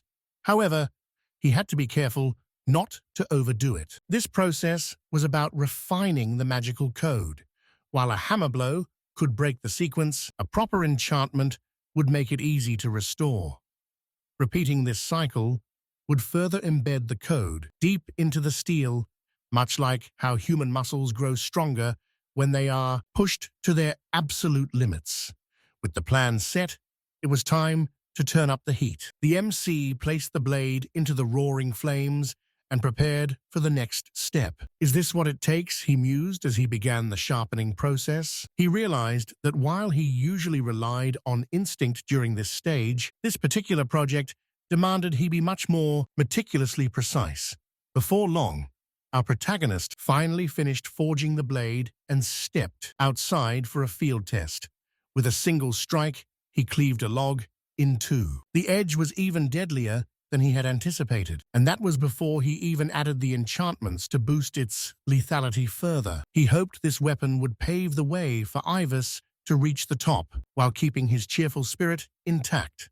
Moving on, he applied the final enchantments and proudly declared the weapon complete. Looking it over, he noted that the single-edged design resembled a falchion. Shorter than a sword, but heavier than a dagger, it was exactly what Ivis needed. Collapsing to the floor in exhaustion, he realized only the sheath remained to be finished. He never imagined a single custom order could be this physically draining. As his first bespoke creation, he truly hoped Ivis would be satisfied. Once the sword was fully complete, Alysia stopped by to check on his progress. He warmly welcomed her inside, and she noted how hard he'd been working lately. He offered to show her the weapon he'd made for Ivis, and as he drew the blade out of its sheath, Alysia marveled at the blend of raw power and elegant enchantment. Admiring the work of art, the MC thanked her, noting his efforts weren't in vain, even though the forge had exhausted him.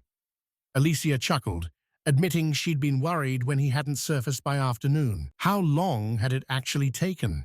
The protagonist realized he'd been working since dawn, and forging the blade had consumed 5 intense hours. Alysia asked if he wanted a meal, but he declined, admitting he was desperate for nothing but sleep. The girl sat down on the floor and gestured toward herself. She suggested that since he was so drained, he should use her lap as a pillow. The protagonist hesitated. Completely flustered, he tried to decline, but she confidently doubled down, asking if he was tired. "You're exhausted, right? So just lie down."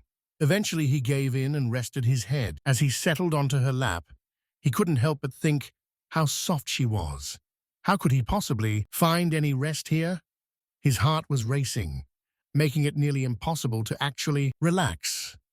To break the tension, Alysia asked what his plans were for the rest of the day. The MC replied that he needed to finish a few items for sale before the day was out. Tomorrow he would start on the custom order.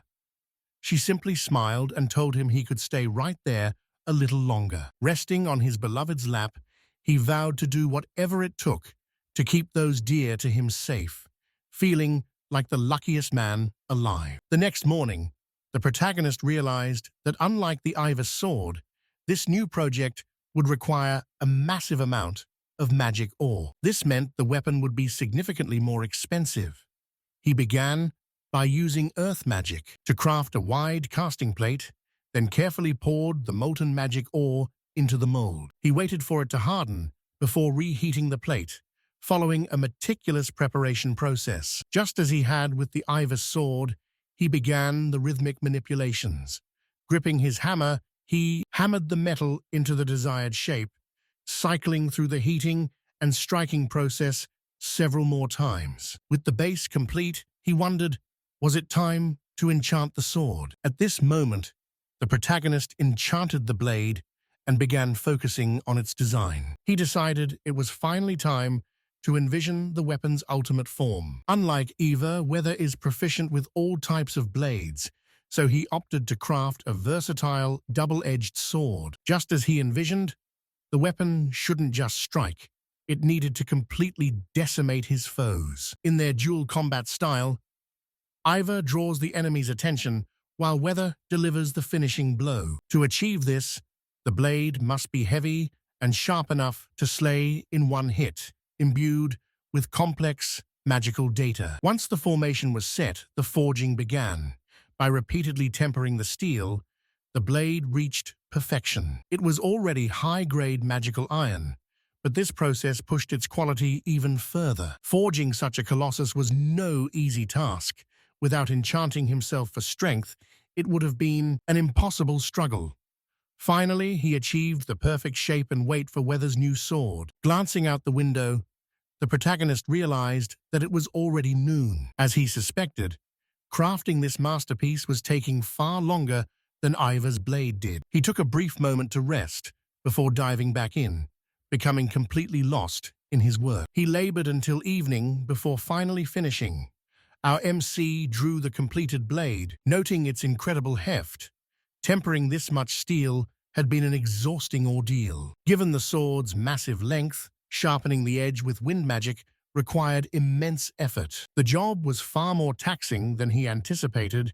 He definitely should have charged a higher price. Stepping outside later that evening, the protagonist declared that the time had come. This was the very last step before applying the final enchantment. With a swift, powerful motion, he tested the blade by slicing clean through a training dummy. He admired the blade, realizing it could now fell even the mightiest monsters with a single strike.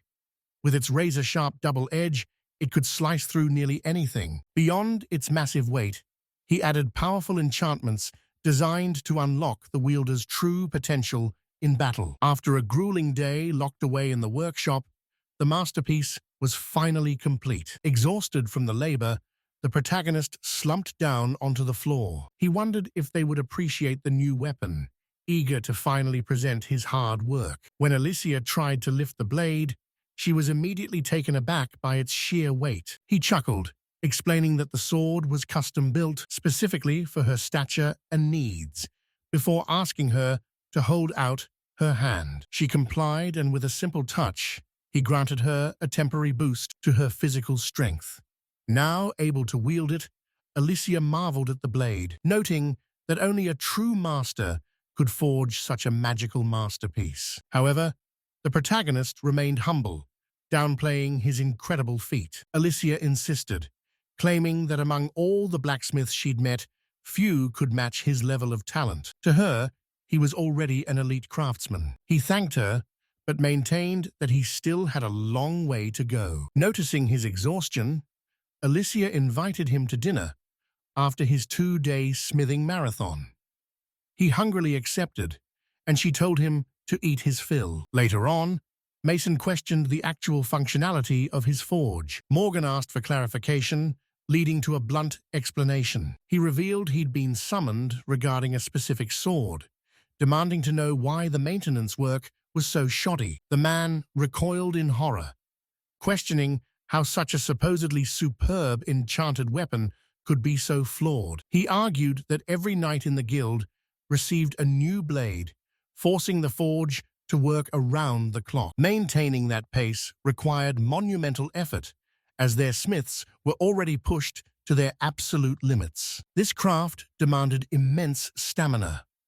Mason wondered if the knights should simply take better care of their gear. After all, the forge had agreed to supply fresh weapons every month, a deal struck 3 years ago. Morgan nervously realized that when Fake first arrived at the palace, they had dumped every single responsibility onto him. They wanted Fake to suffer, yet he handled the impossible workload with ease, which only infuriated them more. Mason warned that if the quality didn't improve, they'd cut ties. Morgan was baffled, offended by the disgusting label. The boy retorted that their current work was pathetic compared to the enchantments Fake used to produce. It dawned on them. All those legendary swords from the past were actually the result of Fake's hidden talent. Now, none of their weapons were even usable. Every single enchantment was broken, driving Morgan into a rage. He screamed that they were working through holidays and had no time for these endless repairs. He demanded to know if Mason was actually prepared to compensate them for this extra labor. Mason countered coldly, stating that if the quality remained this low, he'd do the exact opposite. He threatened to slash their wages and ordered them to use Fake's old swords as a blueprint for success. Morgan scoffed at the idea, claiming he wouldn't even look at such shoddy work. But Mason's fury was boiling over. Even without the ability to read magical code, Mason could see the difference. Morgan was stunned by his audacity. He gestured wildly, mocking Morgan's ignorance of the very craft he claimed to master. Since Morgan couldn't see the code, he couldn't distinguish a masterpiece from a mess. To him, Fake's work was terrible, simply because it was so advanced that no ordinary blacksmith could comprehend it. If he even tried, the sheer repulsion would be so overwhelming that none of them could continue their work. Morgan reflected on the situation. About a year after Fake became a blacksmith, a horrific incident occurred, and since then, he hadn't dared to look at it again. Mason then pressed him, questioning if none of them were capable. In other words, every single blacksmith in the workshop had only secured their position through personal connections, rendering them effectively useless. Was that really what he was trying to imply? Morgan seethed, knowing it was the truth. Everyone, himself included, had earned their titles as court blacksmiths through nepotism alone. However, even so, they still possessed talent. They couldn't be compared to mere commoners. The man insisted they at least enchant the blades to make them usable. Before coldly dismissing Morgan from the room, Morgan stormed out, cursing the man's arrogance. All the captain did was issue impossible one-sided demands. He'd never met someone so unreasonable, especially given how hard they worked. This kingdom was doomed with knight captains like him. Becoming his personal blacksmith would have been a death sentence.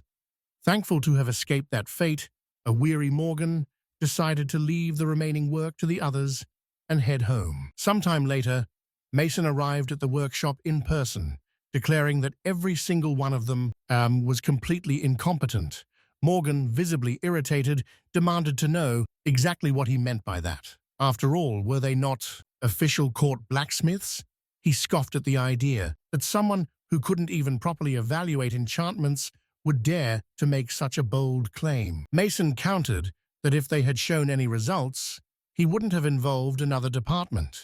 He had only wanted Fake to inspect his sword, but he never imagined they would return such a pathetic parody of a weapon. The audacity of these fools was astounding. The entire workshop stood paralyzed by his ferocious shouting, leaving Morgan absolutely horrified. Morgan wondered if Mason's voice was fueled by mana as the man continued his tirade. He revealed that as he dug deeper, more of their disgusting misdeeds came to light. Aside from Fate, countless blacksmiths had quit, with none lasting more than a year due to the toxic environment. Horrified, Morgan claimed they had high turnover only because today's youth lacked any real backbone. Mason countered that his intel suggested the workshop manager was actually just a pathetic bully. He grabbed the man by his collar and pulled him close, telling him straight to his face that he was the problem, leaving the man trembling in fear. Morgan stammered that it wasn't abuse, but rigorous training. However, Mason wasn't buying it. He brought up Fate's workload. He was forced to enchant every single sword alone, from dawn until dusk, without a single day off. He was even forced to sleep in the forge. That isn't training, it's torture. When Morgan tried to deny it, Mason finally lost his patience. He lunged forward and delivered a crushing blow directly to Morgan's jaw. As the man reeled, Mason roared at him to shut his mouth. Morgan collapsed onto the floor, pathetically whining, and asking if Mason really thought such violence was acceptable. Mason simply pressed his boot onto the man's face and leaned in menacingly. He demanded to know how many talented blacksmiths had been driven away because of his cruelty.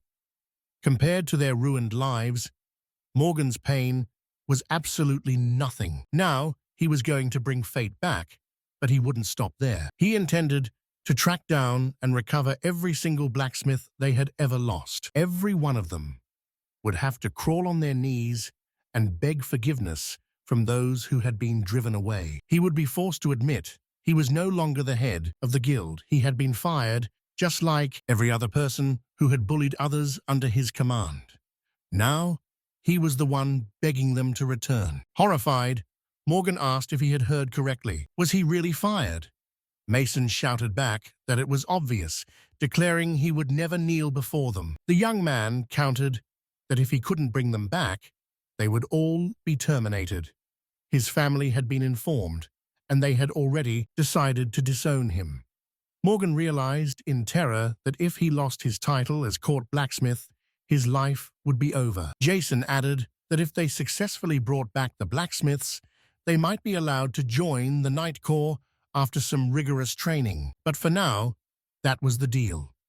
As Morgan went to gather the smiths, he wondered how his life had fallen apart so quickly. Sometime later, our protagonist handed the boys their new weapons and asked for their honest opinions. Ivis took the sword, his eyes widening as he began admiring the craft, noting that the length was absolutely perfect. It was incredibly light and compact, yet he could feel an immense power radiating from the blade. The MC explained that the sword was tailored for his specific fighting style, meaning it wasn't meant for head-on clashes.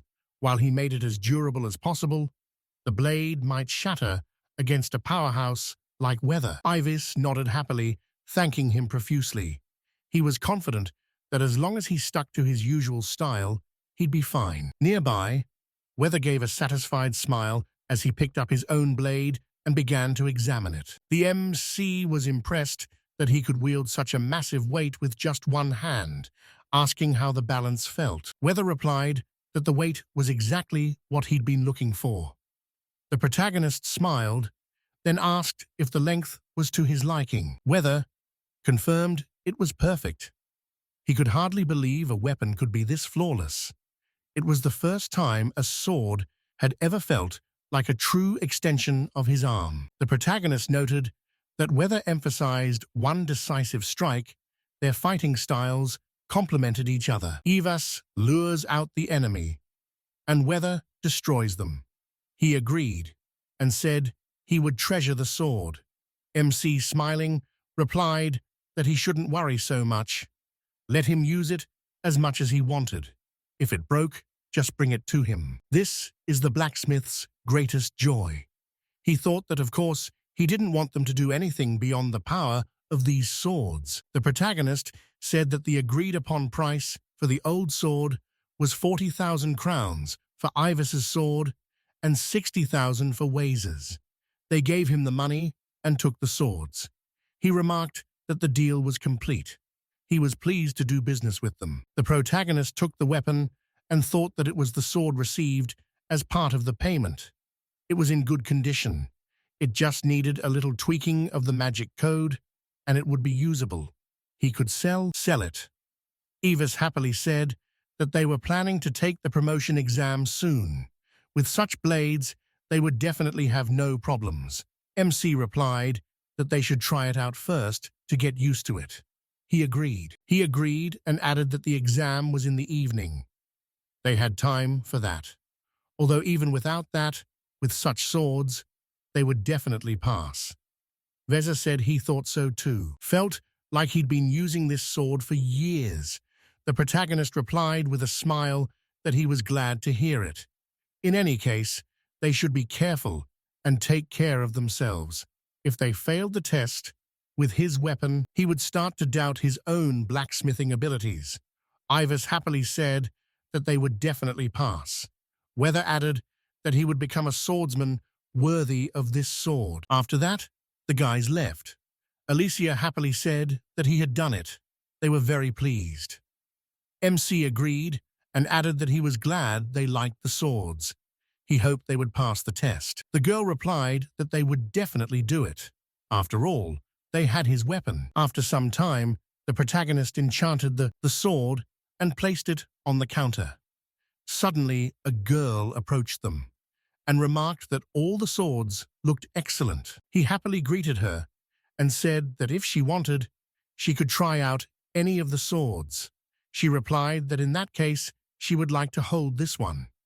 The protagonist handed her the sword. The girl asked how much it cost. He replied that it would cost her 50,000 crowns. She asked, surprised, if she could get it cheaper. The protagonist wondered what he thought, thinking that 40,000 crowns would be fine. The girl asked if she could do him a favor. He glanced at her breasts and said that he couldn't lower the price much, but maybe 40,000 crowns. Suddenly, Alysia interrupted their conversation and said that the price was 50,000 crowns. First of all, this sword was of quite high quality. Even at the original price, it was quite a good deal. The buyer exclaimed in surprise. She understood everything. She would buy it for 50,000 crowns.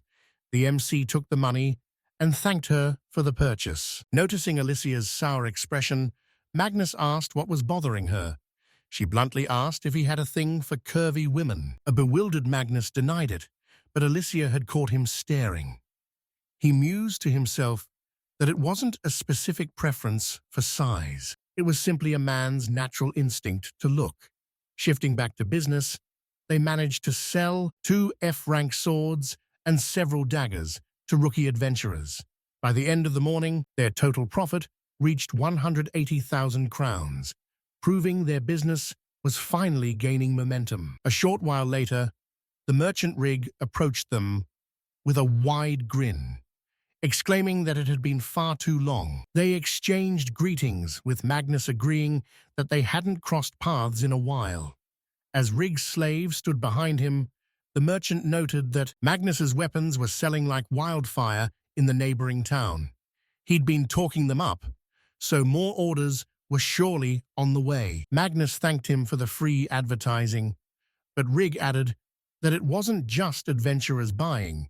Even high-ranking knights were bragging about them. Surprised by this, Magnus asked if knights didn't already receive standard-issue equipment from their lords or the kingdom. Back in the Revenant Empire, The military relied on mass-produced enchanted weapons every single week. Rig explained that while they do receive gear, the quality is usually bottom tier, so successful knights always seek out personal armor and weapons. He gestured toward the counter and asked Magnus exactly how many of these high-grade pieces he had in stock. Magnus checked his inventory and replied that he had 10 high-quality swords and daggers ready for sale. Rig grunted in satisfaction and immediately offered to buy the entire lot, asking for a total price. Magnus quoted a price of 800,000 gold, but the merchant chuckled, suggesting a bulk discount since he was clearing out the stock. Rig countered with 700,000, but Magnus stood his ground. He offered to include a few lower-tier weapons to sweeten a deal for 760,000 gold. Rig found the offer more than fair, and the two businessmen shook hands on the deal. With the transaction complete, Magnus and Alysia began packing Rig's new inventory into a large crate, which was then hoisted onto the slave's back for transport. The peddler mentioned he'd be leaving soon for an extended period, meaning his regular visits would be coming to an end. Our hero expressed his regret, but Rig quickly followed up, explaining that in just 1 week's time, his apprentice, Almay, would arrive in his stead, and he had a specific favor to ask of the smith. He needed a variety of weapons to test the girl's appraisal skills, promising to buy whatever she didn't approve of. The protagonist agreed, so Rig requested 10 high-tier blades and a few lower-quality pieces for the test. He assured the merchant the order would be ready,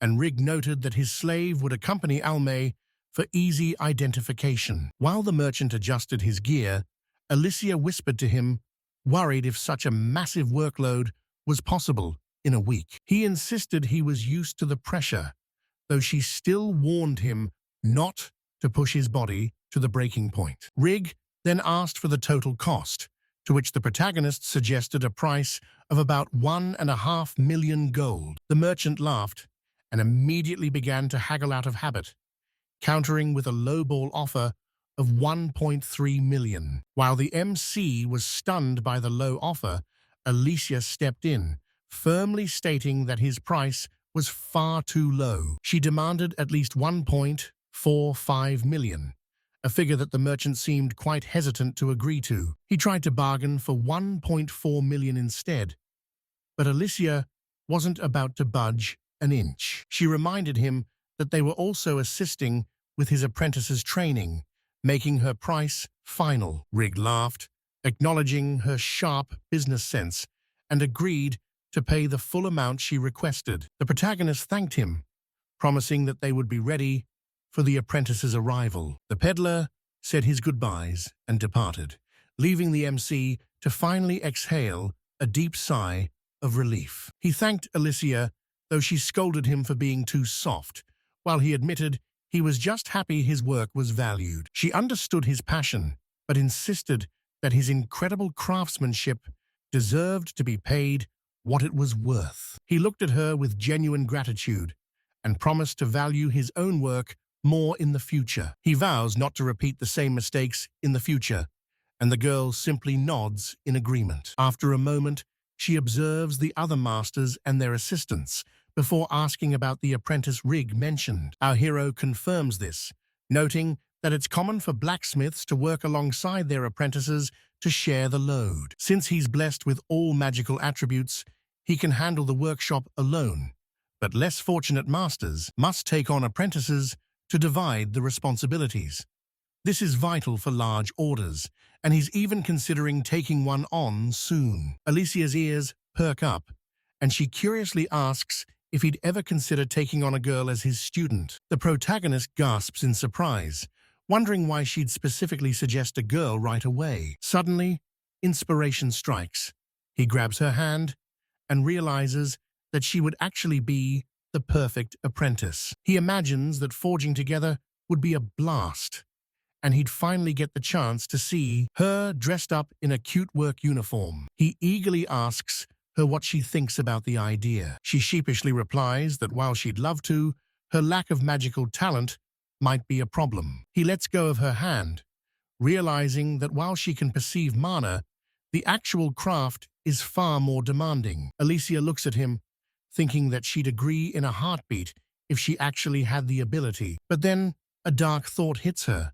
If he takes someone else as an apprentice, they'll be together every single day. Terrified by the mental image, she screams out in horror, leaving the protagonist completely stunned. She vehemently begs him never to take a girl as an apprentice, and though confused, he promises to comply. Once the tension settles, she asks him where he originally learned his blacksmithing skills. He explains that he's from a small village where a pair of blacksmiths took him in and taught him the trade. Sadly, they've passed away.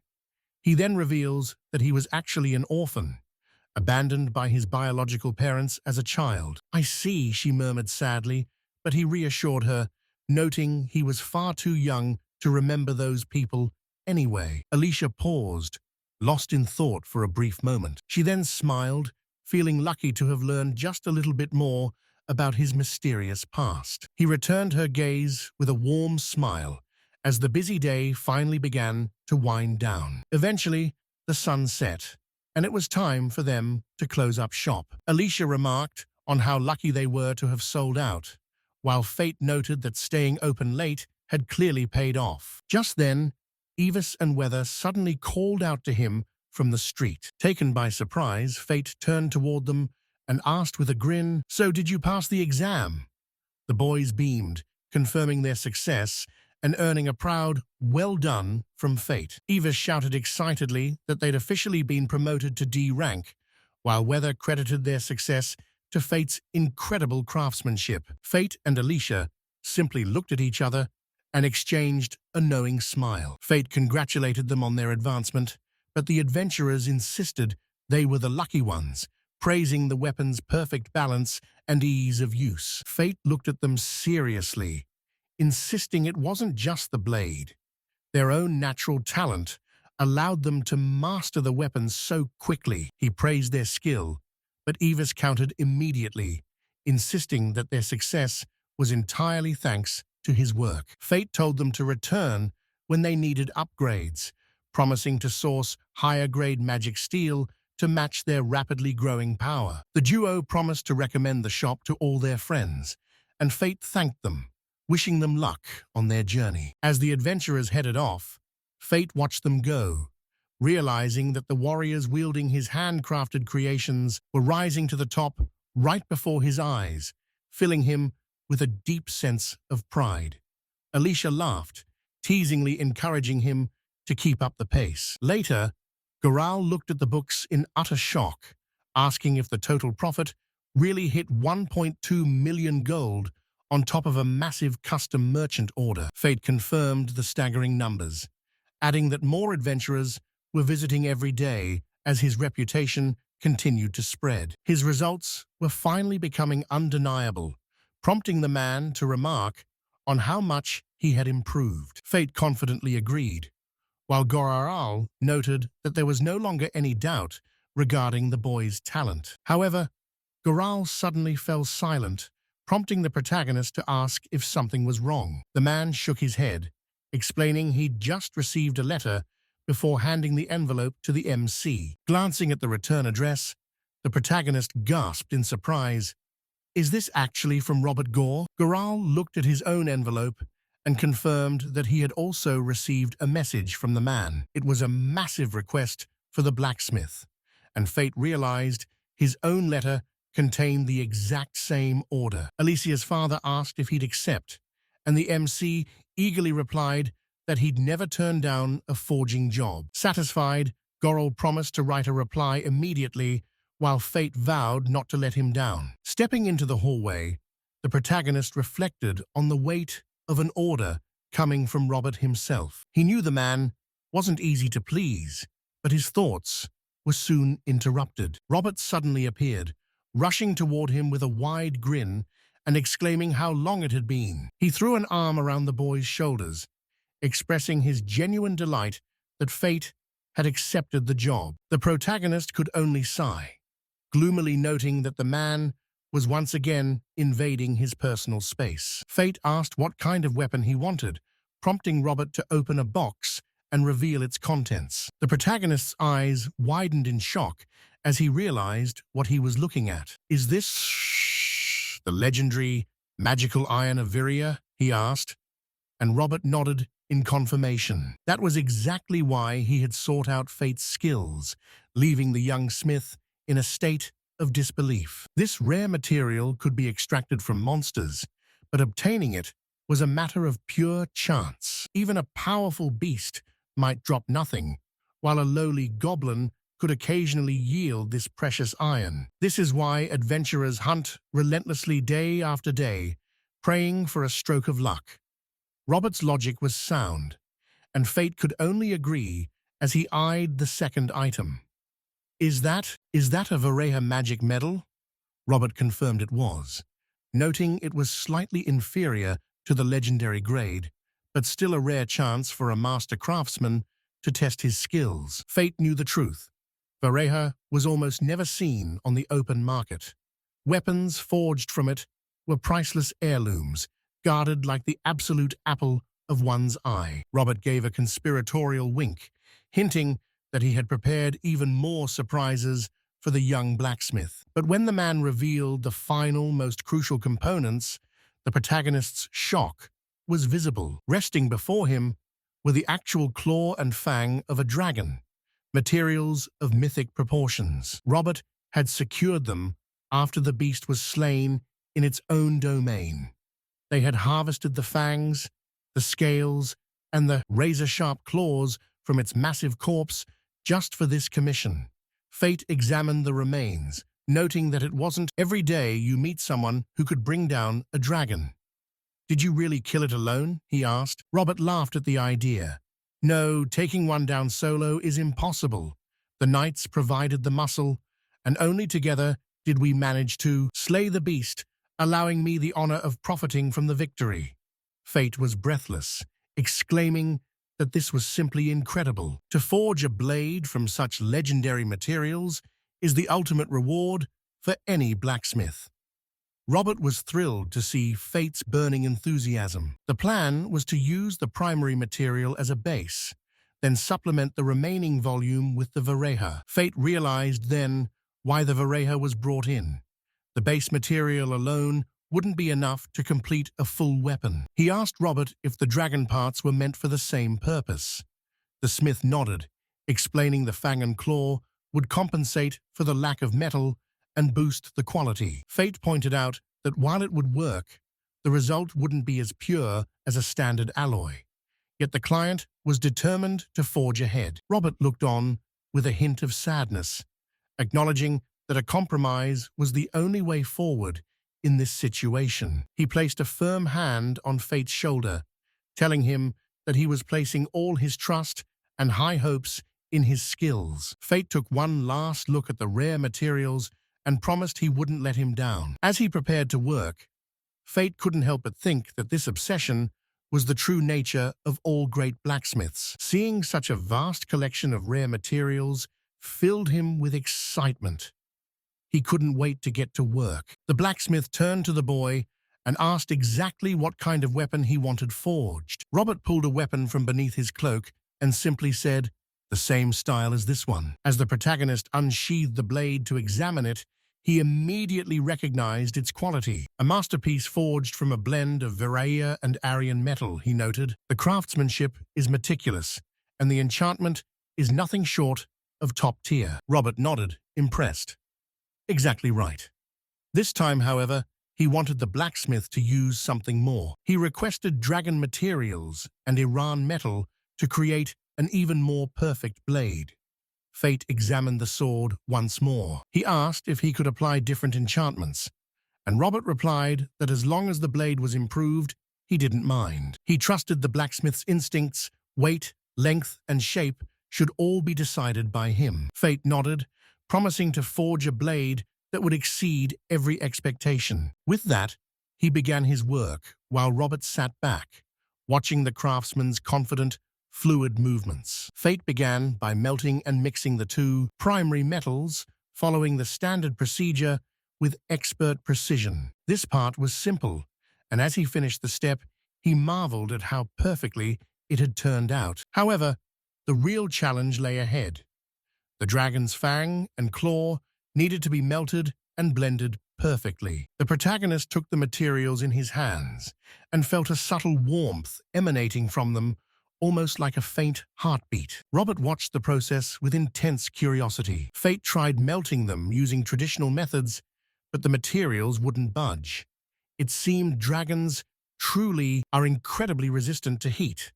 He realized he'd need to fine-tune his mana flow to reach the necessary temperature. As his plan came to fruition, the metal finally began to shift and take its new form. Robert watched in awe, shocked that fate had deciphered the process so quickly, noting that ordinary smiths couldn't even handle draconic materials. Yet he had adapted instantly, a feat only a true master could achieve, as he continued to stir the glowing alloy. Declaring the fusion complete, he carefully combined the molten metal with the raw draconic components. After casting the blank, our protagonist moved straight into the next phase of the forging process. He took a deep breath, announcing that the most critical stage was finally at hand. The complex synthesis of every material's magical properties had been successfully completed. Robert was speechless at the magnificent display, while fate humbly thanked him, noting the sword was still far from finished. When asked if he wanted to watch, Robert eagerly agreed, knowing such god-tier craftsmanship wasn't something seen every day. He insisted on staying until the very end, treasuring what he considered an invaluable learning experience. With a silent nod of approval, the protagonist reheated the metal and began the grueling work. While it seemed like a standard procedure, he was meticulously monitoring the fluctuating magical parameters. Despite the successful fusion, the essences of the metal and dragon scales weren't perfectly synchronized just yet. The exterior looked solid, but internally the bond was still fragile as he continued to strike. As he shaped the blade, he began weaving the chaotic magical currents together into a singular flow. Once the alloy stabilized, he deliberately broke its structure down, only to rebuild it even stronger. This cycle of destruction and rebirth was the only way to truly temper the legendary steel. Robert stood back, mesmerized as he watched the protagonist's rhythmic strikes. He was captivated by the young man's honest, confident, and laser-focused movements. The intense process took all day, forcing them to postpone the final steps until the following morning. By the next morning, Robert, who had stayed the night, was already at the anvil, ready to work. After a grueling session of final shaping, the blade finally began to take its true form. Fate double-checked every dimension, finding the proportions to be absolutely flawless. However, before the sharpening could begin, he had to ensure the weapon's symmetry. For a double-edged sword, balance is critical, and after a meticulous inspection of the blade, he declared it perfect. Next, he forged a handle from Aryan metal and attached it to the hilt. With the sword assembled, fate invited Robert to test it out before he applied the final finishing touches. The two allies headed out into the forest, where the young man nervously gripped the hilt of his brand-new weapon. He performed several lunges and maneuvers to get a feel for the blade's weight and reach. When fate asked for his opinion, Robert could hardly contain his excitement. He exclaimed that it was excellent, an exact replica achieved in a single, impeccable forging. Fate simply smiled, glad the work held. He would move on to the final finishing touches. Robert happily agreed when they would turn to the forge, and the protagonist began refining it. Robert was delighted to see that Fake's mastery of wind magic was so high. He added that it was apparently his mastery of all the elements that allowed him to achieve such mastery in forging. The protagonist responded that his years of training had not been wasted. Finally, he declared, the sharpening was complete. Now all that remained was to apply the final enchantments. He had already decided that the enchantments would mostly replicate those on Robert's sword. However, he would also correct some issues and modify it for the magical metal area. Robert watched attentively as the enchantments were applied to his weapon. When Fake finished, the young man took the sword in his hand and admiringly noted that it not only felt perfect in his hand, but also that the magic transfer was astonishingly effective, and the quality of the sword was amazing. Quality of the enchantments cast by the protagonist was beyond praise. The MC sheepishly said, "I'm glad you like it." Robert told him, but he couldn't fix a masterpiece of that caliber if it broke. The protagonist laughed and told him not to worry about it. Thanks to the iron metal in the alloy, it would definitely last a month or two. Suddenly, Robert rushed toward the protagonist, fell to his knees, and grabbed his hands. MC nearly screamed in surprise and amazement. The guy, pressing his hands to his cheeks, said, "His hands work miracles." He was so envious of his talent as a blacksmith. Fate pulled his hands back, asking the man to stop. Robert stood up calmly, acting as if nothing had happened, and thanked the young blacksmith. He then moved to settle the payment, asking Fate if a fee of 5 million crowns would suffice. Perplexed, Fate replied that the amount was far too high. After all, Robert had already provided all the materials and the design specifications. Fate insisted that a fair price for his labor was only 300,000 crowns. Robert shook his head, explaining that Fate's unique skill was worth far more. He noted that weapons forged from Aryan metal were easily worth 10 times that. He presented a chest containing the full amount, leaving the young blacksmith absolutely stunned. "Aren't these rare artifacts that only drop in top-tier dungeons?" Fate asked, hesitant to accept such a fortune. Robert insisted the blade was worth every penny, urging him to take the payment. He claimed a sword of this caliber could rival even the legendary steel of Exiled. Robert expressed his desire to continue their partnership, hoping this payment would support Fate's future as a master blacksmith. Fate addressed him by name, finally accepting the generous gift with a bow. Robert smiled, thanking him for the incredible sword he had created. He then vowed to become a warrior worthy of the blade, promising to be at Fate's service whenever he was needed. Later, Alysia approached Fate with a joyful voice, praising his incredible talent.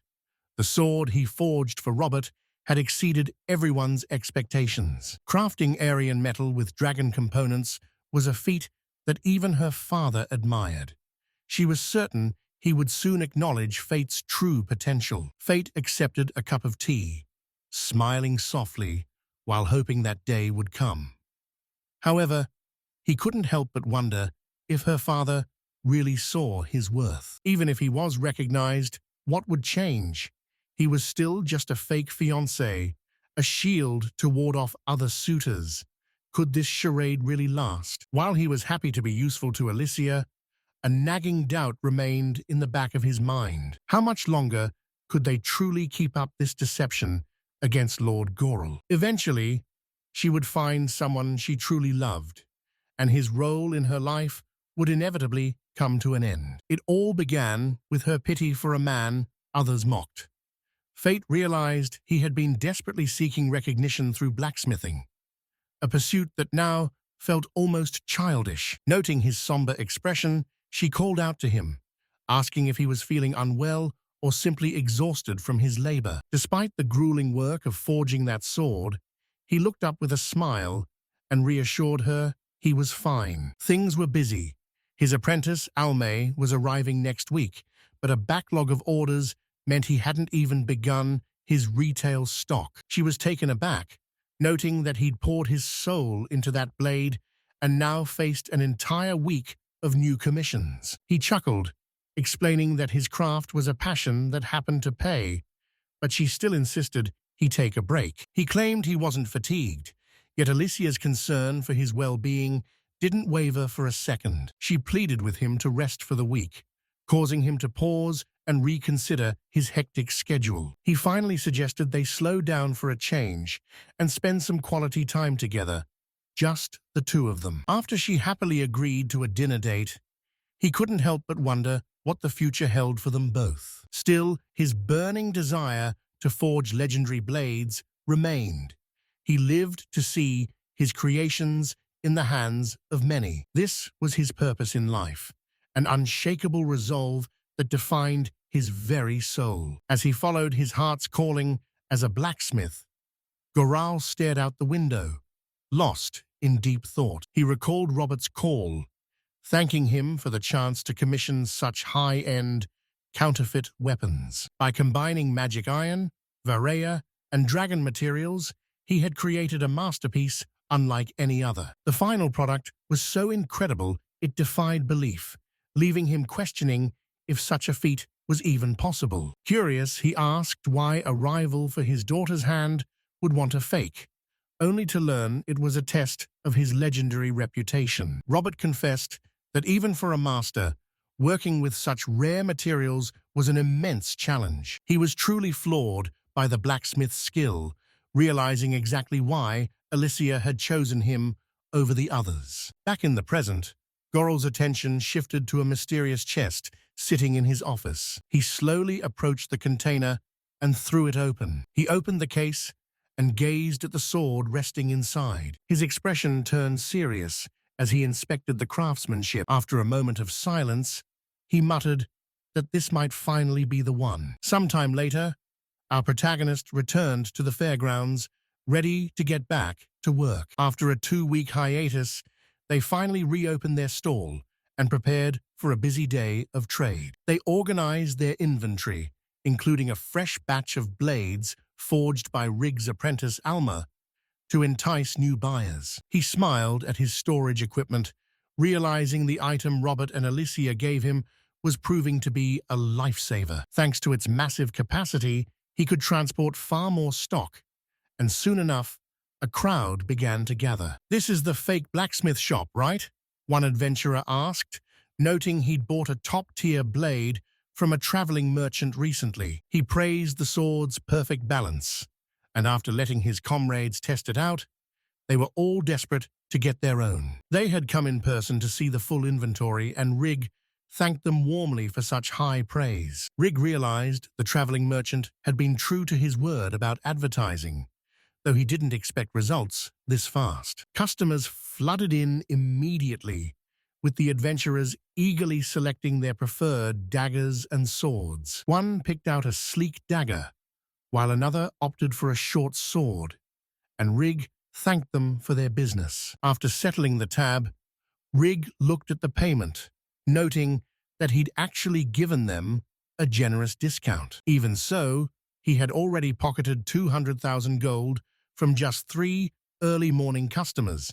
Talk about a lucky start. Word spread quickly as more people arrived, many bringing friends along to see the legendary wares. He felt a deep sense of gratitude toward everyone spreading positive rumors about his craftsmanship. Some were even drawn in by the growing legends surrounding Ivar's incredible strength. Between merchant recommendations and word of mouth, the shop was completely packed by noon. Alysia beamed, remarking how incredible it was that the stream of customers never seemed to end. Fate grabbed a quick bite and agreed, feeling grateful for the fame Rig's endorsement had brought them. While clearing out empty crates, he urged his assistant to hurry, as their stock of blades was dwindling fast. He noted the crowd was much larger than before. Even if some were only window shopping, the exposure was an excellent sign. A customer soon approached, purchasing 2 daggers and 2 swords, earning a polite thank you from Alysia. Fate hoped to keep some stock, but soon the crowd thinned as everyone's attention shifted toward the street. All eyes were now fixed on a young girl walking alongside a slave. She looked toward the stall with a bright expression, asking her companion if this was the shop they were looking for. Fate and Alysia were taken aback as the mysterious girl approached their counter. Introducing herself as Alme, she asked if he was Fate, while he correctly guessed she was Rig's student. She confirmed it, explaining that her teacher had sent her to represent him for the day. She spoke highly of his craft, mentioning that Rig had praised his weapons as being truly exceptional. Fate was caught off guard by the sudden flattery, wondering if she was being genuine. Alysia watched the exchange with a suspicious glare as Fate prepared his wares. He explained that he had set aside a selection of weapons specifically for her evaluation. He presented several items, inviting her to choose whatever she needed and she stepped forward to inspect them. As she examined the blades, Fate wondered if she could distinguish his high-quality work from the inferior pieces he'd mixed in. After carefully inspecting the daggers and swords, Almay finally made her selection. She requested 10 of each specific model, stating that nothing else in the pile would be necessary. Fate was stunned. Despite the visual similarities, she had unerringly picked out the superior weapons from the lot. With a grin, he informed her that the total would come to a staggering 1,450,000 crowns. She leaned in close, taking his hand with a flirtatious smile, and asked if he would be willing to offer her a special ladies' discount. Both he and Alysia were caught completely off guard by her sudden boldness. She insisted that she deserved at least a small price cut, claiming it was only fair for a loyal regular. He initially hesitated, realizing she was trying to use her charms to manipulate the deal. Unfortunately for her, she picked the wrong target. He already had Alysia, though he'd be lying if he said he found the attention unpleasant. Seeing her pout, he worried that disappointing a high-profile client like her would be a death sentence for his business. He quickly pulled his hand away, stood his ground, and confirmed the price was final. Almy sighed, realizing her seduction attempt had failed. Seeing his persistence, she finally paid the full amount, complimenting his mastery of the craft. Curious about his past, she asked where he learned his trade. As he stashed the gold, our protagonist mentioned that he previously worked within the Revenant Empire. He added that he was fortunate to relocate here. With a smirk, she noted that they'd surely cross paths again, so this wasn't a final goodbye. As she walked away, she blew him a parting kiss and promised to see him soon. He just stood there smugly, knowing he hadn't fallen for her tricks. Turning back to Alysia, he celebrated their luck in selling the gear for such a massive profit. However, Alysia approached him shyly and asked if he still preferred big ones. Confused, he asked what she meant, but she pointed out how intensely he'd been staring at their guest. He immediately denied it, claiming it wasn't like that at all, but she wasn't buying it. She had seen the way he looked at her. After a moment of reflection, he argued that as a man, he was driven by primal nature. Wild males instinctively react to movement, prey, and threats. It's pure instinct.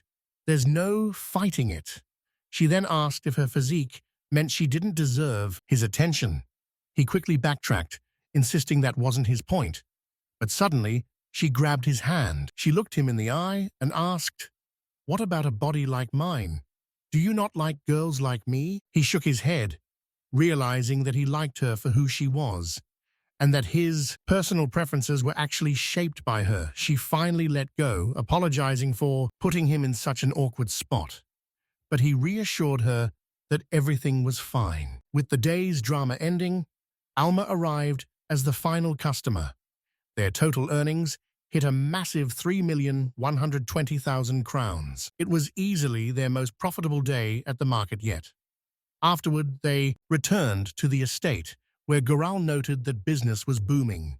The MC agreed, noting a huge order from a traveling merchant. Goral bowed, requesting permission to take his leave for the evening. However, the MC asked him to wait, pausing for a few seconds to think. He looked at Goral and admitted that, frankly, he was amazed. He never expected to achieve such incredible sales figures while in a foreign country, where he was a complete unknown. Taken aback by the praise, Goral humbly replied that he was simply lucky. The MC knew that for now, the bulk of his income relied on that single merchant. If that merchant ever loses interest, his profits will surely plummet. He reflected on everyone who had supported him: Ivas, Vessa, Rig, Alme, Robert, and Alysia. Their belief allowed him to reach these incredible heights. He asked if Goral's livelihood depended solely on one merchant, but the smith smiled, noting that word of mouth was finally making him famous. Hearing this brought a smile to his face, knowing his weapons were truly making a difference. It was clear that his dedication to craftsmanship was finally bringing loyal customers back to his forge. Deeply moved by the news, Fate bowed respectfully and offered his sincere thanks. Goral then stood up from the table, mentioning that he had a significant favor to ask. Intrigued, Fate followed him and asked what he needed. Goral approached a sturdy chest, opened it to reveal a hidden sword, and asked if Fate had the skills necessary to restore it. Eager to see the blade, Fate picked it up to begin his assessment. However, as he began to examine the steel, he was suddenly hit by a wave of nausea. The sheer intensity of the enchantment was overwhelming to his senses. The magical data density was staggering, far beyond anything he had ever encountered. It felt as if an entire library's worth of information was being violently shoved into his brain through the blade. Realizing the sword held more magic than he could easily perceive, he ignored Goral's worried check-in and insisted on concentrating. He realized the enchantment itself was simple, but the raw volume of power invested in it was absolutely colossal. Upon closer look, he saw that the structural damage was extensive and visible everywhere. If the sword were used even once more in this fragile state, it would undoubtedly shatter. After identifying the core issue, he looked up at Goral, who anxiously asked if the weapon could be saved. He confirmed he could fix it, though the massive amount of magical information meant the process would take at least a full day. The master understood and advised him not to rush, noting it was better to work with thorough precision and reliability. Our protagonist agreed, vowing to take his time and do it right. Gazing at the blade, he realized just how much this weapon meant to its owner. It required a thorough restoration, yet speed was still of the essence. He needed to return it as soon as possible.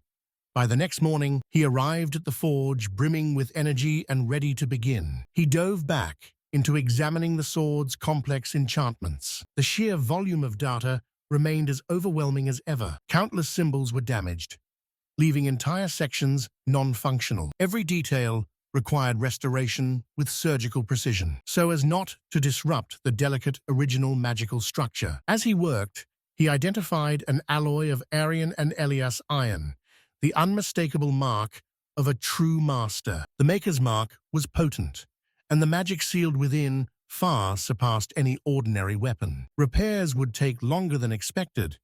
The original enchanter must have worked for days without rest. Recreating it would be hellish, but it had to be done. Yet the most shocking part was that these enchantments hadn't faded in 10 years. Could a simple alloy really do that? No, it was pure skill, the handiwork of a top-class, legendary blacksmith. This realization proved his own craft still had room to grow. If he could master this, his own creations would survive for centuries. He worked not for fame or a place in history, but for a simpler purpose, so that even after his death, his blades would continue to protect those in need. He shook off these deep thoughts as the sun reached its peak at noon. The bulk of the restoration was complete, with only the final finishing touches remaining. Suddenly, a knock at the door signaled Alysia's arrival. Alysia entered the forge, noting his intense focus, and asked how the repair was progressing. He told her that he was nearly finished, a revelation that caught her completely off guard. She was stunned he'd accomplished so much in half a day, but he modestly called it a standard repair. Approaching the table, she touched the steel and marveled at the work, noting it was forged by her grandfather. He was surprised and prepared to ask more, but she quietly added that her grandfather died 10 years ago. Looking at the blade with newfound respect, he realized how much Lord Goral must cherish this heirloom. He knew the Lord wouldn't have trusted a stranger with such a piece lightly, as Alysia explained, that her father had spent years grieving over his inability to fix the shattered blade himself. Lacking the innate talent for blacksmithing, Goral could never restore the legacy he had inherited. It finally clicked for him. This entire commission was likely a final test of his skill. Even if the master hadn't fully acknowledged him yet, entrusting him with this blade spoke volumes. It proved that, at the very least, the man truly believed in his potential. This sword wasn't just a weapon. It was a vessel for the Lord's most precious memories. With a faint, determined smile, he realized he now had absolutely zero room for error. He dove back into the work, and several hours passed in a blur as he perfected the final details. The finishing touches were finally complete, and the repairs were finished exactly on schedule. He meticulously inspected every detail, searching for any lingering flaws. After dozens of adjustments to recreate the original enchantment, he was finally satisfied. Just then, Alysia eagerly asked for a look. He agreed, but warned her to be careful, as the sheer density of magical information could be overwhelming. As she tried to focus on the blade, the intense mana made her feel lightheaded, causing him to ask with concern if she was all right. With a weak smile, she reassured him that his craftsmanship was truly breathtaking. Even if she could only manage a glimpse, she could feel her grandfather's lingering emotions within the steel, and it felt as though the blade had been reborn, pulsing with newfound strength. She bowed deeply, thanking him for restoring the legacy of House Barnasto. He offered a humble smile, insisting that no thanks were necessary, though her words clearly meant the world to him. He decided to present it to the master immediately, while Alysia beamed with excitement, certain that her father would react with the pure, unbridled joy of a child. Surprised, he questioned if Goral would really act that way, but she insisted her father was a softie. Recalling their first meeting, he realized he had seen glimpses of that warmth before. Despite his nerves, he was anxious to see the reaction, and she urged him to hurry. The moment he stepped into the office, Goral looked up with a stunned expression, asking if the sword was already finished. He confirmed that the restoration was complete to the best of his ability, and nervously presented the blade for inspection. Goral took the weapon and slowly drew it from its scabbard. He gazed at the shimmering metal with a look of profound nostalgia. He tested the balance with a few expert swings before laying it across the table. He then began to carefully scrutinize the intricate enchantment. Overcome with emotion, he confirmed that it was indeed his father's legendary blade. Tears began to well up as he recalled the fateful day he first entrusted the weapon to him. It was the exact same sword.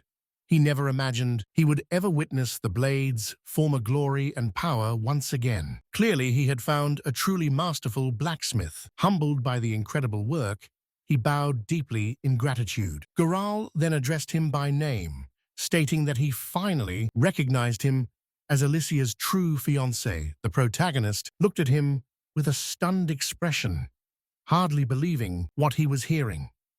With a small smile, Goral added that only he was worthy of protecting his daughter. He thanked him, realizing it had taken a long time to earn those words. However, a pang of sadness hit him as he remembered he was still just her fake fiancé.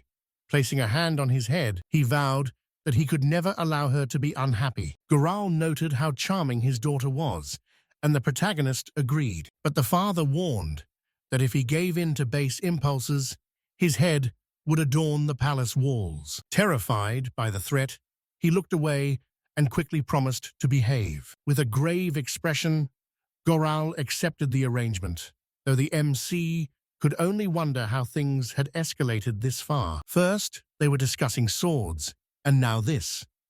Goral then warned him never to neglect his blacksmithing craft. He must keep his skills sharp and his wits sharper. From this moment on, he needed to stay vigilant, because once word spreads that he's the sole contender for his daughter's hand, trouble will follow. Countless opportunists will likely come crawling out of the woodwork. With that, Goral dismissed him to share the news with Alysia. Leaving the office in a daze, the MC felt completely overwhelmed by the gravity of the situation. They desperately needed to discuss the status of their fake engagement. A short while later, he found Alysia in the forge, happily polishing the tools. As he stepped inside, she greeted him warmly. He noticed the place was spotless and asked if she'd been tidying up. She had even swept the floors, leaving the forge gleaming. He thanked her, genuinely impressed by her hard work. Alysia just laughed it off, before eagerly asking what her father had to say. He gave a faint smile, explaining that Gorel was thrilled with the sword's repair. Beaming with joy, Alysia was relieved to hear the good news and planned to visit her father soon, to see his reaction for herself. However, the MC's expression suddenly darkened as he dropped the real bombshell. He revealed that her father had officially recognized him as her fiancé. Alysia was stunned, barely able to believe her ears. She asked if her father truly gave them his blessing. The MC nodded, confirming that those were his exact words. Alysia couldn't hide her excitement, realizing their plan had actually succeeded. Their ruse had worked perfectly. They were now officially engaged. He cut her off, softly calling her name, and admitting that their sham engagement had been weighing heavily on his mind. He questioned if it was truly right to continue such a blatant deception. Startled, she dropped her rag and frantically asked what he meant. He explained that Lord Gorau truly cared for her, prioritizing her happiness over noble tradition. The Lord had even treated him, a mere commoner, as a total equal while vetting him. He had given his blessing to their union despite the massive gap in their social standing. Because of that kindness, he could no longer bear the guilt and felt he had to confess everything, especially the fact that their relationship was completely devoid of love from the very beginning. A wave of melancholy hit him as he realized just how much those words stung. It turned out his feelings for her were far deeper than he ever realized. To his absolute shock, Alysia suddenly bowed her head and begged for his forgiveness, admitting how shameful it was to have misled him. Confused by her sudden apology, he asked her exactly what she was talking about. With a pained expression, she confessed that her original request for a fake fiancé was a complete fabrication. She finally gathered the courage to reveal the truth. She was actually in love with him. She had harbored these feelings for him since the very first moment they met.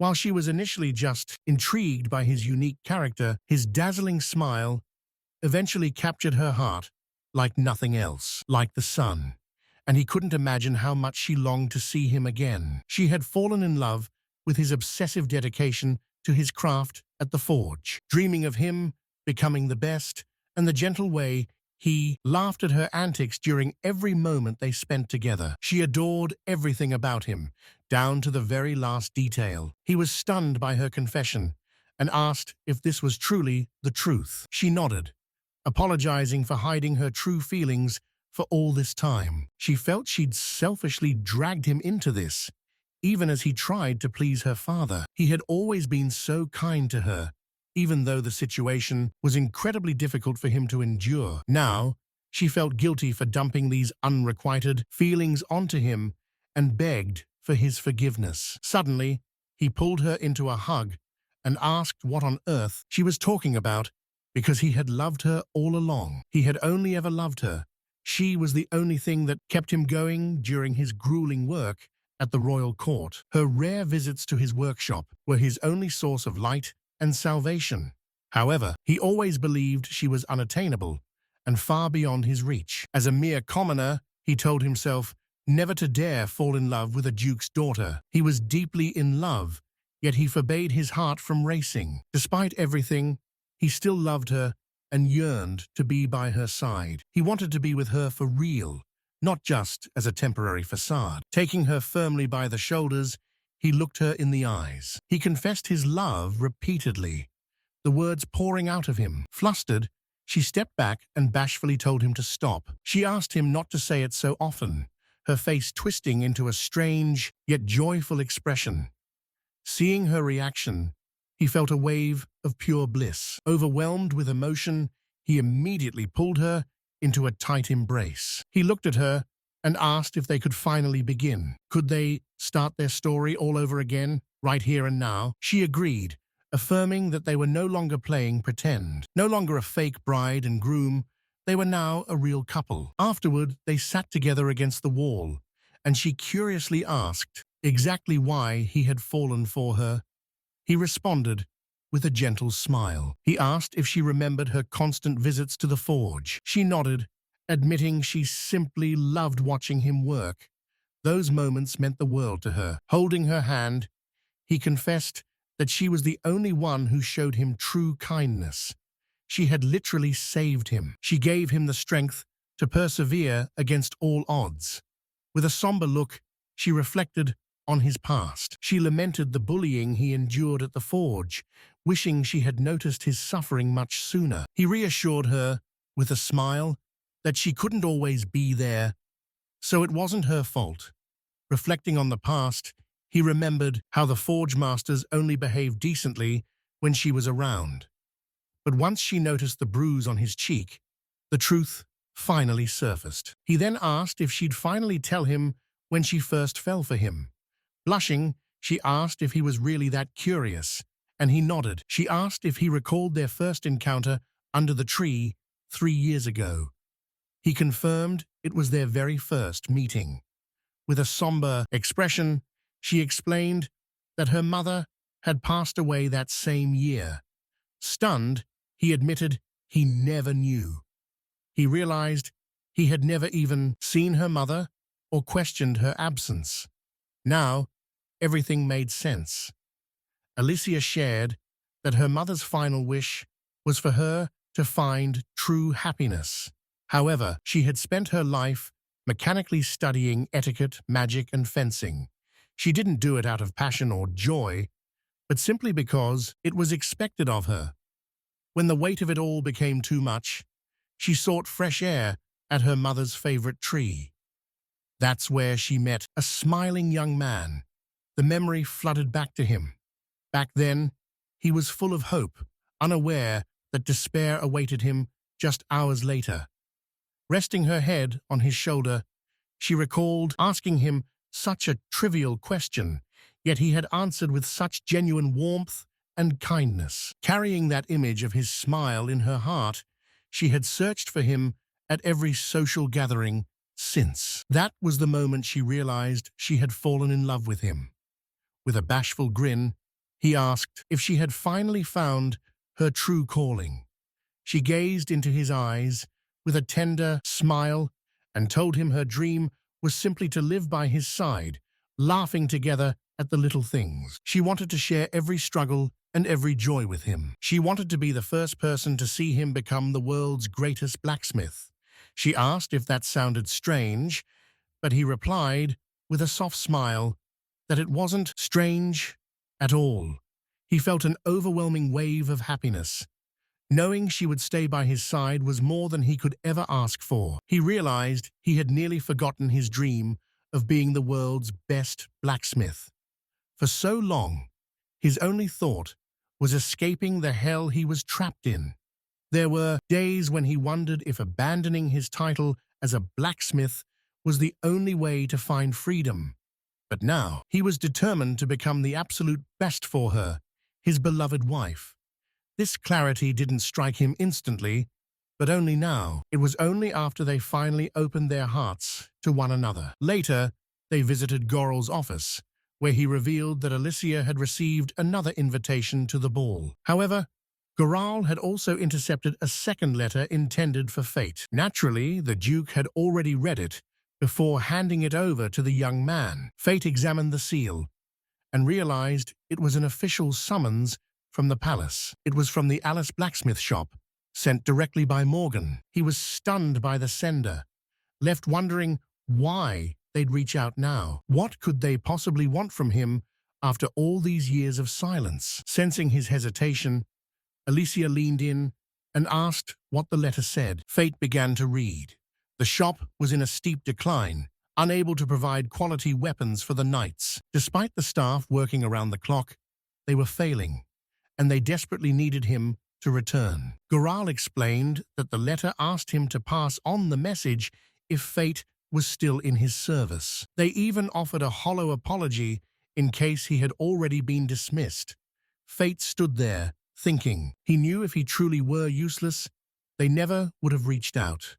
Their desperation was transparent. Goral watched him carefully, asking if he was afraid of being exploited as a workhorse once again. With a solemn expression, Fate admitted that it was a very likely outcome. Goral then asked the ultimate question.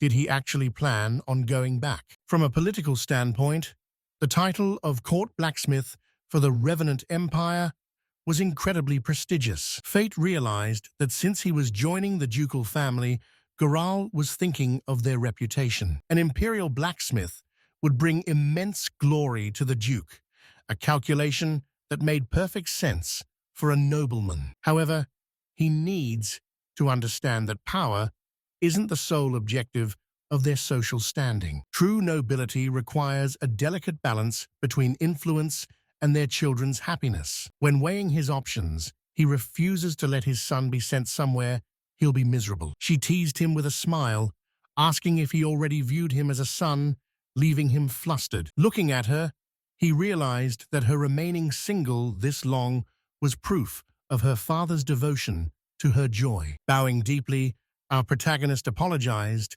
but made it clear he had no intention of returning to the Empire. Goral solemnly agreed to pen the refusal himself to give it more weight, earning the boy's gratitude. He noted that the Empire only saw him as a disposable tool anyway, but she quickly interjected. She declared that they would deliver the response in person during the upcoming royal ball. He wondered why she'd invite such trouble, knowing how much she despised attending those events. She explained that they only kept inviting her because they assumed she was still available. By going, she could finally introduce her fiancé to the entire world and silence the rumors. Understanding her resolve, the Duke turned to him and asked if he was prepared for this. He immediately agreed, thinking that if she was willing to take this stand, he had to be by her side. If she was ready to face the music, then he was more than willing to accompany her. After all, he wanted everyone to know that their relationship wasn't just for show, it was real. Goral decided to finalize the letter, telling them both to prepare for their imminent departure. With the plan set, the two of them bowed and made their way out of the office. He thanked her once they were outside, but she insisted that gratitude wasn't necessary. She wanted to deliver that letter herself, to show those arrogant fools not to look down on her man. Let them rot in their own workshop, consumed by envy that they can never match his genius. Once they realize he's joined the House of Barnasto, they'll be drowning in shame. With a faint smile, he admitted she had done so much for him. If not for her, he wouldn't even be standing here today. She shook her head, insisting that wasn't true. He had saved her as well, especially since her dream of true happiness was simply to walk by his side like this. He noticed that now that the truth was out, she was becoming much more open about her feelings. As they embraced, she whispered that her love for him hadn't faded one bit. Her sudden confession left him flustered and deeply embarrassed. He realized he wasn't used to hearing such heartfelt words and had no idea how to respond. Alysia gazed at him, admitting that despite everything, she still felt incredibly nervous. Yet, her happiness outweighed the nerves. With a warm smile, he asked if she truly meant what she said. She called out his name, asking if his heart was racing as fast as hers. He nodded, joking that if he got any happier, he might actually burst into pieces.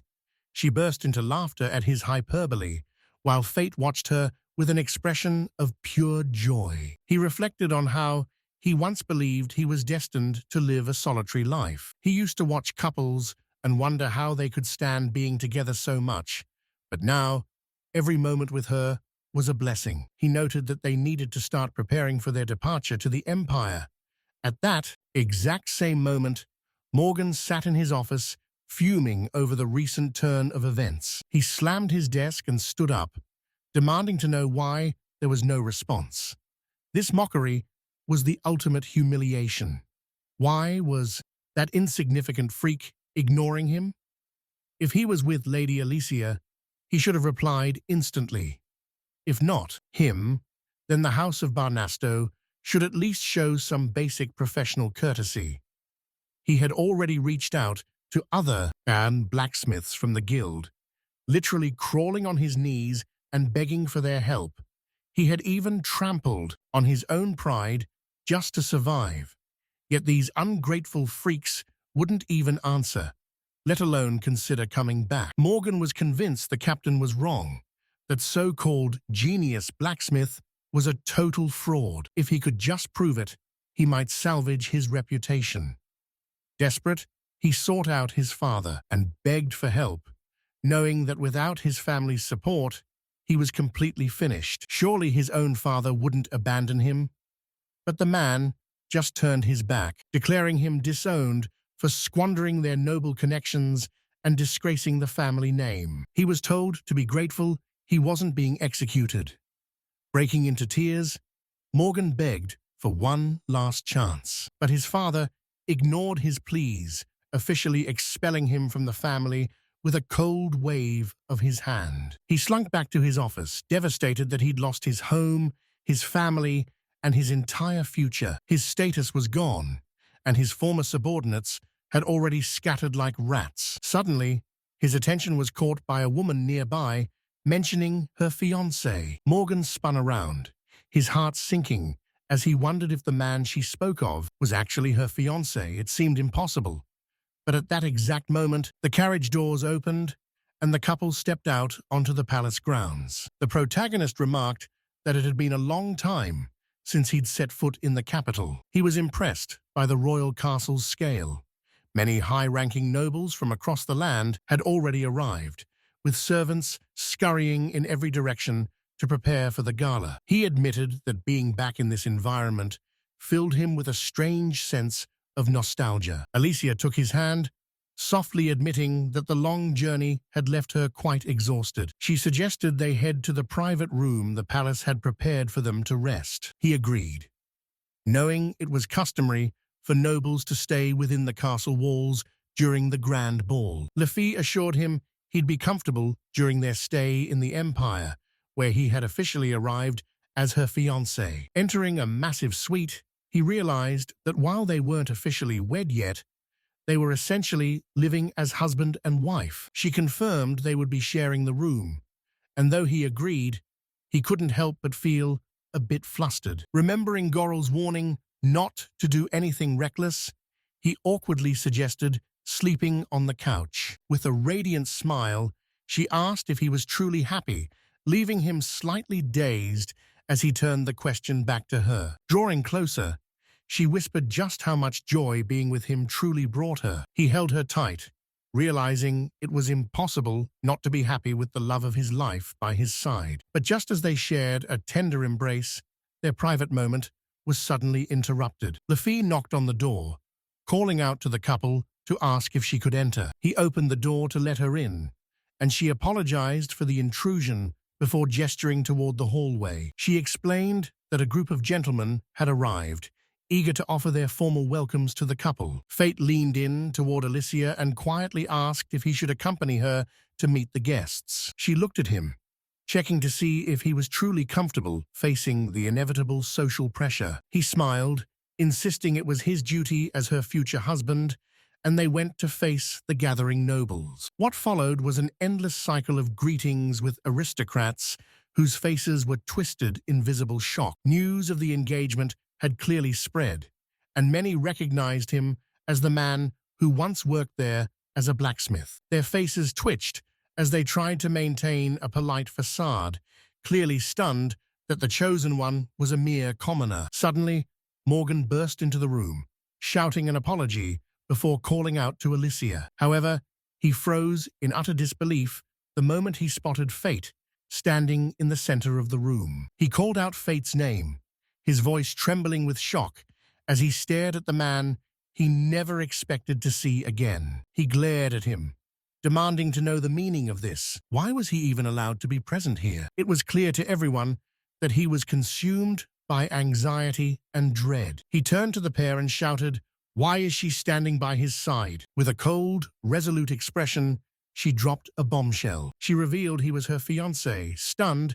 he stammered that this was impossible. After all, the word was that she would only wed a legendary blacksmith. She countered that was exactly why he was chosen, but he refused to believe it. He claimed the man was nothing more than a mediocre failure, but she cut him off. She declared him a true master of his craft, recognized even by her father. Luffy then stepped forward, addressing him by name as she handed over a letter. She explained that this was a formal message from Duke Barnastos. It served as the official response to his previous inquiry. As he scanned the contents, his face twisted into a mask of pure rage. He crushed the parchment in his fist, roaring, "What is the meaning of this?" The Duke refused to return to the palace, showing utter contempt for his authority. Our protagonist trembled as the tension in the room reached a breaking point. He realized the power dynamic had shifted. He was no longer a subordinate. The man no longer held any sway or dominion over his life. Memories of the past 3 years of agony began to flood back into his mind. Fear paralyzed his entire body, leaving his voice trapped in his throat. He felt pathetic and knew he needed to snap out of it.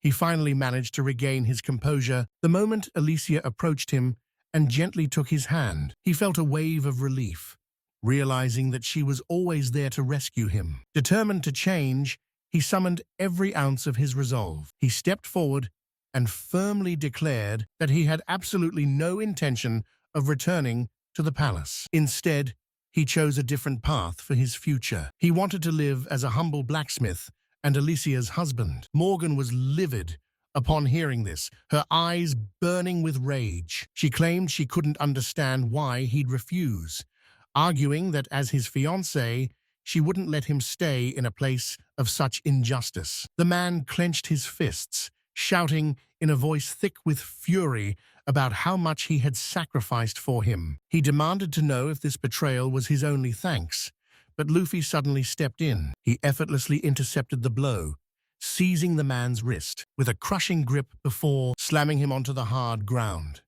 The man looked up in shock, demanding to be released and screaming at the audacity of anyone who would dare lay a hand on him. With a cold, piercing gaze, she reminded him that he had dared to attack her master. She warned him to remember his place, as he was now facing a member of the Duke's family. Releasing her grip, she made it clear that anyone who threatened the Barnasto ducal family would pay the price. Desperate to avoid his fate, Morgan crawled across the floor, on all fours, like a pathetic animal. He bowed his head low, frantically shouting that he took back every word, it was all a lie. Without the MC, his court position would vanish. He desperately argued that the title of court blacksmith was far too valuable to lose. However, she simply smiled, explaining that their father already supported their decision. They had no use for a hollow title like court blacksmith anymore. The MC looked down with a cold, serious expression and declared he was never coming back. Still, he offered a final word of gratitude for the years they spent together. Desperate, Morgan lunged forward and grabbed his leg, wailing for mercy. He sobbed, begging him to stay and promising to do anything he asked. The MC didn't flinch, simply asking the man to let go, while maintaining a perfectly calm and composed demeanor. His companion stepped in, grabbing Morgan's hand and ordering him to let go of her master immediately. She warned that if he dared to persist, she would be forced to officially report his disgraceful behavior. As she led the MC away, Morgan was left behind, sobbing over his shattered life. Once they finally cleared the room, the MC let out a long, heavy sigh of relief. Alysia pulled him into a warm hug, whispering that he did a great job. He had stayed strong through the ordeal, and he softly thanked her for being there. He admitted his body still trembled with fear at the memory of those horrific days in the imperial court. Without her help, escaping that forge would have been impossible, but she humbly brushed off the credit. She reminded him that he played his part too, though he vowed never to set foot in that palace again. Despite the hardships ahead, he felt a spark of hope that together they could face any challenge. With their bond strengthened, we find them sometime later, busy trading their wares at the local fair. He asked if they'd cleared their stock, and she beamed, announcing they'd pulled in 800,000 crowns. However, he noted with a wry smile that their growth had plateaued. They'd reached their current limit. Between their production speed and the quality of their magic iron, raising prices simply wasn't an option. To boost profits, they needed superior materials, and he considered asking Rig for advice on where to find them. But was it worth the investment? Later, he reported to the office, confirming the day's total. At 830,000 crowns, Goral noticed the stagnation. Our hero bowed, offering a sincere apology for the lack of growth. Goral simply reached into his desk and pulled something out to show him. He told him there was no need for apologies and urged him to take a closer look at the paper. Examining the flyer, he was confused, but Goral explained the building was originally a fully equipped forge. It was currently on the market with all the tools included, and Goral asked for his honest thoughts. Still puzzled, he asked what the man was getting at, and Goral replied with a knowing grin. Why not open his own workshop? It would elevate his status and skyrocket his sales potential. The idea of his own shop thrilled him, yet he hesitated, citing his lack of noble etiquette and other duties. Goral brushed the excuses aside, asking if he'd given up on his dream of becoming the world's greatest blacksmith. He insisted he hadn't, but right now, his priority was becoming a man worthy of Alysia's hand. To be honest, she's far beyond his league, noble, kind, and radiant. To stand by her side, he must refine himself. Appearing in high society as a crude commoner would only bring her shame. Gorilli insisted he master noble etiquette and had already secured a tutor. But more than manners, he needed to prove himself as the world's greatest blacksmith to truly be worthy of her hand. While etiquette was vital, Goril urged him to reach the pinnacle of his craft.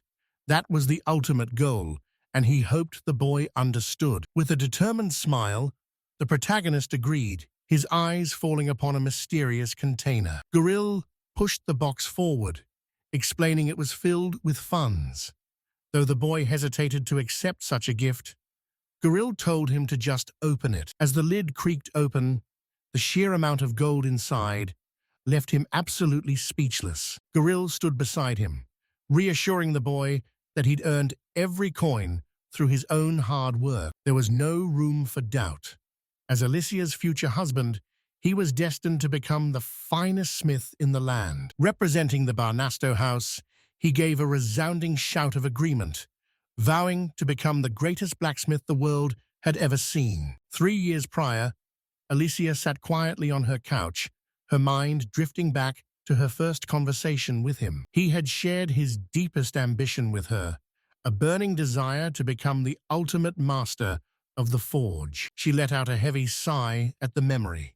Just then, her maid, Leffy, spoke up, breaking her trance. Leffy asked if she was all right, but Alysia was still lost in thought.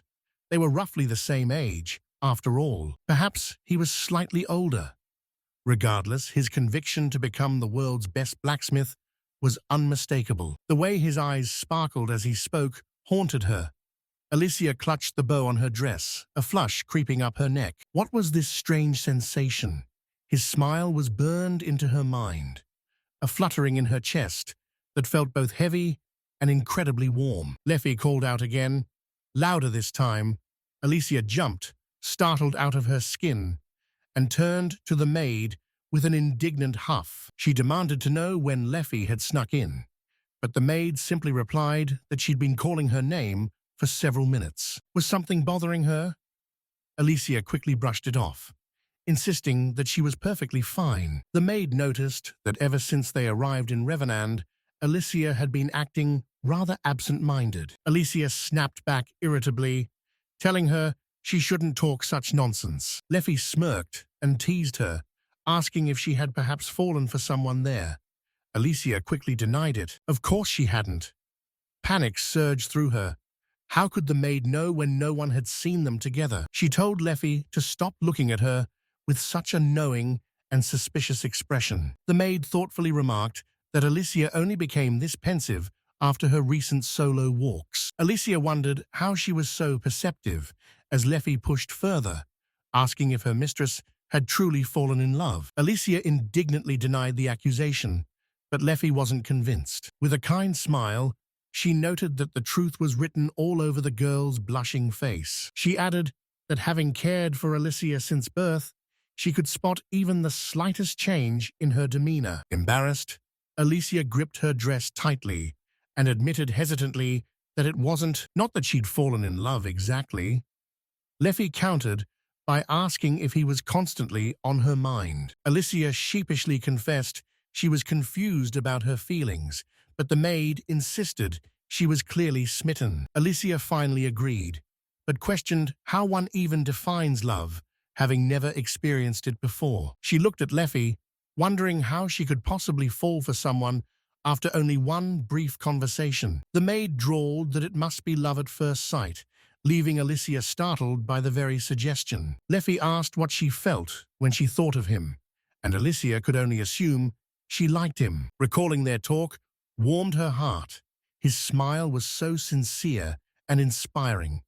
After her mother's passing, her days had become hollow and grey, but he brought a spark of light back into her world. Leffy sat beside her, gently explaining that regardless of the label, these first feelings are incredibly precious. She realized how important he had become and felt grateful to have finally found him.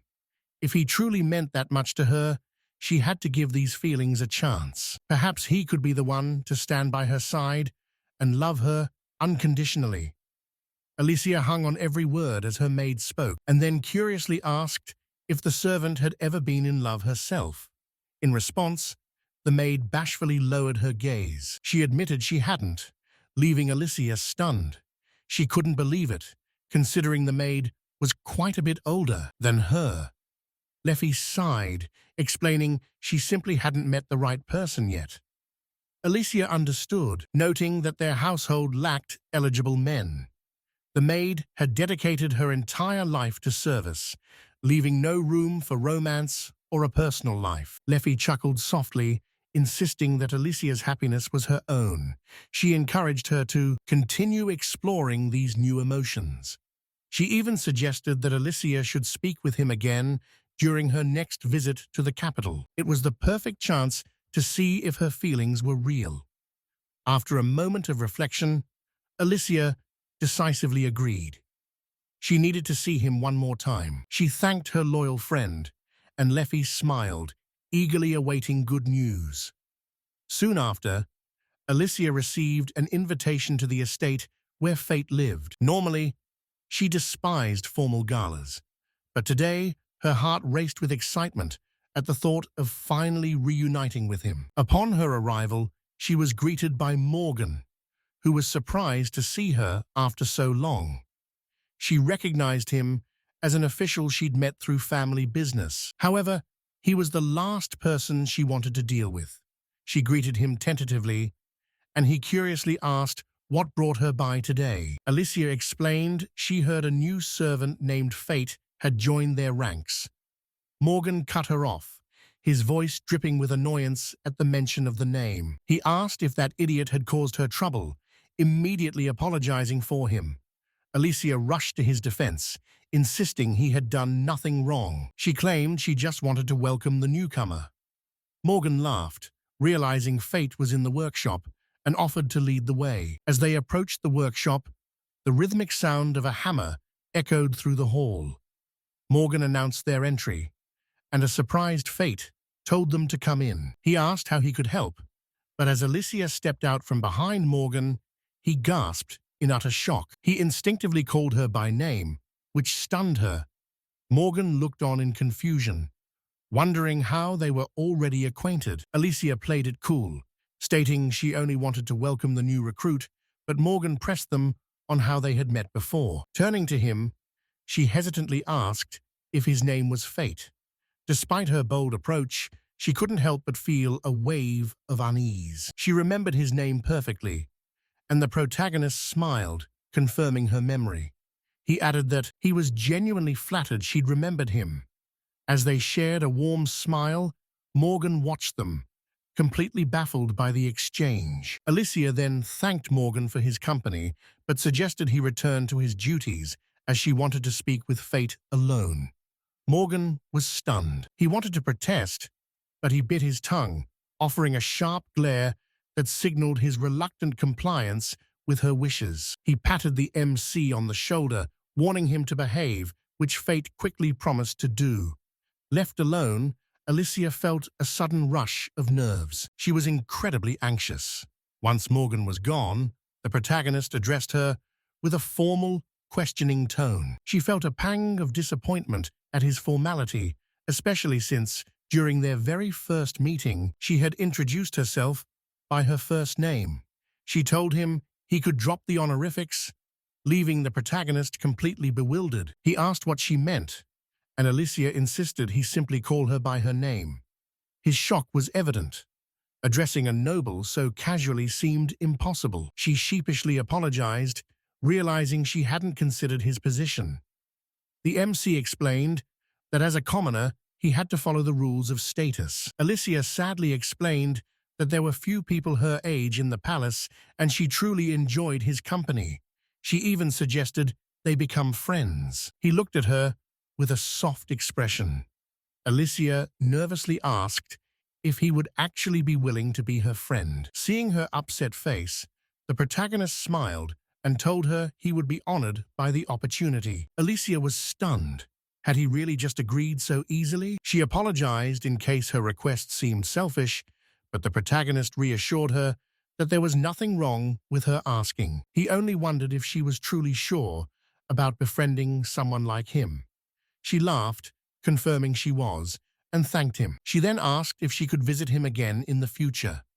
He smiled warmly, telling her she was welcome anytime. Relieved, she promised they would see each other soon. She wished him luck with his work and left the workshop with a racing heart. She realized just how much she wanted to be near him, a feeling that only grew every time she attended a royal ball. She rushed to his workshop, and though their initial interactions were clumsy, the tension eventually melted away. Being near him brought her a sense of peace, and as time slipped through her fingers, she wished their moments could last forever. Her feelings deepened with every conversation, drawn in by his voice, his smile, and his genuine personality. She admired everything about him, his perspective, his gentle kindness, and his burning ambition to become the world's greatest blacksmith.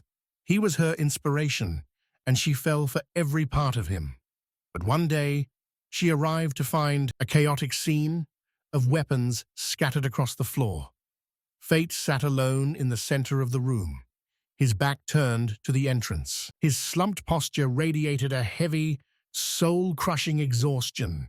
Concerned, she stepped inside and softly called out to him. He forced a weary smile, apologizing for his fatigue and asking if she'd come to visit again. Alysia knew something was terribly wrong. When she asked if he was okay, he quickly brushed it off, claiming he was just buried in work.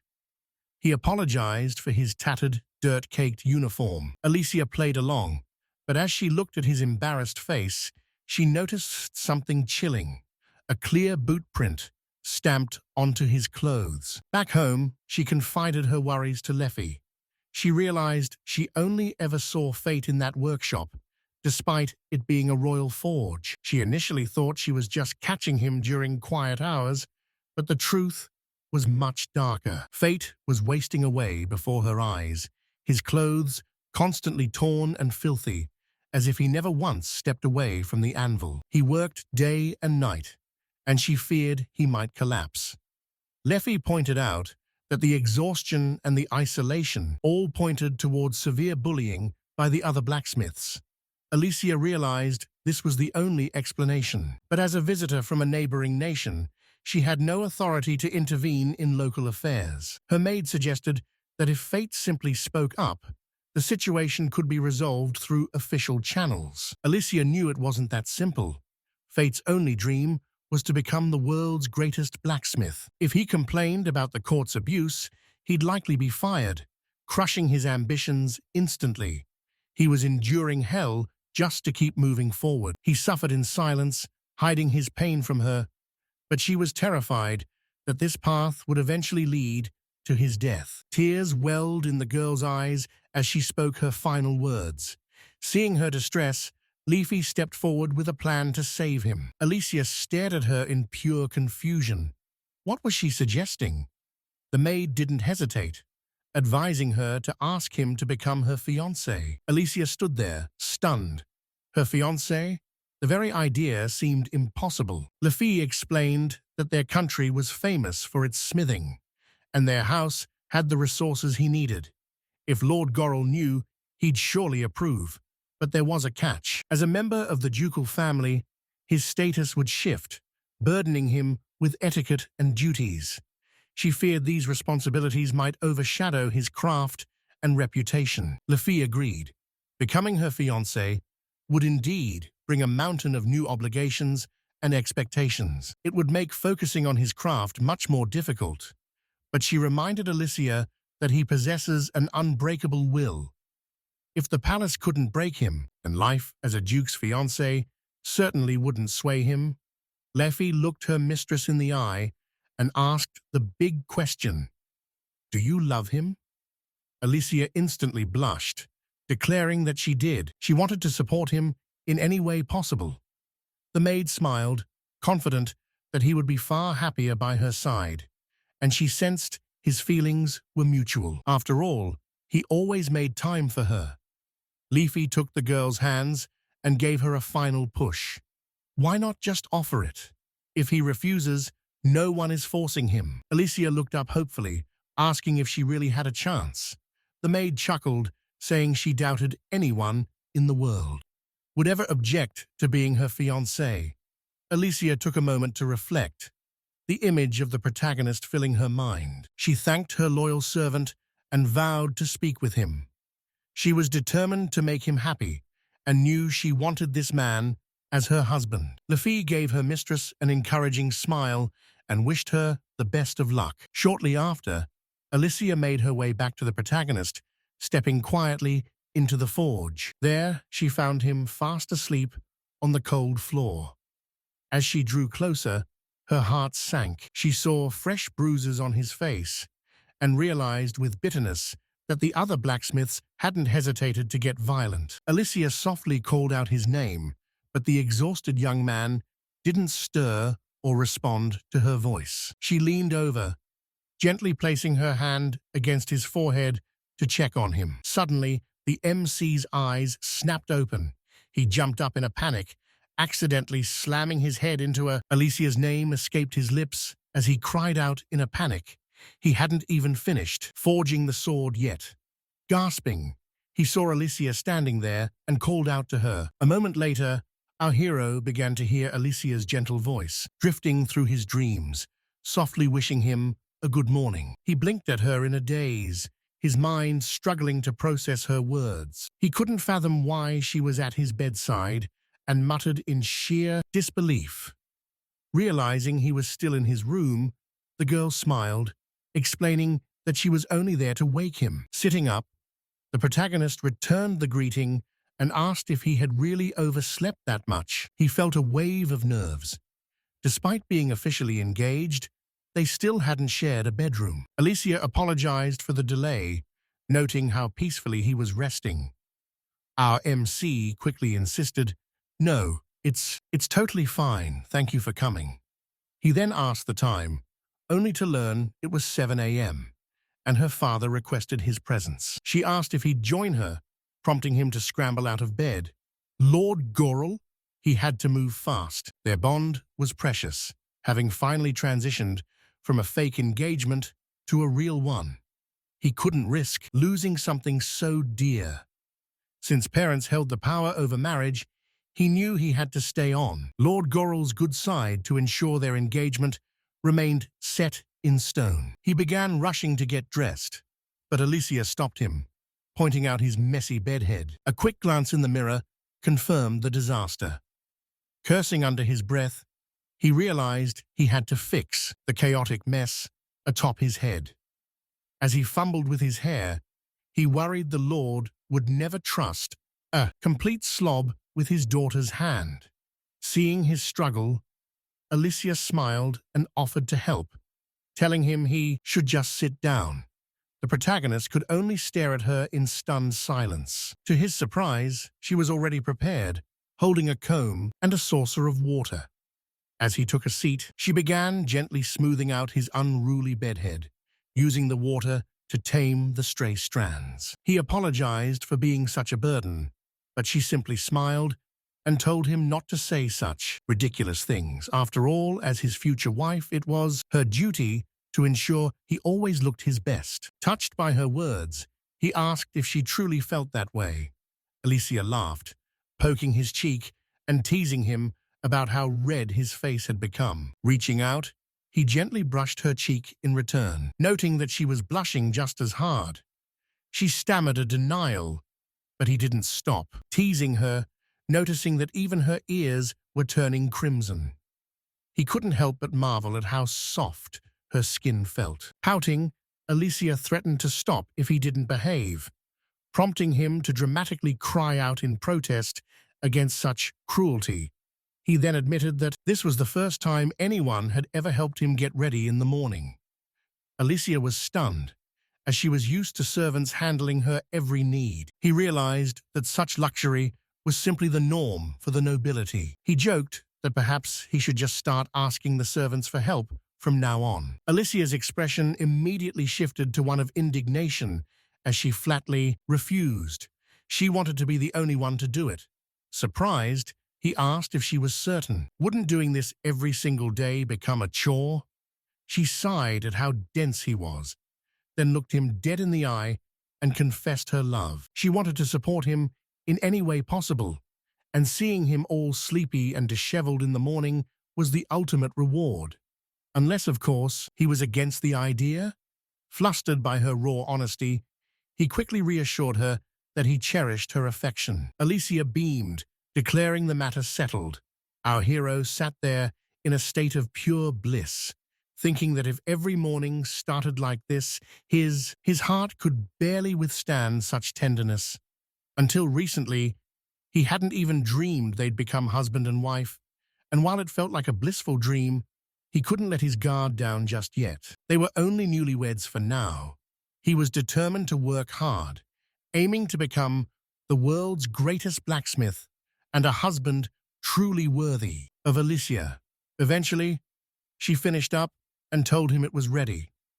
Looking in the mirror, he ran a hand through his hair and praised her for the excellent job. She noted his hair was still damp and reminded him to use wind magic to dry it. He obliged immediately. The girl then set his clean clothes on a chair. The protagonist thanked her sincerely for her constant care and concern. He then awkwardly asked if she could step outside while he changed. Alysia turned beet red and rushed out of the room, leaving him wondering sheepishly if every morning would be this chaotic. Later, they arrived at Goral's place and apologized for the delay. The Lord noticed their tardiness and asked if something had gone wrong. The protagonist apologized again, explaining he was simply busy making himself presentable for their important meeting. Suddenly, the door creaked open, and Leffy blurted out that they had actually spent the entire morning flirting with each other. She slammed the door shut, leaving the entire room in a stunned, awkward silence. Goral, visibly embarrassed and with a slight blush on his cheeks, could only manage a quiet, "I see." He told them not to worry about being early, then teasingly asked if they really hadn't done anything wrong. The MC frantically shouted in embarrassment. He insisted it was a total misunderstanding. Alysia had only helped him comb his hair. The Lord remarked that if that was all, then it was perfectly fine. Moving on, Goral apologized for the early summons, explaining he had business later and wanted to speak now. He suggested they get to the heart of the matter. He turned to the young man and asked if he was still interested in receiving a noble education. The protagonist agreed instantly, remembering his failure at the recent ball. He felt he had disgraced himself that day with his poor manners and lack of dancing skills.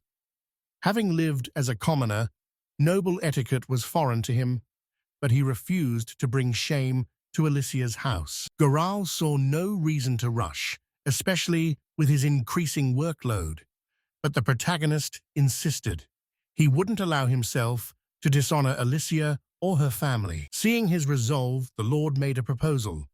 Alysia herself would be the one to handle his training. Since she was more than capable, it would be easier for him to study with his loved one in his spare time. Alysia beamed with pure joy at her father's suggestion, thrilled by the idea of spending even more time together during their study sessions. Fate replied that he had no objections. In fact, he was incredibly grateful for the offer. Goral reminded him not to overdo it, noting that his primary responsibility was still the forge. Fate nodded in agreement, promising to keep his priorities in check. With that settled, the Lord declared it was time to move on to a far more pressing matter. He handed the protagonist a catalogue, explaining that they needed to select a location for his new shop and residence. Goral had prepared several options for him to choose from, earning him Fate's silent gratitude. He realized that he and Alysia hadn't even decided on a timeline or a location for the workshop yet. As they began reviewing the listings together,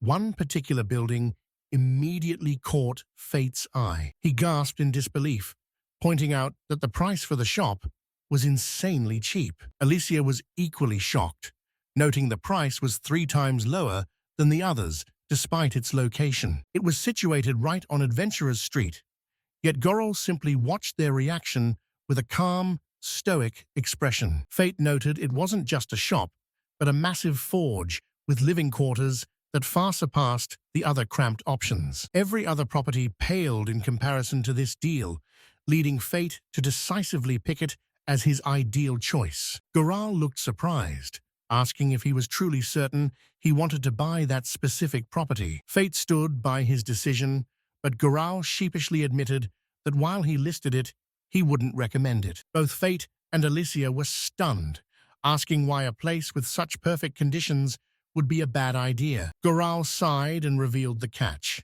The building was supposedly haunted by a ghost. Fate blinked in bewilderment, asking for clarification, while Alysia's face instantly drained of color. She turned pale as a sheet at the mention of a spirit, though Fate didn't quite grasp the danger yet. To him, fighting monsters was second nature, but a supernatural haunting was a completely different story. Fine, but ghosts don't exist, Goral muttered. Apparently, the rumors were persistent. Every previous owner had fled the property in terror. They abandoned the shop, convinced it was cursed by a vengeful spirit. Our hero was skeptical. The Lord explained that a blacksmith had once died there during his shift. Now, his restless soul supposedly haunts the forge, scaring off any potential buyers. Alysia was furious and terrified, demanding to know why her father would suggest such a macabre place. Goral sheepishly admitted the equipment was top tier, making it a necessary option to present. Our protagonist offered a calm smile, stating he didn't believe in the supernatural or mysticism at all. While Alysia remained panicked and confused, the MC countered that this was clearly their best bet. He argued that those ghost stories were likely nothing more than baseless rumors. If others fled, he assumed it was mere coincidence. He realized that passing up a gold mine just because of some silly folklore would be a massive mistake, especially given the prime location. Situated on the edge of Adventure Street, it was the ideal hub for business. Opening a workshop here meant he'd be right in the middle of his target demographic. To become the ultimate blacksmith and prove himself worthy of Alysia, he couldn't settle for a failing shop in a quiet alley. He needed the best, and this spot was it. Seeing that Goral and Alysia were still visibly shaken, he decided to ease off. He suggested they at least tour the facility before deciding. Goral was baffled. Was this kid really not afraid? The MC explained that a ghostly monster would be a threat, but a simple ghost? That was nothing.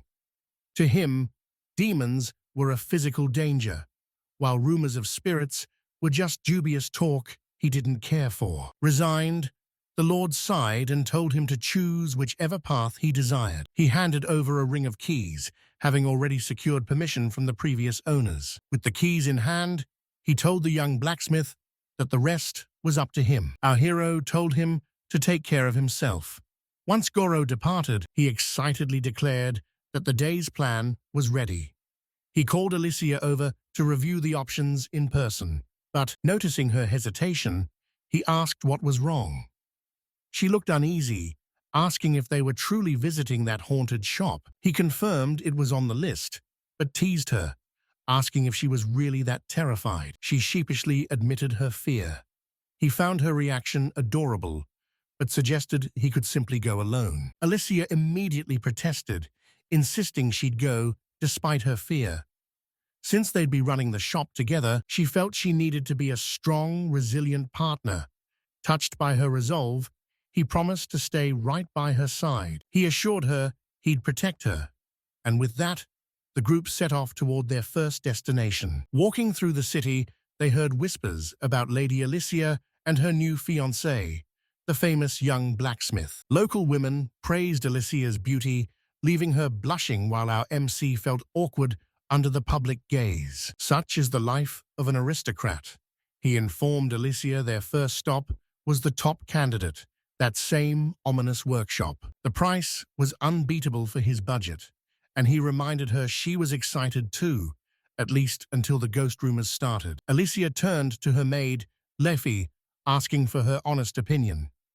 Leffy didn't believe in ghosts, but the rumors were dark. Beyond simple hauntings, people whispered that previous residents had actually lost their minds there. Tales of ghostly metal clanking at night and disappearing food were just the tip of the iceberg. While some stories were likely fabrications, Leafy advised against risking their lives on a cursed property. Our MC listened intently, though he remained skeptical about how scary a building could truly be. They finally arrived, and Leffy was surprised that the structure looked even more impressive than the blueprints. Alysia, however, was pale as a sheet, whispering that ominous was a better word for it.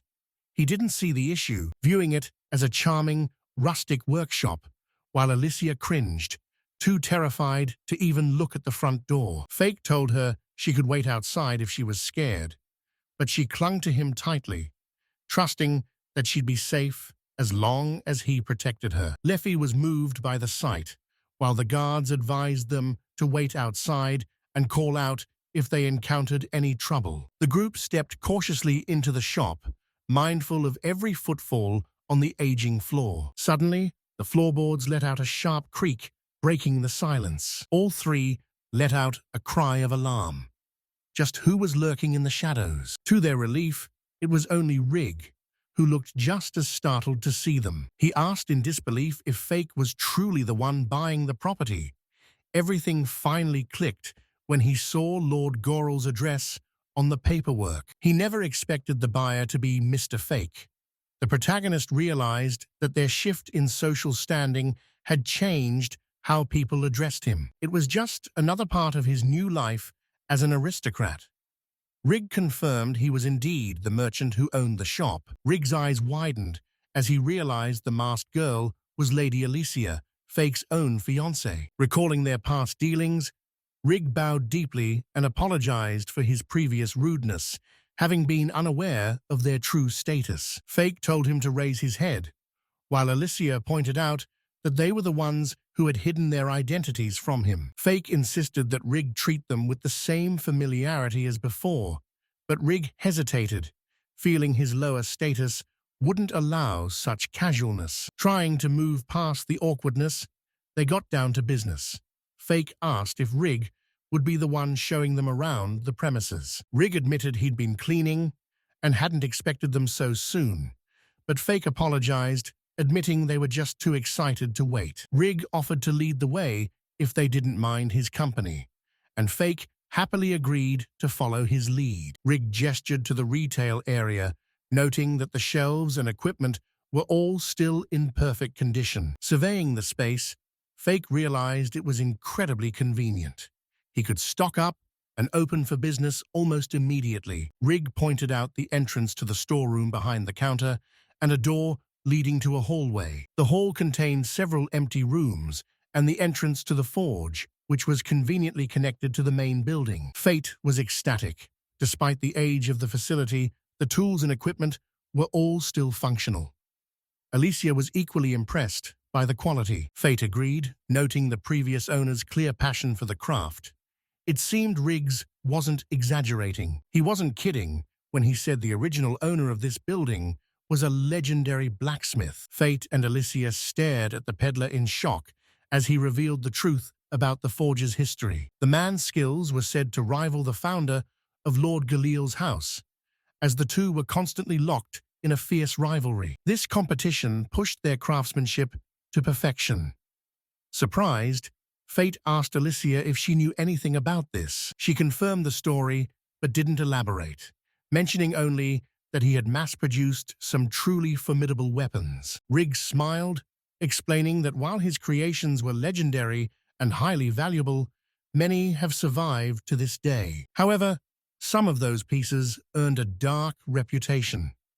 In his final years, the blacksmith's dedication turned into a descent into madness. Alysia whispered in realization, "Cursed weapons." Riggs nodded grimly, confirming that the Bastl swords are widely feared as cursed relics. Fate recalled hearing about them as the peddler continued to explain the dark rumors surrounding the blades. These swords are lethal, said to have absorbed the creator's malice, allowing them to slowly corrupt the mind of whoever wields them. He gestured toward a glass frame on the wall, revealing that the sword hanging there was one of Bastl's own creations. Fate tried to respond, but a sudden, agonizing headache forced him to clutch his forehead in pain. Alysia rushed to his side, asking if he was all right. Fate assured her it was just a momentary lapse. A sharp sting had pierced his mind, but he brushed it off. Riggs, however, began to doubt if the forge was even worth selling. He admitted to hearing stories about ghosts, including a previous blacksmith who went insane and could no longer practice his craft. Fate wondered if the tales were true. Riggs added that even after the church was called in to investigate, the cause remained a mystery. Even a saint's inspection found nothing wrong. Fate knew that while magic could suppress a curse, only a wielder with an iron will could truly tame such a blade. He asked the peddler if the shop was still cursed. Riggs explained that while he wasn't sure, the legendary Bastl had bequeathed it, and the king's debt allowed the sword to remain. Our hero pondered if the rumors were true, but for now, he was skeptical.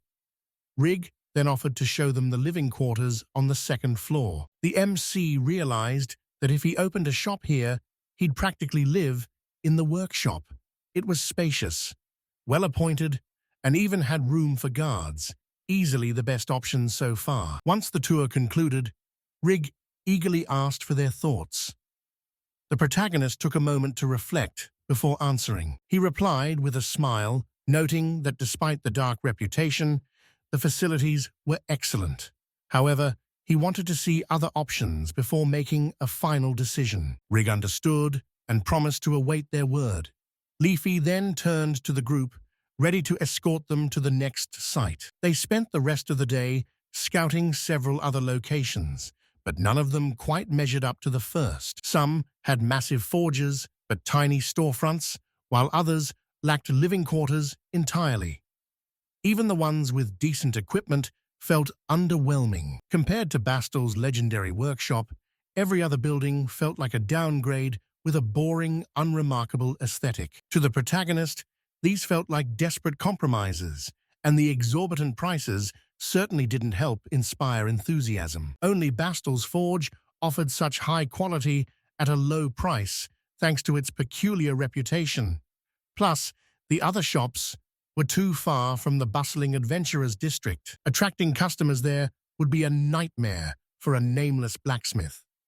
Later, as the group gathered at a cafe, Leafy asked if the first shop was still his top choice. He nodded thoughtfully, admitting it was hard to beat. He then turned to the girls to see what they thought about the place. Leafy agreed that, logic aside, the conditions were perfect.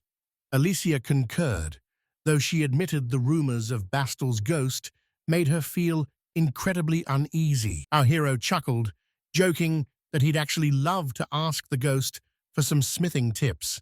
After all, Bastl was a legendary craftsman. Alysia didn't share his humor, worrying that a curse might leave him injured or, God forbid, unable to work ever again. Surprised by her genuine concern, he listened as Leafy suggested they research the forge's dark history to put their minds at ease. Alysia brightened up, agreeing that if they could prove it was safe, she'd support buying the shop so he could have the best possible workspace. Touched by her kindness, the protagonist thanked her for considering it, knowing how much the place actually spooked her. She insisted it was all for his sake, and with the girl's full support, they decided to head back to the legendary forge once more. As they approach the shop, Lefi cautiously senses a presence that isn't Rig.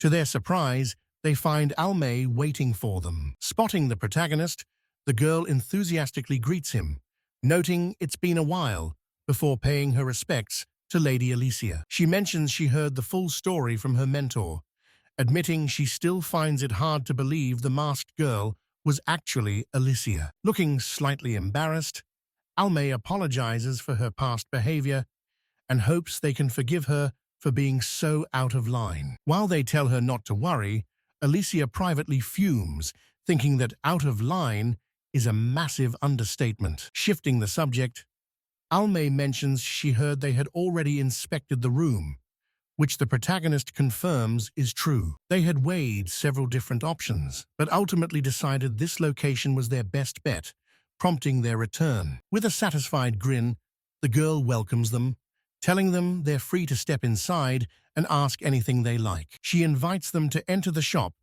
and encourages them to finally commit to the purchase. As Almay continues her aggressive sales pitch, Alysia feels herself reaching a breaking point with irritation. Rig suddenly cuts in, angrily telling the girl to stop shamelessly flirting with the boy. "I'm not flirting. Besides, he already has a fiancé," Almay retorts defensively. She acts offended, questioning how her own father could even think she would behave in such a way. Rig gives her a light smack on the head, wondering what on earth she's thinking with that attitude. He sternly reprimands her again, telling her to behave herself, leaving the girl pouting with an offended expression. Surprised by their dynamic, the protagonist asks the peddler if she's really his daughter, to which Rig clarifies her origins. He explains she's his adopted daughter, whom he rescued after she'd been abandoned, prompting Alysia to praise his noble heart. Rig dismisses the compliment as a trifle, claiming he simply couldn't leave a child behind since he'd once been in her shoes. Almay teases that he just couldn't resist her cute face, earning a sharp command to shut up as Rig turns back to the group. Finally getting down to business, Rig asks the protagonist if they've reached a final decision yet. They had scouted several locations, but this shop was clearly the superior choice. He was ready to buy. But there was just one small caveat. The peddler was overjoyed, of course, but he had to ask, was he absolutely certain about this specific property? The protagonist confirmed his decision, but for his own peace of mind, he requested a thorough inspection of the premises. Rig agreed immediately, noting that such caution was only natural for a buyer of his stature, and thanked him for the consideration. Fate asked for a final walkthrough, and the man happily obliged. As they toured the workshop again, Fate marveled at its beauty. Alysia turned to Lefi and asked her to gather intel on the property's history.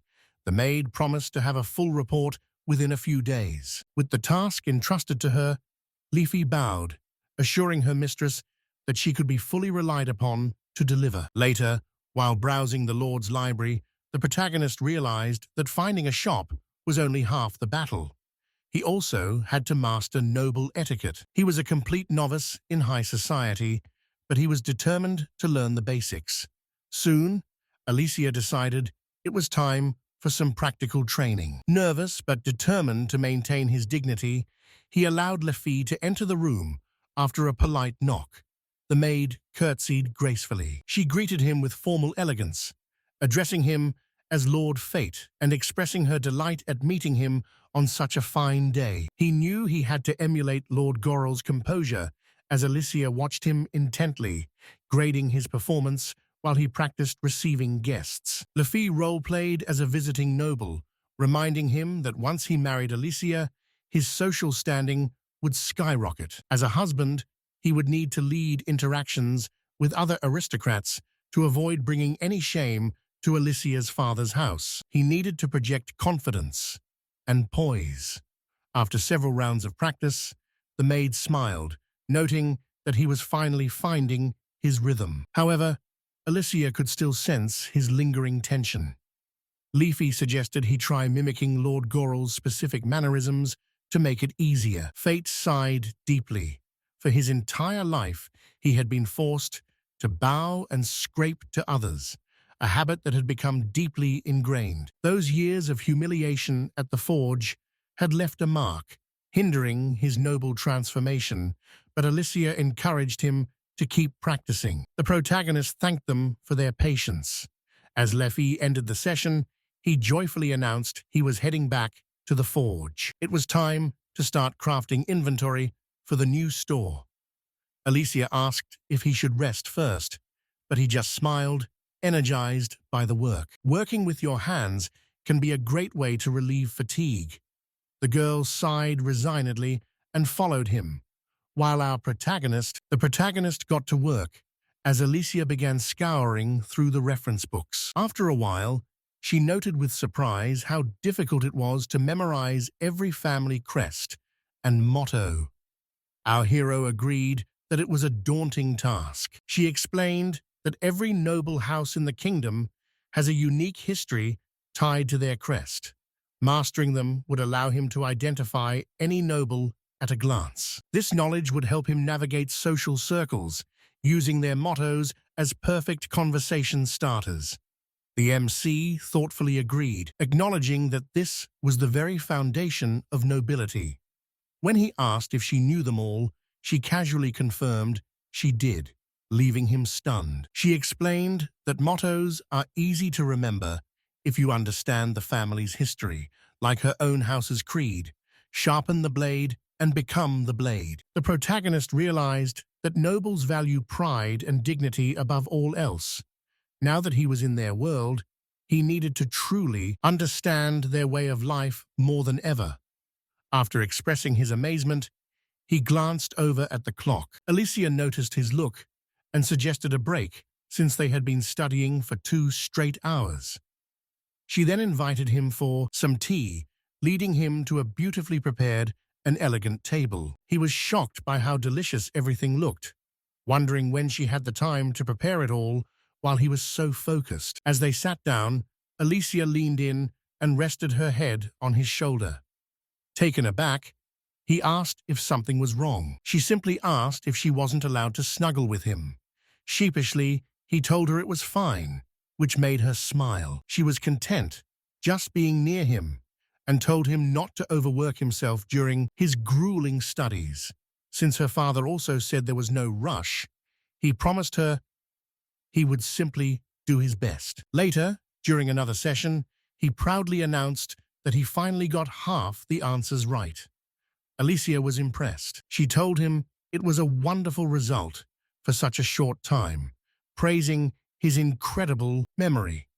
She even gave him a head pat for being such a smart boy, which immediately made the protagonist feel indignant. He asked if she saw him as a child, to which she teased that he was a very good one.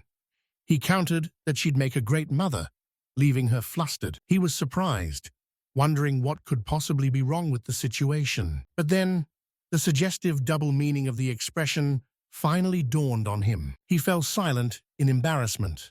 But thankfully, Leafy arrived just in time to offer a polite apology. She apologized for the intrusion, prompting the girl to ask if something was wrong.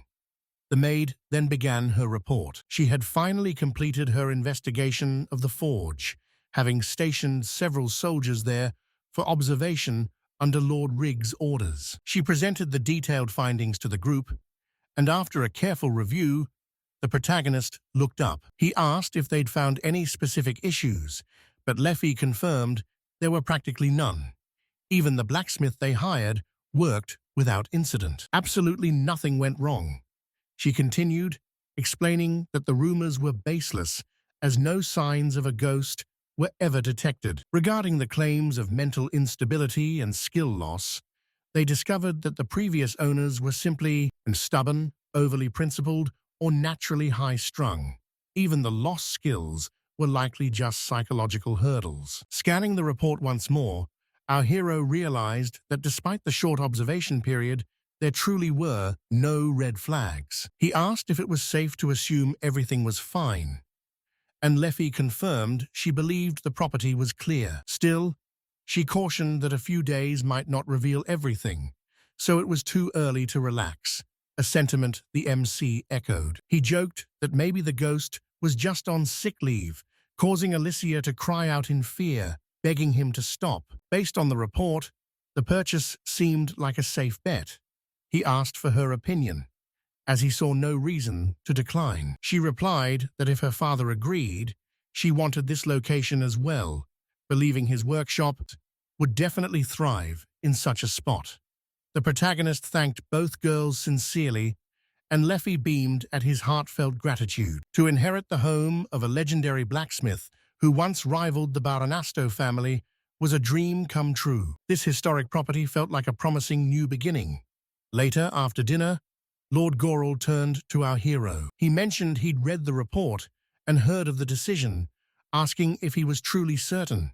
The MC didn't hesitate. He was buying the shop. The Lord gasped in disbelief. Really? You actually plan on living with a ghost? Alysia scolded her father, but Goral turned to her, questioning if she truly supported such a reckless decision. Ironically, she was originally the most opposed to the idea. However, she argued that if the investigation cleared it, then the workshop was perfect for fate. Now, fully on board, Alysia cut off her father's next objection, suggesting that if he was so worried, he should spend the night there himself. Goral stared at his daughter in confusion, before nervously asking what one is even supposed to do if they encounter a spirit. Fate looked back at him and simply suggested trying to start a dialogue.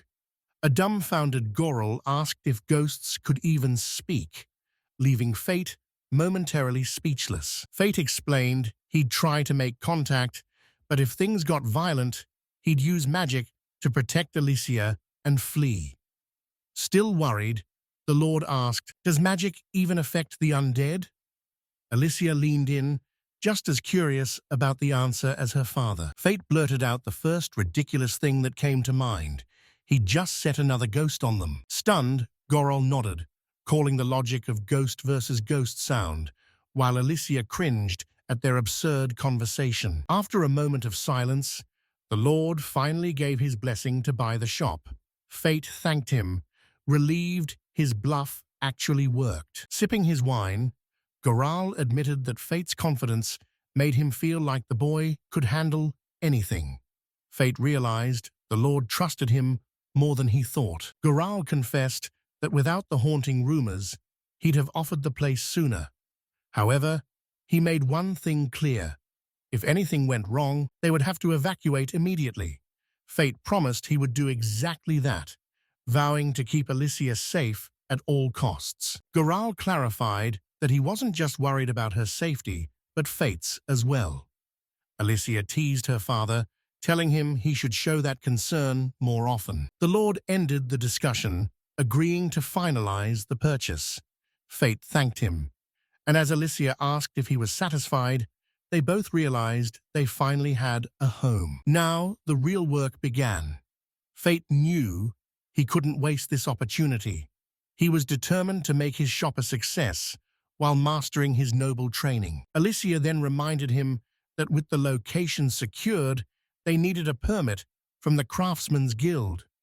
Fate realized he was completely clueless about the bureaucracy. Goral explained that the Craftsman's Guild oversees all artisans in the city, much like the Merchants Guild handles trade. Registering with them is mandatory to open a permanent shop, whereas simple marketplace trading is much less formal. While a daily fee grants temporary selling rights, opening a permanent shop requires immediate and proper documentation. By registering with the Artisans Guild, they can officially promote the new workshop to both adventurers and fellow craftsmen. Alysia mentions that the Adventurers Guild bulletin board can even be used for a limited-time grand opening announcement. It all clicks for the protagonist.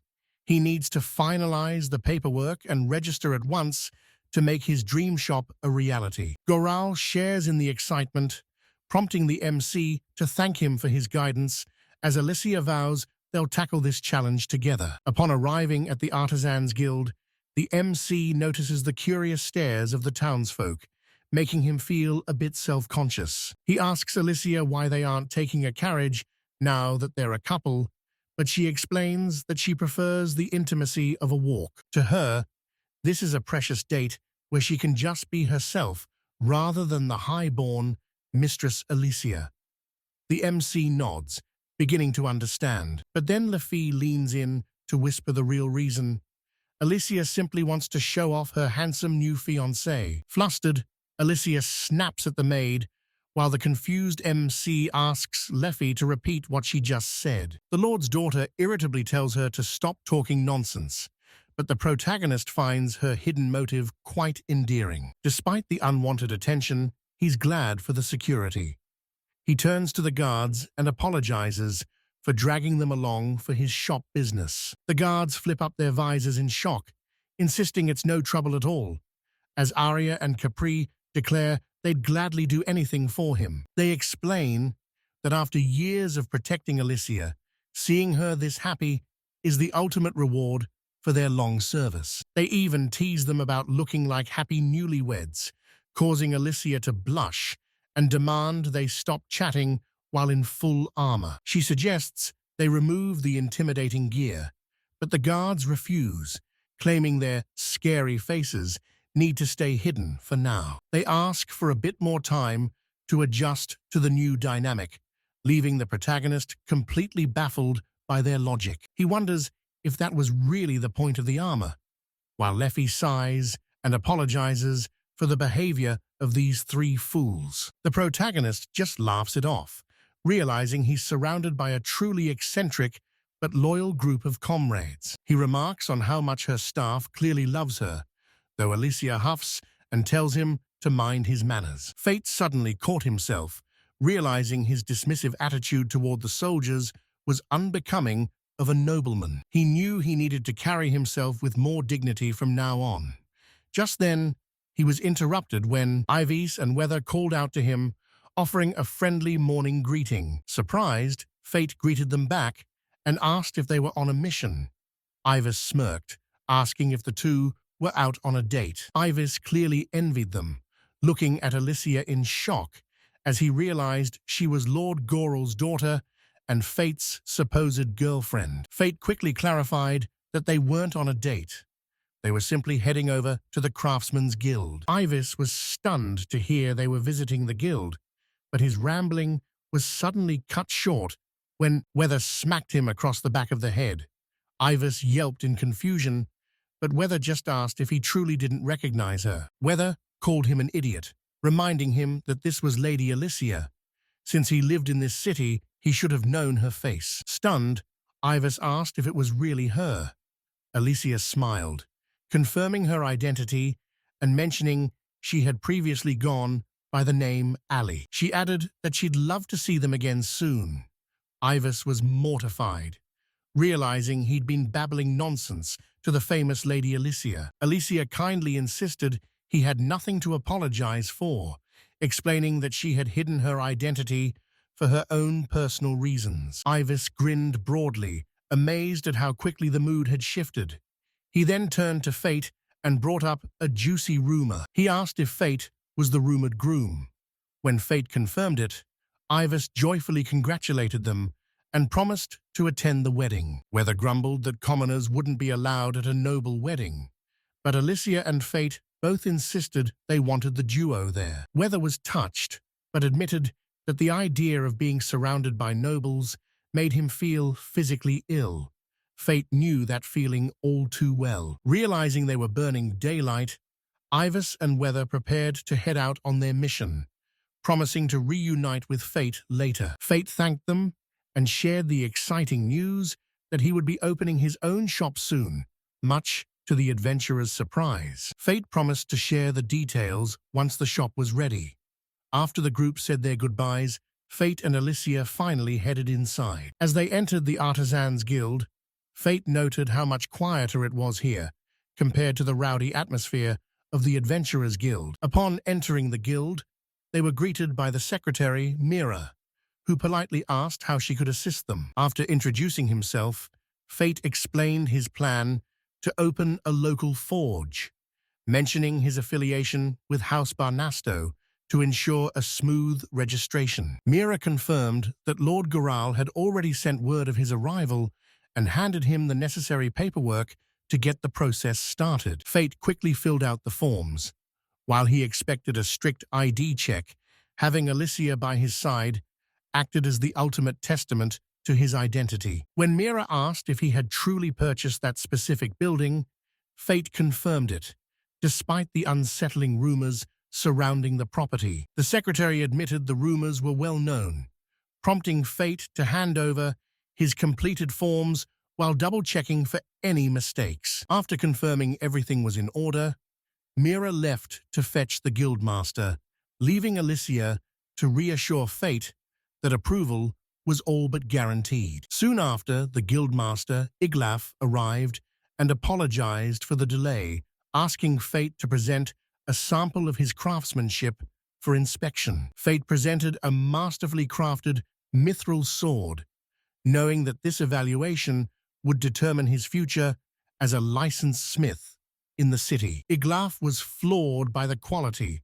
praising Fate's skill as a credit to House Barnasto before officially introducing himself as the head of the Artisans Guild. With the application approved, Fate couldn't help but admire Iglaf, noting that the man wasn't much older than himself, despite his high rank. Iglaf then turned his attention to Fate's chosen location, questioning if he was truly aware of the dark reputation following that specific forge. He spoke of the ghost smith haunting the shop, hoping Fate could finally dispel the curse, though Fate remained curious about the story's origin. Iglaf explained that while ghosts might be fiction, the fact that a legendary blacksmith died at that anvil was very real, urging Fate to stay vigilant. Fate promised to be careful as Iglaf handed over his official license, instructing him to display it proudly within his new workshop. Once outside, Fate admitted the warnings were unsettling.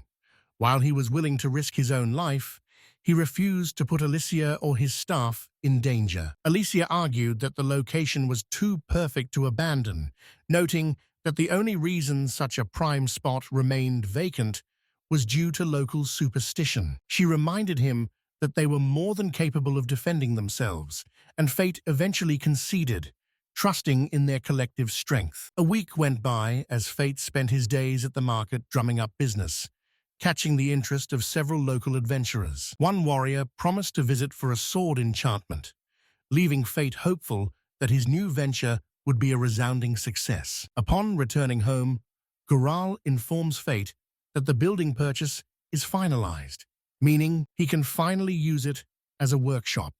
After Fate offers his thanks, the Lord warns him not to overwork himself, noting that Alysia mentioned his habit of taking on too much. Fate insists he can handle it, but Goral reminds him that a true master must also master self-care. He advises Fate not to rush and to delegate tasks to Leffy or the soldiers, as management is vital for any business. Fate agrees, realizing he shouldn't be shy about asking the guards for help. Taking the opportunity, he asks the Lord for a specific favor. Fate explains he wants to upgrade the guards' equipment and asks if he has the authority to do so. A surprised Goral asks for clarification. The soldiers' swords, Fate confirms, explaining that since they use standard-issue gear, he wants to provide them with something more reliable as a thank you. While their current blades are decent, he worries about future threats and wants to gift the three guards superior custom weapons. The Lord agrees, though he cautions against giving them gear that's too powerful, suggesting it's better to upgrade their equipment gradually. Fate takes the advice to heart and thanks Alysia's father. As they leave the office, Alysia asks if the preparations are finally complete. Fate confirms they are, hoping the new building remains peaceful. Alysia reassures him that Leffy and the soldiers have already secured the perimeter. She then asks what kind of swords he plans to give them. Fate mentions that tomorrow is training day, so he'll let the guards choose their own blades from his workshop. He knows the standard Ilian mithril steel isn't enough. To give them something better, he'll have to forge them himself. He explains that while the base material is the same, his versions will have superior enchantments and masterful forging, surpassing even the finest mithril steel. Alysia is certain they'll be thrilled, as several guards were already looking to replace their old gear. Fate smiles, glad to know his timing couldn't have been more perfect. The following morning, the protagonist heads down to the training grounds to meet with the guards. He spots the trio, Cabri, Arya, and Sis, all of whom appear to be in their early 20s. Noticing his arrival, the men greet their master, surprised to see him at the practice field. Fate observed the guards. Though they were similar in age, their powerful physiques clearly marked them as seasoned soldiers. Fate approached them, asking for a moment of their time, and the men were more than happy to listen to what he had to say. He explained that after speaking with the Lord, they would remain his guards, and he wanted to do something to show his appreciation. Arya claimed that protecting them was a genuine pleasure, leaving Fate completely bewildered by the guards' choice of words. The guards joked about witnessing the newlyweds in action, forcing a flustered Fate to remind them they weren't even married yet. Caprice noted that with Lord Goral's blessing, the marriage was inevitable, causing Fate to let out a heavy, defeated sigh. He silently pleaded with them to stop the teasing, as he was already doing his best to navigate his complicated romantic life. Changing the subject, he offered them custom swords to upgrade their gear, much to the guards' utter disbelief and shock. While Arya was ecstatic to use his legendary craftsmanship, Fate modestly claimed they were only slightly better than their current ones. Caprice insisted they were more than enough, while Fate worried if the selection in his workshop would actually satisfy them. He invited them to the forge, and the guards enthusiastically declared they'd follow him to the ends of the earth for such a gift. Once inside, Fate presented a rack of high-quality weapons intended for the shop and told them to take whatever they liked. The men couldn't believe their luck, eagerly stepping forward to examine the masterfully crafted blades on display. Fate felt a bit awkward, explaining that the swords were made of Ilian mithril steel, the same material as their current gear. Sis corrected him, noting these were several levels higher in quality, while Caprice asked if they were truly getting them for free. Arya compared his old mass-produced sword to the new one, and Fate realized just how much more powerful his own enchantments were. He explained that through superior magical forging, even common materials could reach incredible heights of durability and power. He told them to choose freely, leading the grateful guards to hail him as an absolute angel and swear their lifelong loyalty. Shaking off the praise, he asked if they'd found their matches, and each man proudly presented the weapon he had chosen. Fate smiled, promising to personally maintain the enchantments whenever the magical power began to fade. They replied with smiles, signaling they understood everything. Their gratitude was immense, and they swore to wield their swords in his honor. Our protagonist chuckled, wondering if they'd always be this enthusiastic. As the men laughed, Arya told him to just let it be. She told him to let them have this moment, as they would cherish the weapons he forged. Looking at the ecstatic guards, the MC realized something. He realized that this was the most rewarding moment for any blacksmith, seeing the sheer joy on the faces of those who handle his work. He cherished this feeling even more than the forging process itself. From now on, he'd strive to bring as many smiles as possible to his future customers. A short time later, he stood before his new building, realizing it was no longer the renowned Del Forge, but his very own workshop. This was the first true step toward his dream. He'd paid for the property using the funds he earned while serving Lord Goral. The Lord had even covered the remaining balance out of gratitude. In return, the MC planned to give him a significant portion of the shop's future profits. Alysia peeked around the door to ask if the exterior cleaning was done. Noticing him staring, He admitted he still couldn't believe he owned such a prestigious shop. Alysia suggested that since the outside was ready, they should head inside to inspect the interior work. Inside, everything was perfectly organized. He noted that thanks to Alysia, Leffy, Capri, and their friends, the inventory was almost fully set up. With the displays nearly finished, he agreed that they were finally ready to begin their new journey. Suddenly, a weapon rack crashed to the floor. Startled, the protagonist wondered if it had simply fallen over on its own. A single sword slid across the room, causing Alysia to cry out in fear. He rushed to her side, asking if she was hurt, but she insisted she was fine. As they stared at the fallen rack, Alysia nervously asked if the rumors about a haunting were true. He found the idea a bit far-fetched. He joked that if a ghost really wanted to haunt them, it would have done something far more dramatic than just tipping over a rack. A real ghost would have thrown his goods into the street to make a point. He figured the swords were just unbalanced and shifted on their own. They must have simply tipped over. Alysia looked at him with a look of pure bewilderment. Then she laughed it off, admitting she must have let her imagination get the better of her. He set the rack back up and reinforced it, ensuring the weapons were secure. Now, all that was left was the final aesthetic arrangement. Once the goods were finally arranged, Alysia asked if everything looked okay. "I believe so," our protagonist replied. He noted that the wall-mounted swords were top tier, while daggers lined the shelves and inferior blades were tossed into a bargain barrel. Alysia marveled at the selection, exclaiming that his ability to forge such a wide variety of weaponry was truly impressive. He humbly replied that he merely recreates what he's seen before. Alysia then asked if the shop preparations were nearly complete. Oh right, he realized.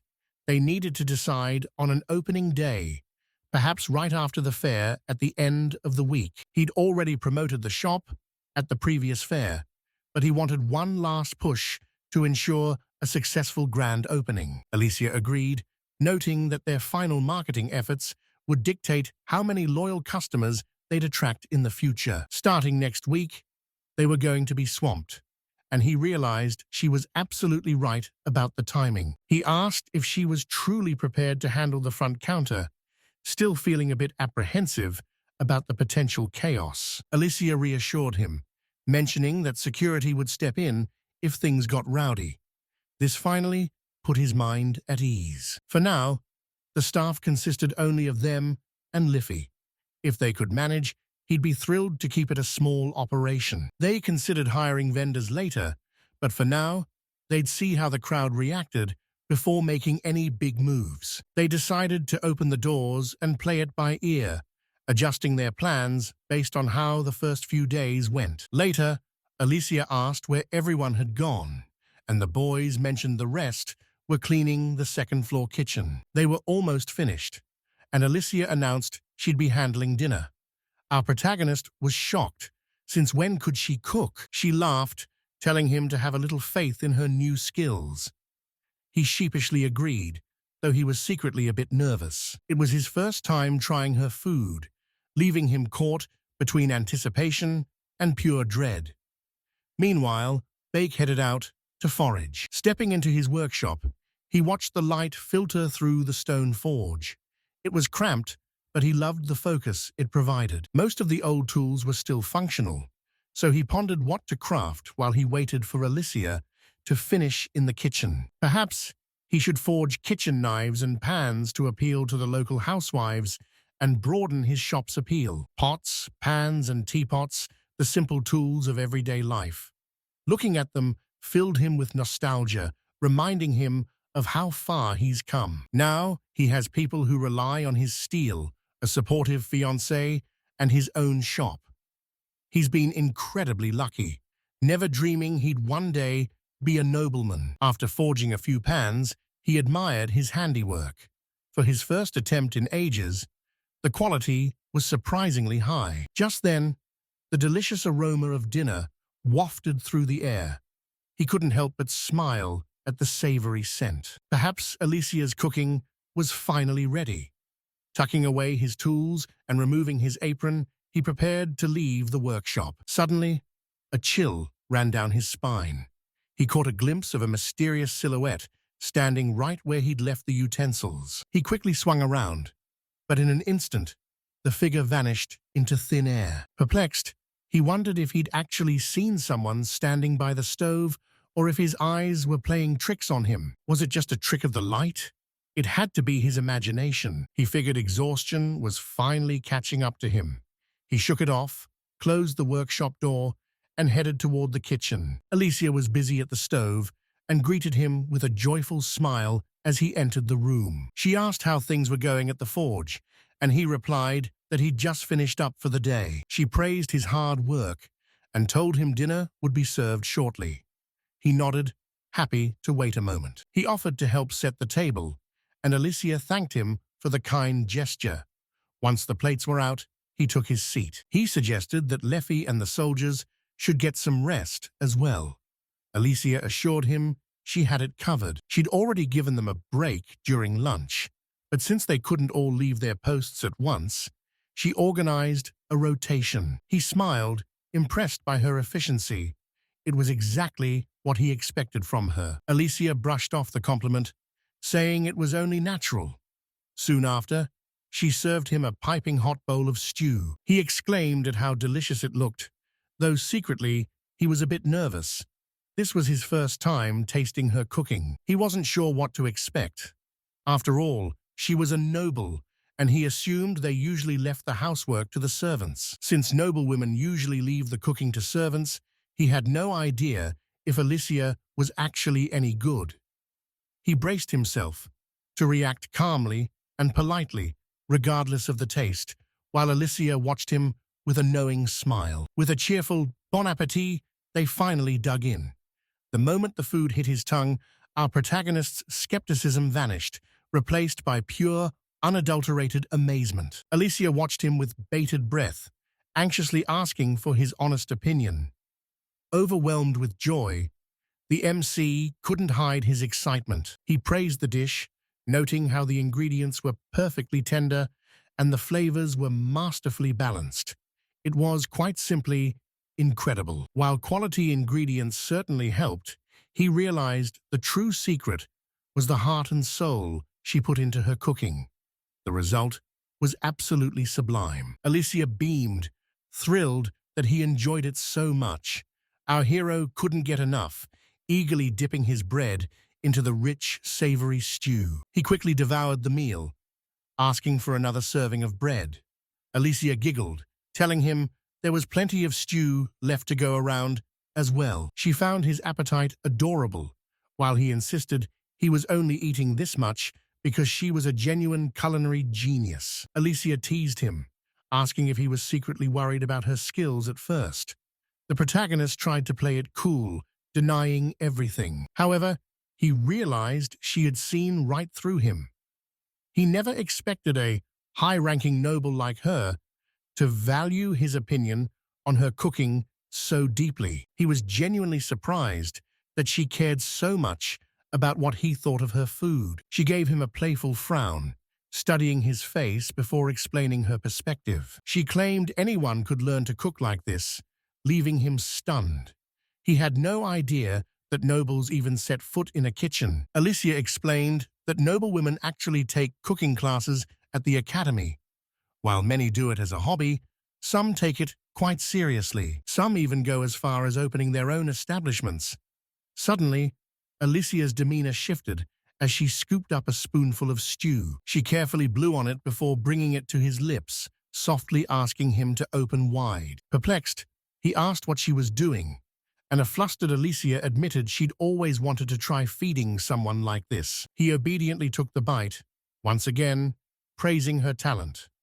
Alysia was overjoyed, but then the MC decided it was finally his turn. He took the spoon and began feeding her like a pampered child, returning the favor. The two of them continued their adorable back and forth, completely lost in their own little world. After examining the blades, Arya notes that every single weapon in the shop is of exceptional quality. Capri agrees, pointing out that such high-grade gear makes the store a prime target for thieves. Hearing this, the MC wonders if they're overreacting. After all, his top-tier inventory only consists of 10 swords forged from magical soul iron. Arya notices his pensive look and asks if something is wrong, but he assures her he's just checking the security while on break. The team confirms everything is under control as they plan their sentry positions.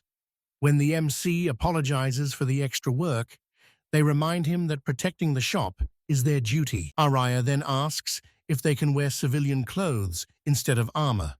The MC is confused, wondering if they'll be safe without proper protection. The guards explain that by blending in as customers, they can keep the shop's atmosphere from feeling too oppressive.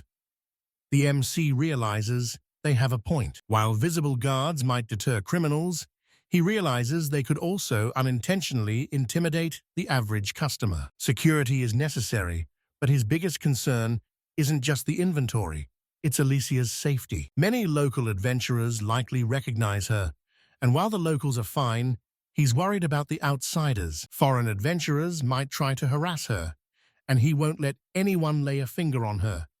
He decides a more imposing presence might be needed. He suggests keeping one guard in full armor, stationed in the back room as a deterrent.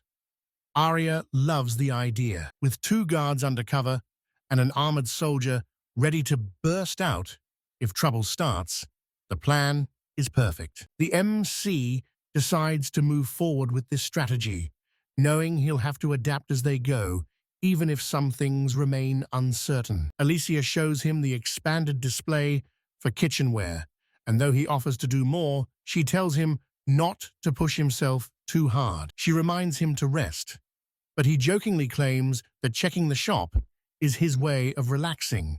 She laughs at his rest being more work, but she appreciates his dedication. He chuckles, admitting to himself that spending every break working isn't exactly a vacation. However, just seeing Alysia's smile gives him more energy than any nap ever could. Noticing his intense stare, she asks him what's up. When she asks what's wrong, he simply tells her that looking at her face is his favorite remedy. Embarrassed by the sudden flirting, she tells him to hush before everyone in the shop hears his cheesy lines. The protagonist caught himself. Teasing her had become a habit, though every word he spoke was the honest truth. Even the guards felt a flush of embarrassment hearing him speak those bold words out loud. They eventually laughed it off, with Capri and Arya remarking that the couple should be left alone to serve as the house's pillars. Leffy agreed, urging everyone to ignore the pair and let them continue flirting to their heart's content. Our hero thought irritably about how he was the only one embarrassed, realizing that teasing Alysia would only backfire on him now. He turned and told her he'd see her later before making a quick escape, leaving the girl wondering if he was really just going to ditch her. As time passed, the shop's grand opening drew near. While selling swords at the fair, he'd already spread the word to his adventurer contacts. Tomorrow was finally the big day. After performing his final checks to ensure everything was perfect, he realized he couldn't leave anything to chance. He decided to spend the night at the shop to prepare for an early start, a move Arya noted was incredibly thorough. Because of his ties to the Barnasto household, guards were already stationed there in shifts to protect the valuable merchandise from theft. When he informed Alysia of his plan, he suggested she head back to the mansion for her own safety, but she immediately protested. She insisted on staying, and Leffy revealed that her change of clothes had already been delivered so she could stay with her fiancé. Alysia told him that with Capri and the others around, she'd be perfectly safe, especially since Leffy and the A-rank guards were so formidable. The guards promised to protect the couple's private time, while Leffy teased that she'd already prepared a bedroom for them. She told them to use the room however they wished, leaving the young lovers absolutely shocked and indignant. Leffy claimed she was just looking out for their comfort, and since they were engaged, the guards were genuinely happy for the newlyweds. Burning with shame, The protagonist worried about noble etiquette, but since they weren't planning anything extra, he figured it was fine. Trying to calm his nerves, he looked at Alysia, who sheepishly asked if he'd be uncomfortable sharing a room with her. He told her that if she didn't mind, then neither did he, and so it was settled. They would be sleeping in the same room. The guards told him to call if he needed anything from their nearby room, while Leffy saw them off with a suggestive, "Good evening." Magnus asked if Alysia was already inside, and the maid confirmed she was getting ready for bed. He could only manage a nervous mumble in response. He hadn't planned on anything happening, but his heart began to race. He knew this day would eventually come, but the reality was finally setting in. He just hadn't expected it to happen quite like this. Leafy told him that if they needed anything at all, they should call for her immediately. She'd be stationed in the room directly below them, ready to rush up if they stomped on the floor. Magnus was taken aback, knowing that room was just a cramped, cluttered storage space. He asked if she was sure, offering her a proper guest room instead, but she insisted she liked it there. Magnus wondered if she was doing this specifically to give them privacy. Admiring her professionalism, he apologized for always being such a burden. Leffy told him not to worry, but Magnus couldn't help it. He knew her life had changed drastically because of him. The maid insisted that protecting their happiness was her true joy. However, she admitted she didn't choose the room below for work. She wanted to be close enough to hear if they started getting busy. Magnus turned bright red, instantly regretting his kind words. Every ounce of respect and gratitude he felt for her vanished in a heartbeat. Now, he was even more anxious about facing Alysia.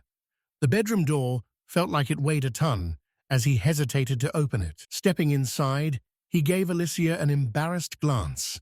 She asked if Leffy had said something strange, making Magnus realize she might have heard the whole thing. Alysia confessed that the door was slightly ajar, suggesting that the maid had left it that way on purpose. She told him to stop standing there before he caught a cold and urged him to get into bed.